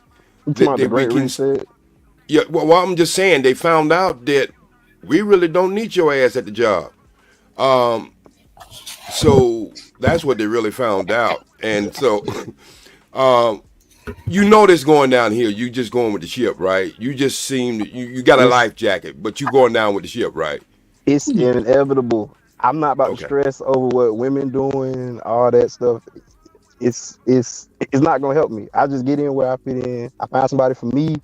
I'm not worried about the whole no more. Like what women are doing, what they're saying on TikTok and all that shit. Like every now and then I might chime in because it's funny, but other than that, I'm just one of those people. I'm one of the people who just burnt out on it. I'm burnt out on from your statement, you are contributing to what's happening. You say you ain't worried about it, but just your statement itself, you say you would pick the girl who's going to still give up the box. Yeah. But do you want her to be wholesome? You see how that work out, right? Yeah, but I'm not wholesome. I can't ask for something. I got it. So that means that this is why he say he wants to have the conversation. He wants to hear. He wants us to understand what we're saying. I think that's what I was hearing. But this the thing. That's why I came up. The problem with the question asked to Devin is had a huge flaw in it. Because I would pick the one that also was giving away the box. Because so we can connect. You can't ungang bang the gang bang. You can't Wow. She said, I'm a Christian now and I'm saved. You done did the dirt. Like if you got a felony, that felony on you. You can't go to the job and be like, yeah, I changed. Can't go get your pussy back. That felony still's there. Yeah, you might get the job. You might get a second chance job, but that's the people's choice to give you a chance. And it's Devin's choice and my choice to not give her a chance. You can't assign yourself value on the back end. You can't pick that as a woman. Born again, Christian, celibate, all that stuff. Use the same thought that the other one was. You did the same deeds. Your deeds made you who you are. Can I ask you a question though? You can't. If Hemp wouldn't have said the celibate, I would have took the church girl. You can't. Red pill. I get it. We got it. Your examples was great. But can I ask you a question? Yeah. Can you apply that same method to all your other mistakes in life? Yeah. So you're saying that the learning curve of life, when you make a mistake, you can't make yourself better. Because You that's can what I do- heard. No, you can That's do what I whatever heard. for yourself, but that's for you. You becoming better does nothing for me. It's awesome that you don't want to do the gangbang trains and automobiles no more. That's awesome for you, but it does nothing for me because the stuff was already done. I So still- you change it, you go over there and be good off to the side, but over here, nah, you're not gonna But- make me wait on some. But you act as if your statement don't apply to you. You keep saying them. This But the you thing. but you cannot wait. You can apply that prescription to what you are. This the thing though. You wanna know what the thing? I'm the prize. The man is always the prize. You wanna know why? Because women date up. So if you got a date up, it automatically makes me the prize. So since I'm the prize, I'm not on the same rules and guidelines as you. You want me to be more competent. You want me to be stronger. You want me to be faster. You want me to be smarter. You want me to have more money. You want me to be more funny, charming, to carry the conversation. Think about when y'all was dating. When you Stop take women out, describing me. who's the one that do all the entertaining and conversation and making the date fun and interesting? Women that show up and cross their arms in most I heard cases, everything but you got principle. but far too many. I heard everything but you saying that you stand on your principle. I stand Of on my everything you just described, I heard everything but that one. And I stand think on this my- is how that conversation started out. But and my point is that it was a leading question because Devin was right. If you because if you get the girl that's in church now, I'm gonna get the freak. Because why am I gonna wait for the other girl? Because she a freak too. Just because she in church now don't mean she's not a freak. She's still a freak. We're talking about the low fruit now. I'm talking about your principles. Well, If you're supposed to be the leader, wait. You pick a side of the street. Either you're gonna be the leader or you're gonna be the follower. If you don't have no principle, why can you lead? what does that say? First of all, to be able to lead someone, they gotta be willing to follow, and that's what. Number men one, you gotta know, always- you gotta understand that you got good quality to be a leader. No, this the thing. No, it don't matter how. As a man that was in the Yes, military, it does. As a man, that was You in don't the understand what it military- takes to be a good leader. As a man You that was in know the it takes to be a good follower to be a good leader. Watch this. As a man that's been married 20 years and never divorced, all got his kids with one woman, and also a man that was in the military for 15 years that has led and trained hundreds of soldiers and took 2 leadership courses 6 weeks each. I'm telling you, no matter how good of a leader you are, you could be the god of leaders. If that person is unwilling to follow your leadership, it don't matter. The follower, I got that. The follower has a responsibility in the game too, a leadership. And when guys say y'all want to be leaders, they forget that part that I can't lead a total retard that don't want to follow. Okay, I got that. But shouldn't a good leader wait. So I got that. But shouldn't a good leader be able to pick out them type of qualities before they start to lead? No, OG. Listen, so let me hop in with Red Pill. Listen, yeah. So OG, everyone is. OG, you're the not thing in a is, position. Everyone gets the benefit of the doubt. At the beginning, everyone gets the benefit of the doubt. You come in with a certain level of just like as a human being, as a grown adult, you have certain level of competence. That person has to disprove to you or prove to you that they are not worthy of leadership by, repeated mistakes and things and so on and so forth, red flags and all these different things.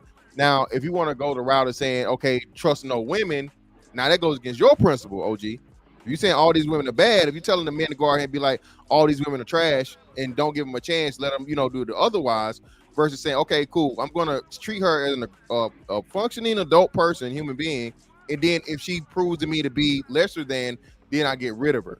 Let me ask you a question, then, man, Fantastic, because I'm glad you went down that rabbit hole. What would be the hand-to-hand shake of scouting as far as a sporting team would be as far as in a relationship when you call that vetting? Scouting versus vetting, sports. I mean, it would be the same thing as a person. Wait. They send scouts out before they put their brand on a player.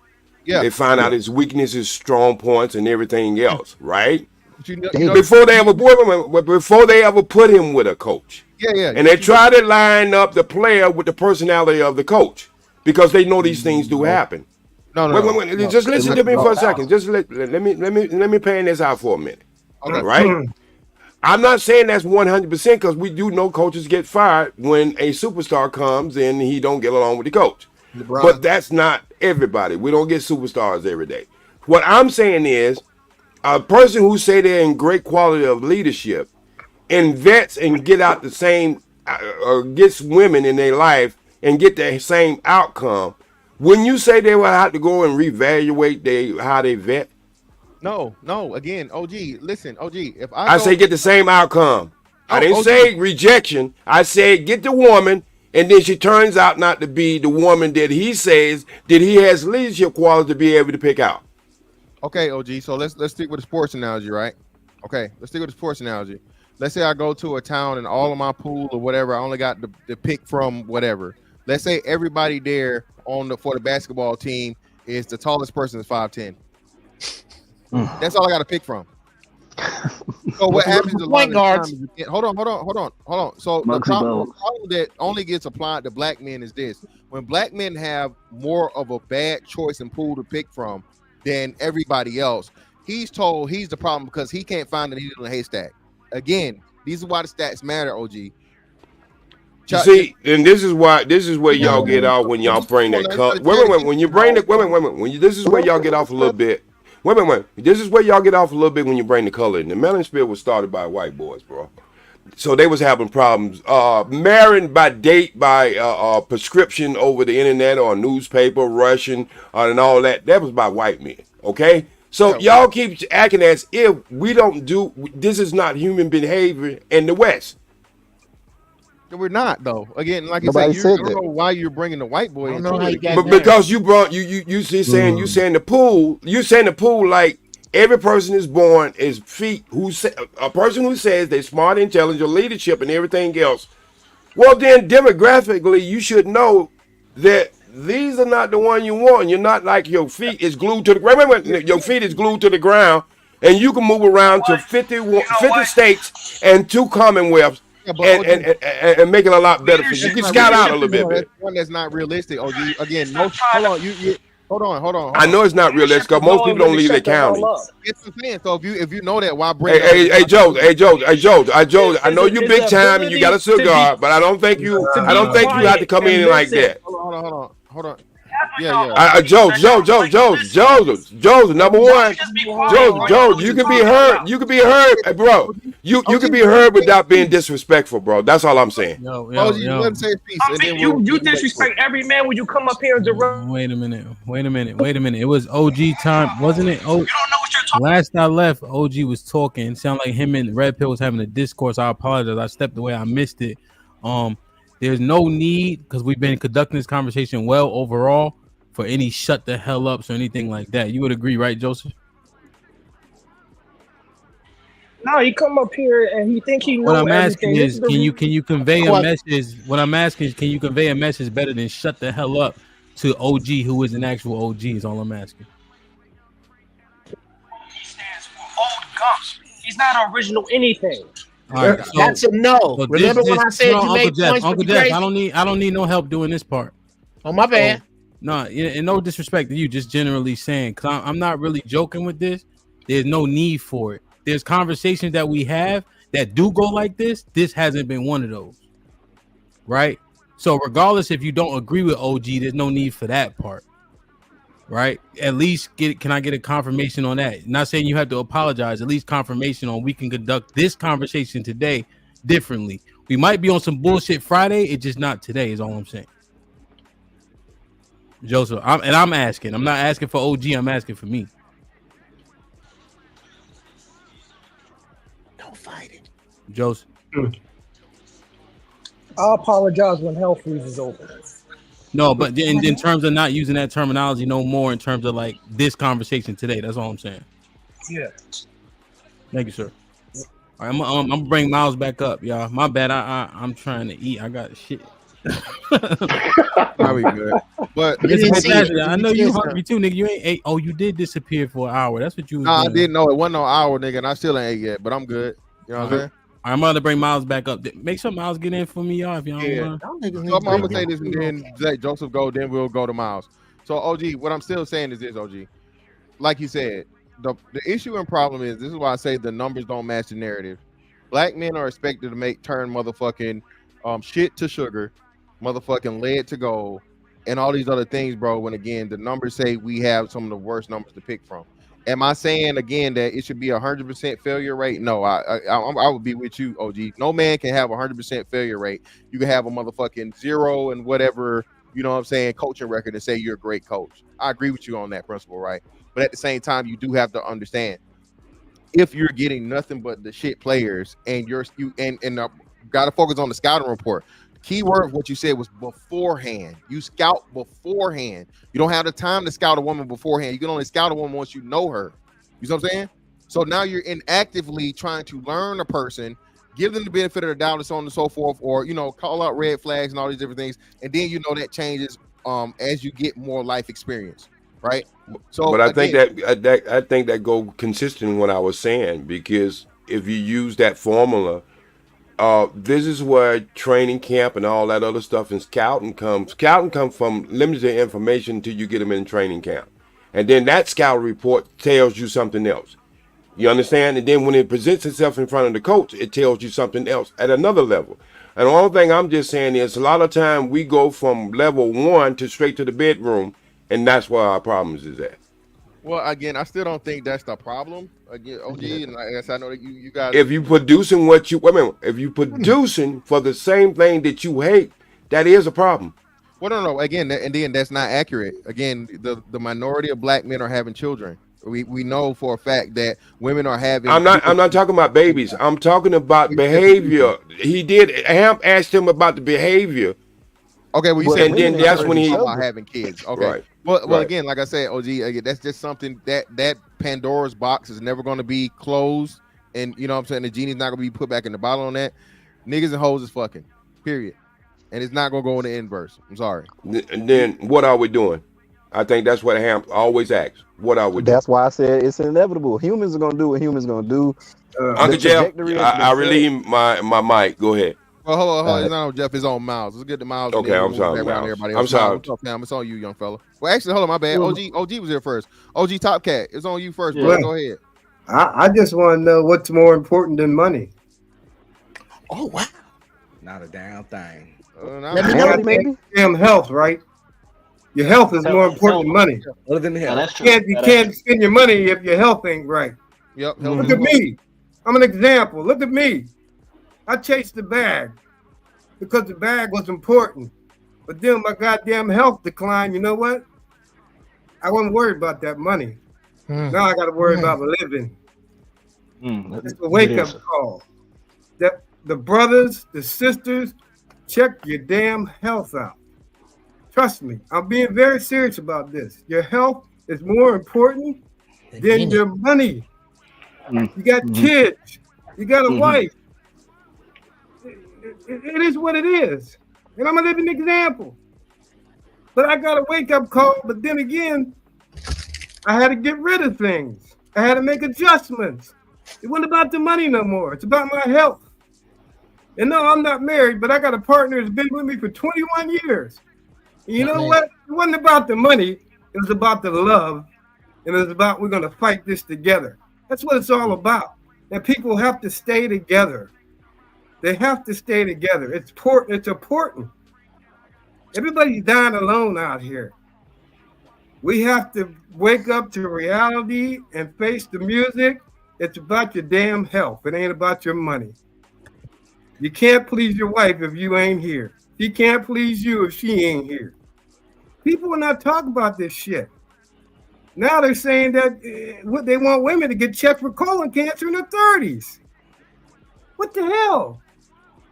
Everybody got to wake up. That's all I wanted to say because I care about everybody.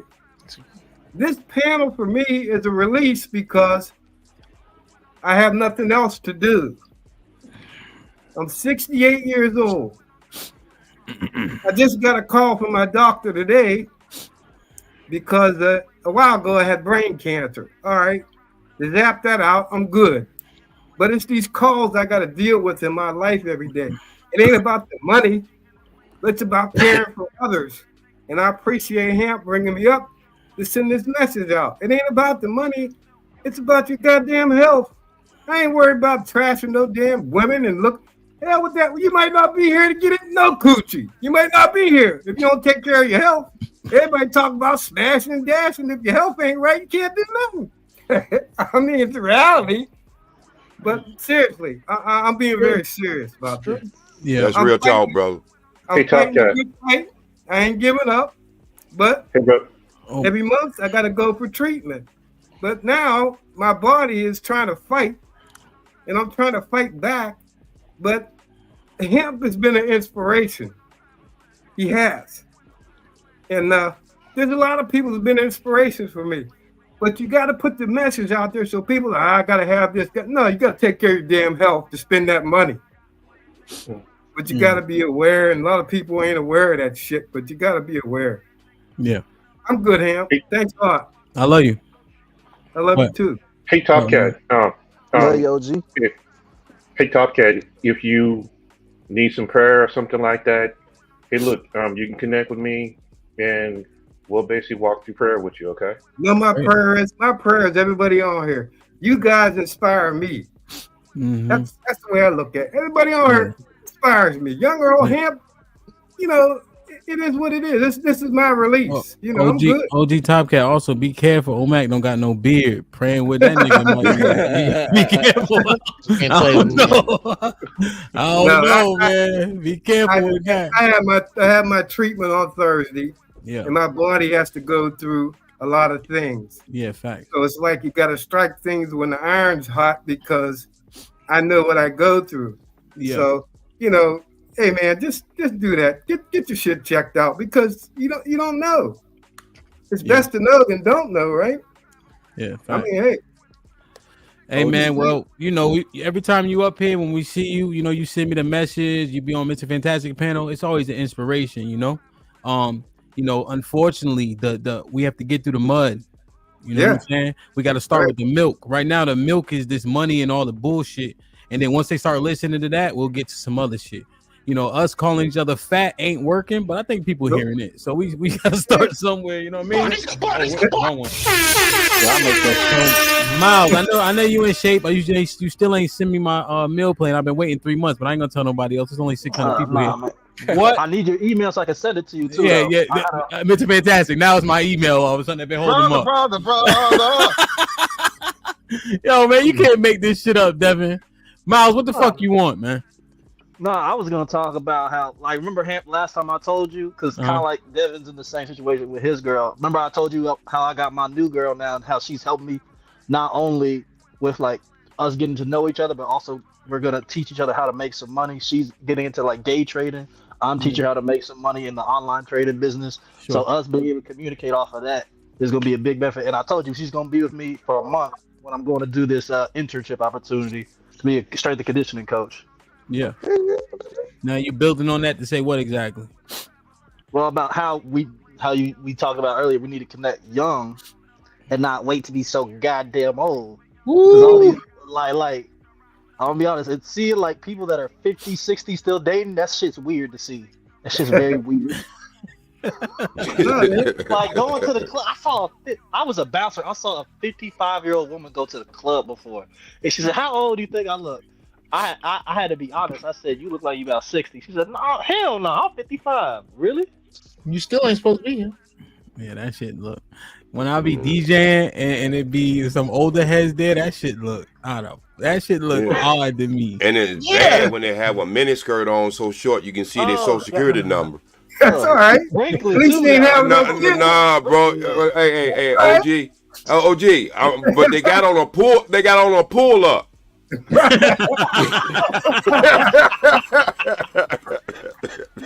Yeah. Yes, sir. I'm gonna take too long to say this. I'm gonna take too long. It's gonna be very drawn out. What does everybody here refrigerator have in common? It get cold. There's that. Got a light running, and it's got your favorite shit in it. Yes. You went to the store and said, "I want this mayonnaise, not that. This mustard, not that. I eat this, not that." Right. After you've spent 50 years doing this, your house should be a place that you don't want to leave. Right. I understand if you got 2 pair of drugs and a fucking PlayStation at the house. Yeah, I gotta get out. You're supposed to be building. Your house is supposed to be this thing you're building that you don't have to leave or you don't want to leave. When you see these old bastards in the club, they didn't spend any time doing that. They didn't. They got other parts of their life that's incomplete. That's why they think they got to dress up and go out here to hear music. I got to dress up and try to pull from outside because you somewhere fucked off putting it inside. You somewhere. Everybody here got a favorite chair, a favorite show, a way they like to get down. That's interpersonal. These people don't make interpersonal relationships because they don't want to deal with that monster in there. They don't want to deal. They don't want to look themselves in the face their failures, and get the cracking on them at that age. So that's why they act like they 19 and 20. Yeah. You know what? That's why it's the same thing. Okay, I promised this would be drawn out. That's the same. No, that's the same thing. That's the same thing as women that talk this shit about my children are my best friend. You know why? Because you've alienated everybody your age that can peep your bullshit. So now the person that depend on you to eat got to be your best friend. Yeah. It's about retarded development of seniors, and there's a fucking gang of it. That's why I don't get mad at young people that don't like old people, because these niggas be on some bullshit when they don't want to face their own faults. I'll lay with that. You talk about us, OG. So what's too old for the club? I'm just asking because I'm 45 and I still like going out. 45's too old. So I'm trying to figure out. If you're dancing in the middle of the dance floor and you wet on yourself and don't know it, you too damn old. I'm not having Red Pill, let me ask you a couple questions. All right. Do your jeans have the brown stitching? Do you own any jeans that have brown stitching? Keep it real now. Not that I know of. No, I said kinda. No, I dress good. Like Levi? No, let me just hold on. I'm not saying you dress bad. I don't know. I know the brown stitching down the side. Go look real quick. Like Levi's? Yeah, like Levi's. I don't even wear those. But you know the brown stitching on the end. Do y'all know the brown stitching I'm referring to? Yeah, I don't think so. Yeah, I think so. You ever got the brand on? Yeah, that's back in the 70s in brown stitches. God damn it, I gotta go get a pair of blue jeans. Yeah, go get a pair of blue jeans. If you got the ones with the brown stitching, that's a sign. Nah, like I said, I wear modern high-end fashion stuff. Let me ask you a question. Do you wear your sunglasses at night? Wow. You this kind of tint? Sure. I wear these in the club, but I don't wear any dark ones in the club. Do you wear with the hat to the front as we see now? I always wear my hat to the front. In the club? But tilted a little bit, but always to the front. Oh, yeah. Like, nobody. You gotta retire, baby boy. No one wears backwards hats in 2024. Backwards hats aren't even fashionable. Okay. Everybody wear their hats forward. Let's make this clear. That's true. Also, I wear my shit to the back sometimes. I do too. When did there become an age limit on having fun? Now, I don't do the same stuff in the club I did at 25. Now that I'm 45, I'm not dancing out on the dance floor. But if you like drinking, good music, and people watching, I didn't know that had a time limit. I got 70 places you can go that fit that description. That's not the club. You know, but you could do all of those places. I could do your places in mine. Who said? Keep going to the club. See, this is what's wrong with people. They limit themselves and then they try to limit others. But the thing is, you got a time where you going to be able to do nothing but sit your butt down. It's because it's going to come a time when you don't have the energy to leave the house. So while you can move, because like I'm saying, I'm 45. I got a hairline. I'm in great shape. Shit. I'm in great shape. You don't got I'm no 5'7". DJ Hamp. But I'm 168 pounds. Ain't no fat blowed out. Okay, great. DJ Hamp, we know the old people come to the goddamn club is us as DJs. They always want to start that let you slide bullshit. And Red Pill, but are you go to the club or bars, right? Like lounges. I be in the kind of places you DJ in. No way. Yeah. You guys work in 5? I mean, look, do I got a bunch of gray hair in my beard? No. I gotta have when I go to the club, women they call it dye.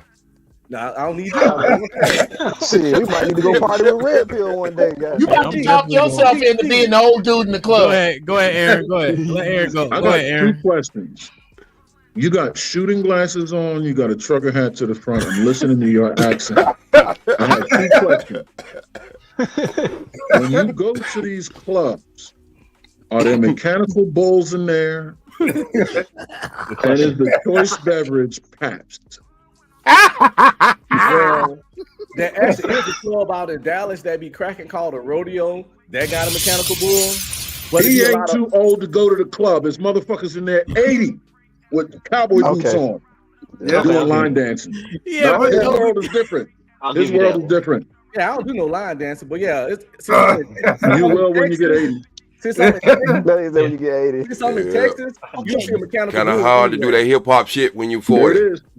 That's why at 45, there you go. It's the shooting glasses, man. These ain't shooting glasses though. It's just the color. But you look from the side, it's just glass normal. Oh yeah. Oh, them truck They stop look like glasses. I haven't seen the yellow truck stop glasses at the Flying J. These ain't those. These are actually. Man, Red Pill be in there tricking, but you ain't slick. Starving Marvin, we seen them before. These glasses actually cost a little something. Actually, Look here, bro. Ain't nobody trying to qualify what you got up there. Here's the point. If the people you go out with, because I don't sit at the house either. I hang out with actually we just started it. We call it the motorcycle gang. I hang out with 4 other couples that are my age, that are married, and we go out and we do shit together in a controlled environment. Nobody's saying sit at home and rot. I don't sit at home and rot. I got a lot of activities I go do. Just one of them is not standing in line waiting to get in a club with people who are old enough. I might run into one of my sons. I don't go places that are clubs where I might run into one of my sons. And I think that's who we're talking about. We're talking about the pathetic dude that wears clothes from the 80s that shows up where 22-year-olds are. That shit is fake. First of all, who's standing in line? Secondly, oh my I don't God. stand in no lines. Now he got pulled. No. You got VIP money and all maybe you don't understand. They got outside clubs where he's at. Did you miss that point?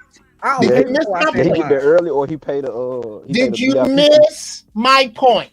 No, I didn't miss your point. Okay then. You using the worst case scenario to make your point. No, I'm not. I'm talking about who Ham's talking about, I think. Yeah, but see, that's not who I'm not talking about that dude who dressed like he in the 80s and 90s. I'm talking about the dude that dressed like you. I'm not talking about that dude, but you don't know how I dress. However you dress. However you dress. Well, so you can't talk about the dude that dressed like me if you don't know how Yes, I I can. I just said whatever you wear, if you go to a club with 22-year-olds, you out of pocket. Well, what I wear, I look good in. Exactly. And your good-looking ass is out of pocket if you in a club with 22-year-olds. I don't give a fuck what you got on. Hold on, Jeff. How he's supposed to? This is what I'm saying, Jeff. So how is he supposed to keep grown people out the club? No, he's not. He's not. I'm not telling him to keep anybody out of anywhere. I'm saying this, fantastic. When I go to a function and people under 30 are in charge of the music, I'm not as comfortable because the songwriters that wrote that music don't speak to their women the way I speak to mine. But are you like you 20 years older than me, almost? And the big thing is like it's other people in the club ain't 22. You keep saying 22 as if it ain't people 21 through 40 in the club. Oh yeah, okay. Well, as long as you understand 40, I like how you put that. How old are you again? I'm 45. How old are you again? Yeah. How old are you? I'm 45, but what? Okay, did you just not give a demographic of 22 to 40? Guess what else I am? I rest my case. Keep talking. I'm gonna keep talking, please, 'cause I'm a man. So absolutely. Age on a man ain't really super fucking relevant. It's about how you look. I don't look like the drunk uncle. You I don't look like I'm 6 months pregnant. At all. I can stand up and show no problem. Absolutely. When I go out, women 10, 15 years younger than me, 20 years sometimes, holler at me. Absolutely. I'm a married man. I don't take the shit. Absolutely. But the point is that If you ain't got the riz, you ain't got the riz. If you do, you do. If you ain't got the riz, stay your ass in the nursing home. But if you still do, step out sometime. Now I don't dance like I used to do. I don't Here's your dance. problem. I don't. I let you finish. Let me finish. I don't dance like I don't. Just because you go to the club don't mean you got to do shit the same way. I'm not like I was 25 in the club. 25 in the club, I was all over the floor, in the middle of the floor. I was dancing. I was all over the place. But now I just step out, have a few drinks, listen to music, look around, because ain't nothing wrong with looking, because I'm a heterosexual male and I like pretty fine women. It's plenty in Texas. I look around, I had my Chaucer Patron, drink, bob my head, listen to good music, get my ass home. Okay. But it's no big deal. Cool to get out the house sometimes. Understandable. This is worst case scenario. There you go. That's your role. You looking at the music. That's it. Half blue ribbon. That don't look nothing like me. See what I'm saying? When you got to use worst case scenario to make Them white folk had a little rhythm. No, nobody's discussing the worst case scenario. You set a parameter. And again, with regard to how we look when we go out, I suggest you go on over and peruse my Facebook photos and try to find me tacky. Oh, I'm not talking about what you wear. I'm giving you that. I'm talking about the atmosphere.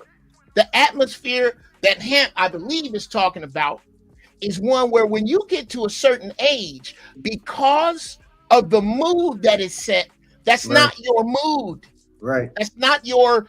And again, I'm sorry, I'm speaking for you. Let me speak for me. Yeah, speak for you. When I go to clubs, and I've had this and it didn't start at 59. It started around 39 or 40. When I go to clubs, and I gotta wait till I hear a song I recognize, then maybe I'm not supposed to be here. But that doesn't mean I'm supposed to be at the house hooked up to an IV. There's a lot of shit I can do. There's a lot of shit that I do. That a lot of it, and it ain't even my money. The niggas I hang around with is cost prohibitive for dudes that's 22. I don't know too many 22-year-olds that go, let me get 5 other 22-year-olds and let's go up to a mountain and rent a cabin.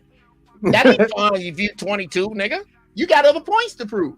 So I don't necessarily entertain myself around those people. And what you are saying, especially since you said it at 22 to 40, and you're 45. I didn't say that was a count. That was just an example to let you know you can hang with exactly. people. But you use an example out. I'm trying. 25 to 22 to 50. Then yeah, you like that better. It don't matter. My point was that you don't have to hang with 22-year-olds when you go out. Hang with 35-year-olds, 38-year-olds. Nigga, keep looking. Anyway, what I'm trying to tell you is when you don't, and this is what I'm telling you, brother. With the exception of Diddy parties, I've partied some everywhere. This the thing, you been there, done that. Now, and I'm trying to tell you, that the dudes that talk like you wind up 60-something sitting around in spots they ain't supposed to be in because they have not figured out what their demographic of entertainment is. That's all I'm saying. Is that Lil Durk not talking to me? He's not talking to me, and I ain't gonna diss who he is talking to. I'm not gonna diss who these new dudes that make music are talking to. Have your fun. But if I gotta sit here and wait for a song that maybe I know or like, I might not be in the right place. That's all I'm saying. I don't have that problem. Now, go have fun. When I start looking like the drunk uncle, then I'll stop. But long as let me finish my point. I'm not talking about you. Can I finish my point? I'm not talking about you at all. Listen, I don't know, Jeff. I like you. I like your content. I like your delivery. I'm not talking about you. For your age, I can tell that you in good shape and you take care of yourself. Pause, no Diddy. And just like OG, I'm not talking about that, but I'm talking about the drunk uncle. That when people say 45, they usually picturing the dude hairline pushed back, looking like he 8 months pregnant, wearing dad jeans. I'm not that guy. And for reward for taking care of myself, I'm gonna have a good time. Oh, that's me hiking. But look, that's working out. That's hiking clothes. The reason why I respect it. That's me hiking 4 miles 5 times a week. Let's make that clear. With 600 some feet elevation. So yeah, that's me hiking. I ain't supposed to dress fancy hiking. but I take care of myself. That's what you got to do. I got a heavy bag right there, weight bench right there. Elliptical. Red Pill, I got one question before I go. Should I be seeing you sometime soon in near futures? 72 years old with a Corvette? I'm gonna get that before that. I don't gotta wait that long. What that got to do with it? I like Corvettes. They amazing Me cars. too. I guess he's trying to. No, what I was saying is, some people wait to get their groove back, and that's their favorite car, especially in America. And one of the older guys' favorite cars to get their groove back. That's all I was saying. I never lost my groove. Well, that's how. Wait, Red Pill.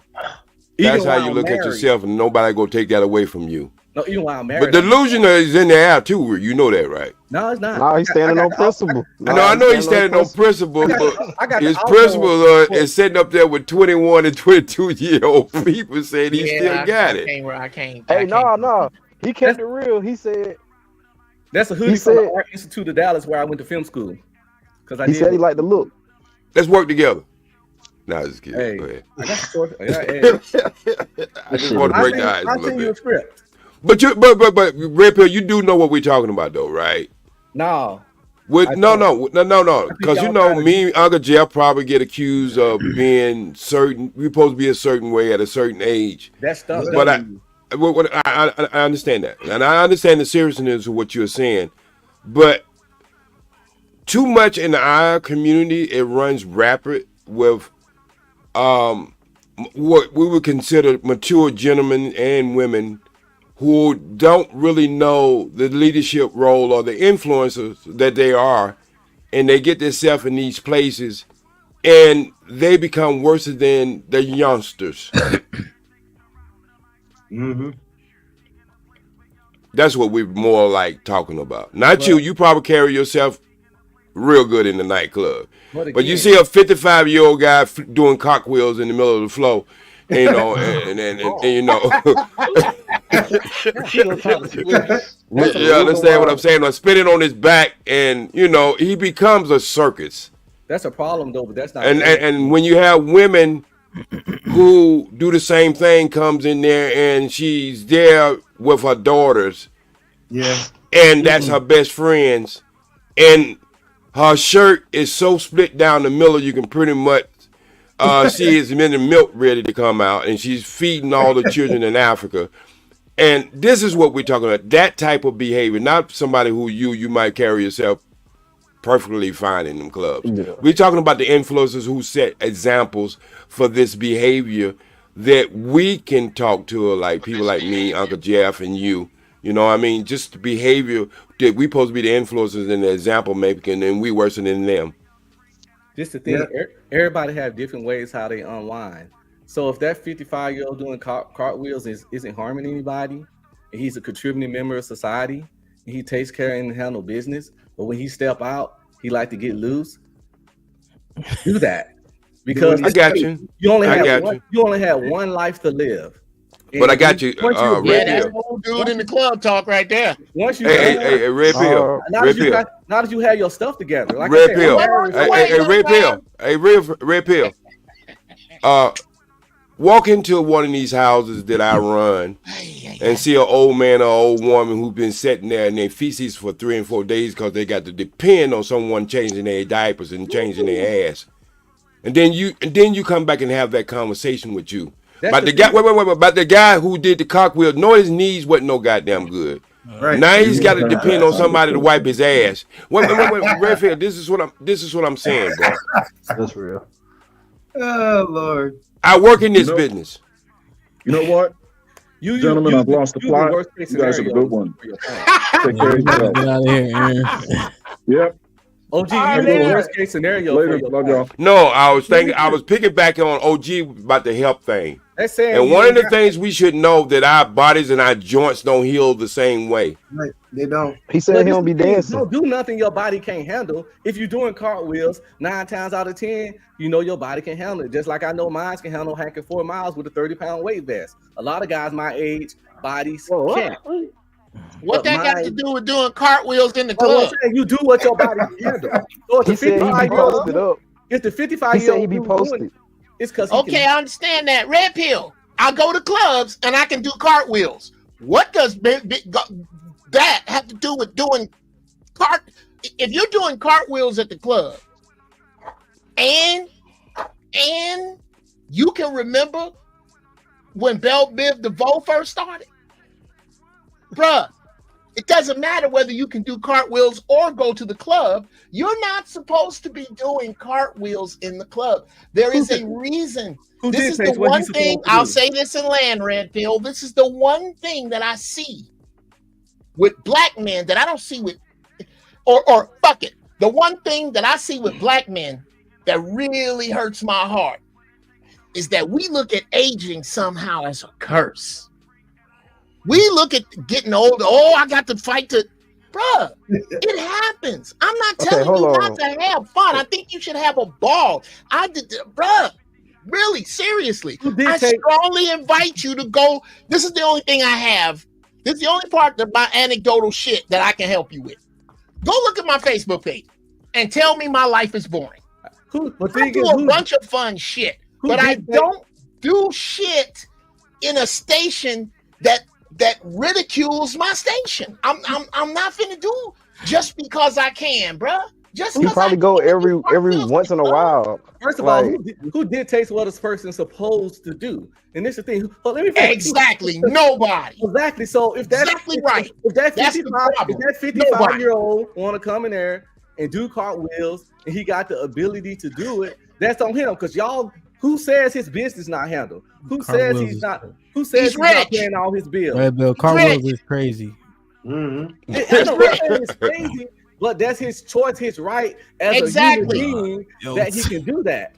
I ain't gonna hold you. That is the weakest argument.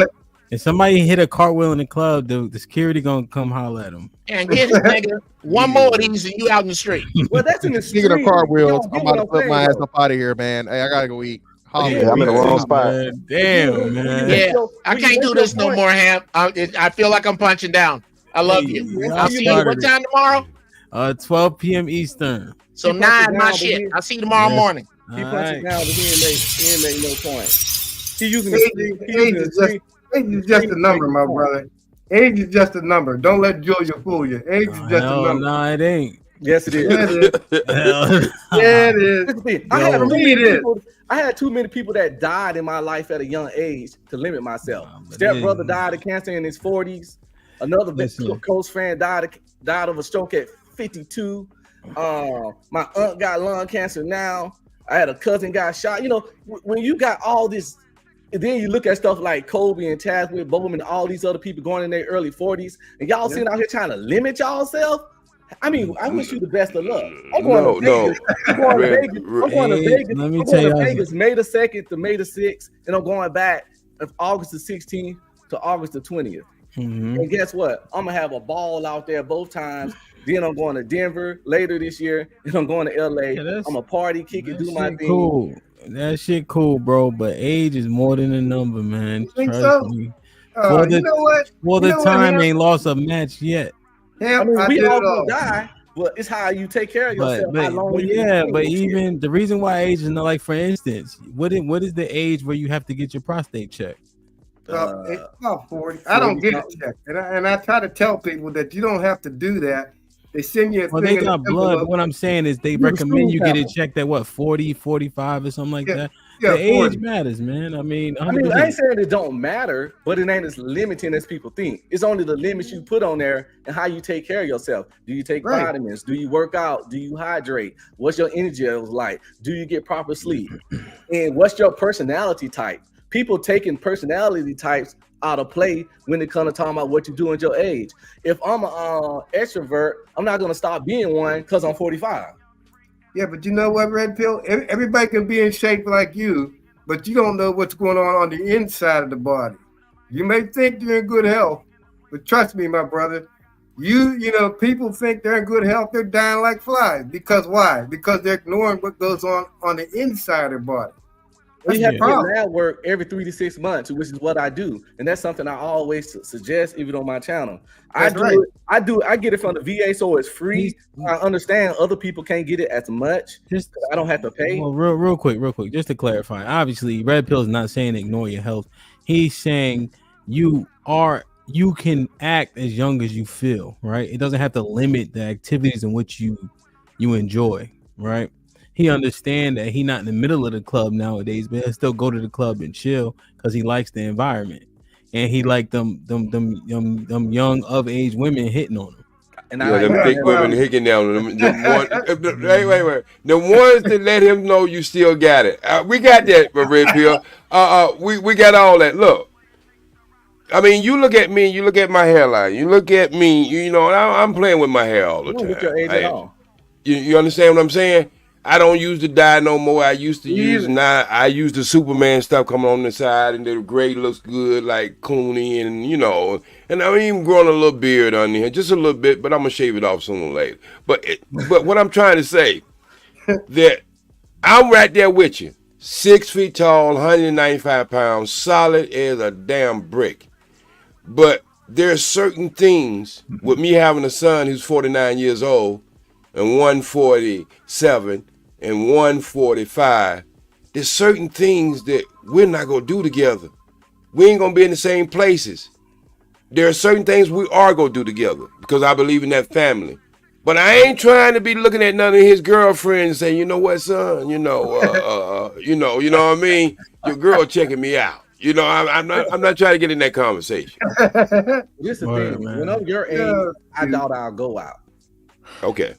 But like you don't think I look good enough to go out, Red Pill? You could go out and bag a bunch of 45, 50-year-olds. No problem. You just limit my age. you just cut me straight out the 20s. Nah, I'm just kidding. I got you, bro. Go ahead. I just bullshit. It's like, man, hold on, y'all. Like, share, subscribe, tell a friend, hit that like button right now if you can. That helps the channel the most. HQ with the $2 says, right attitude, Devin. Let it take care of itself. UT with the $2 says, 20 bodies is not a mistake. OG. D Degenerate been a member for 1 month. Salute, my brother. Ramello with the $10. What's poppin'? Ramello says abracadabra top cat. Caesar's Palace with the $5 says hemp. Tell old dude do not listen to his girl about day trading. 90 to 90% of day traders do not make any money. She's not teach you anything, dude. That was for Miles. HQ with the $2 says Red Pill is delusional. This is wild. Cali Bed with the $2 says, is Sea Walking still allowed? I think so. Adrian with the $5 says, I'm not listening to 45-year-old man who wearing Dragon Ball Z. Shit, I had a backdrop with Dragon Ball Z the other day. I didn't know it was the age limit on liking anime, but people just are really stupid. If they want to live their life that basic and limit themselves, and then the goddamn what's that guy name? The motherfucking Grim Reaper come for their goofy ass because they don't want to have fun. That's on them. But your boy gonna live. I'm gonna be up in Club Dre's. If you haven't been there in Vegas, it's off the chain. One of the biggest clubs I ever been to, and I be in there turning the hell up, having a good time. And if do what you do, man. Limit yourself, play games. Hey, get this because you got one life to live. Live that crap to the fullest. And that's what you're supposed to do. Family, friends, fun. Family, friends, fun. And of course, God, all in the middle of all of it. And you know, I don't know. I like anime and Marvel movies, but a lot of men my age do. Like, what's wrong with these people? I did it all. And I ain't got nothing to shame about. I did it all. I don't have nothing to do. I enjoyed my life when I was growing up, and I did it all. So I don't need to do nothing else. I just sit back and watch you guys make a fool out of yourself, trying to get with these young girls, and they put you down. I love that. That would be funny. Well, this show has been dope, man. Dissolution of gender roles, I think we mined it out pretty well. Maybe some points that were missed. Obviously, we went a little bit a different way towards the end, but we've been here for 5 hours, so you know. It's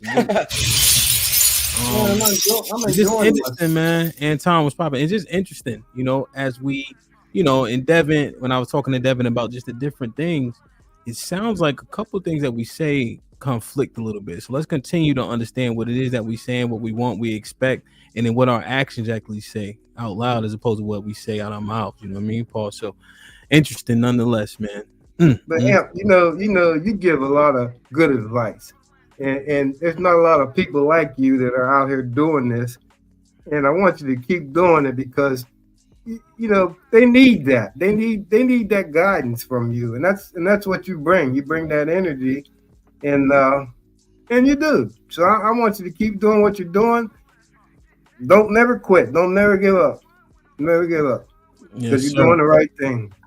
You Yes, are. sir. 100%. I'm gonna come down to Houston, man, so you can see how I move, man. I got you. I'm I'ma gonna come to Dallas.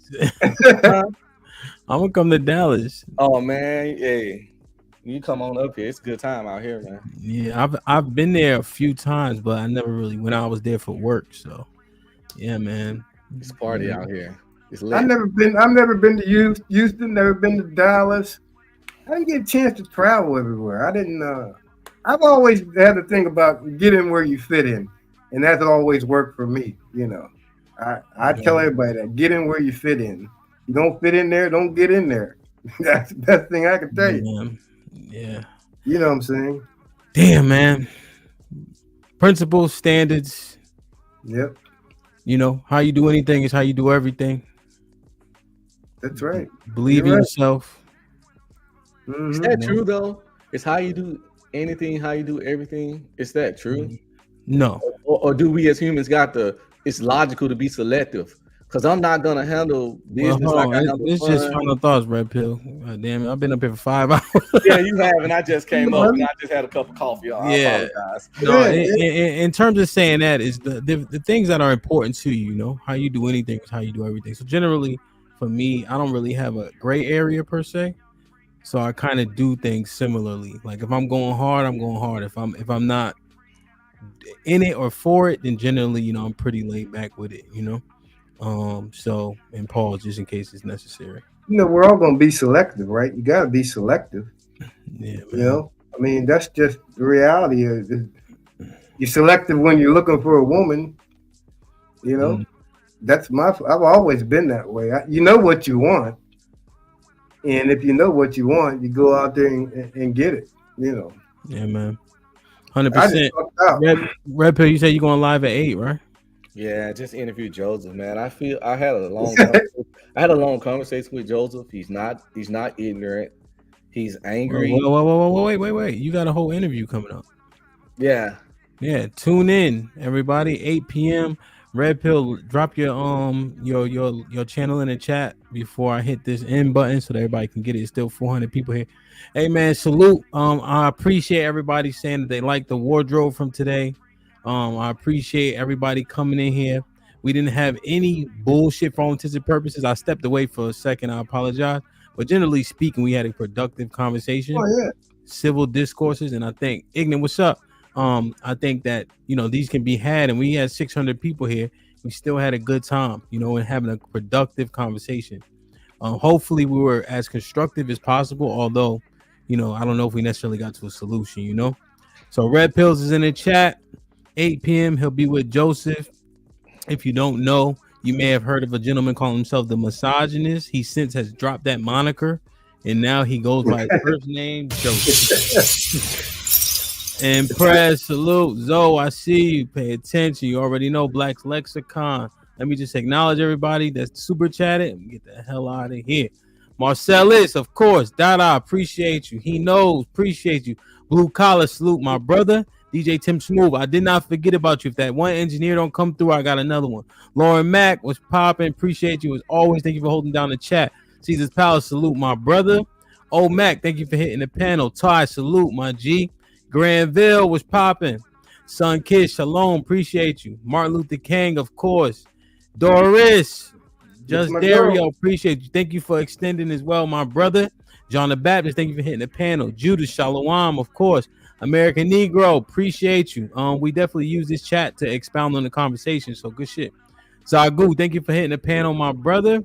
Sophia, thank you for all the support and windmilling in the chat. I like that shit. JC, salute. Lord Lou, appreciate you. Joe, my brother, Joe will be present on Wednesday as well when we mine out coochie credit. Underground Zone, salute. Donald Trump.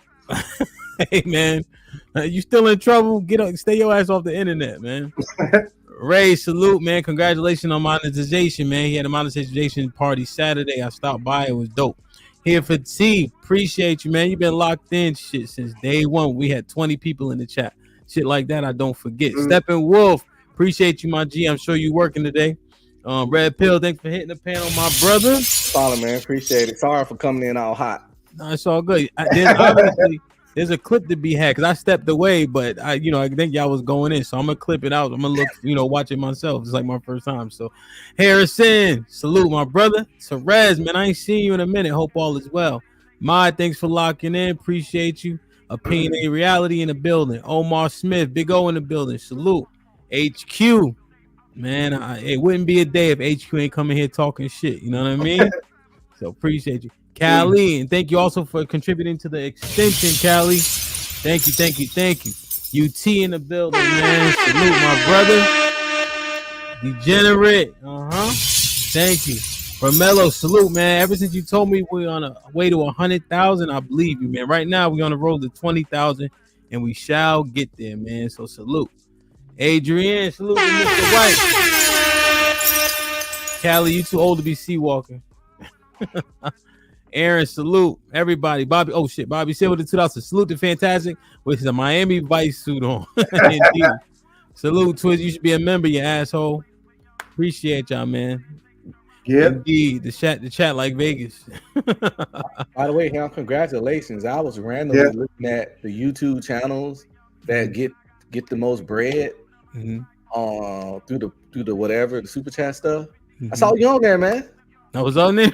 Yeah. What website was that? It was like for March. It was for March, and it was you was like number 16 out of all. Yeah, I think it was 16. Yeah, you was right number 16. Shit like that. Shit like that. It's dope, man. There's a lot of channels out there. I think people like you was on the list with like the lead attorney and other cats like that been in, Yeah. You was like number 16, which that's awesome. Yeah, when you're at 16, you're doing better than dudes that's been on there. That's dope as hell, man. That really it's a lot. It's a whole lot of support, man. Like just pushing people saying that the channel's dope. We do well. OG put it on a radio show one time, and then I never asked for anything. The only thing I do is just the extension. Like, hey, we at the 3-hour mark. We've been here for a long time. But other than that, man, it's just organic love, man. And, I try to stay consistent as possible because these shows matter. I think people really lean on just for entertainment and to learn, but entertainment nonetheless. And it's a community. We're building up the Discord, people talking. That's why I make sure I say hello to everybody, because it matters. Like if I saw any one of y'all out and something was going awry, I would be standing next to you 100%. Well, my son listens to you. Hold on, OG, time. Let me finish this damn soliloquy. Goddammit. So like the other OG. So I just want to say that out loud, man, because people don't have to do shit, right? But I firmly believe that virtual relationships are real, and this is a real thing. And even if it's one or two people that get something out of it, that's all the difference. When Top Cat, when you first sent me that email about, hey, this was impactful, that's all I needed, I remember one time somebody was talking shit on the panel. Red Pill was in the chat like, shut the fuck up, let my brother Hamp get his money. It was something about something, but they were just saying dumb shit. You know what I mean? Yeah. And OG been telling me, hey man, I got a job to do now. So it makes it a little bit more serious. But when you're doing well, you have more responsibility. Right. But like my son said, he said, Dad, if he wasn't doing his job, he wouldn't have that many followers. That's exactly what he said. If he wasn't putting the message out the way he's doing, a lot of people wouldn't be following him. He said he's doing a hell of a job. So from my son, he listens from work and he be texting me, And I'm like, yeah. He said, Dad, this is dope as hell. Because he never got into none of this stuff until I got started. And then he come over, he said, what are you watching? I said, I'm watching Hamp. He said, well, where's this thing? So I showed him. Now they're all watching from his job. A lot of them brothers, 3-4 brothers, they're watching from his job. And that's all it takes. 3, 4, and then 3, 4, and then 4 more, and then you just continue to grow and build. You know, even the people who've been gracious enough to allow me to interview them. You know, right. But that's why I make sure I conduct those interviews in a particular way. It's about content and ideology, not about that personal shit that people want to get into. That ain't where the milk is. You know, that ain't where the meat is. Pause. You know. So salute to Uncle Jeff. Like, I don't know if people know the work Uncle Jeff had put in terms of career and things of that nature. So we're gonna highlight that tomorrow. You know, so it should be dope, man. And even though, it's a pleasure to share the stage with somebody that's younger than me. You know, I always got to get that dig in there. I love you, OG. Yeah, man. So I love y'all. Appreciate y'all, man. I'll see y'all tomorrow, 12 p.m. Eastern, interviewing Jeff Brown, man. Salute. Red Pill, 8 p.m. tonight. I'm not sure who's streaming right now. I know Precious goes live at 9. I would assume Red Pill ain't gonna, the interview ain't gonna be super duper long. Nah. I'm not sure who's live right now. I don't know if Big Bad Bull's here, but somebody drop whoever's live. Let's keep on building, man. OGU Speed, you want I'm 4 o'clock in the morning. Got a show about sex, dealing with slavery and sex back in them time. What happened? Damn. Okay. Yeah, well, you on different time zone though. I be your late. Yeah, but that's 6 o'clock in the East Coast, right? 4, 5, 6, 7. 7 o'clock. 7 o'clock in the East Coast. It's about right. So I love y'all. Appreciate y'all. Be safe. Do the right thing, man. Like, share, subscribe. Tell a friend to tell a friend. And we out.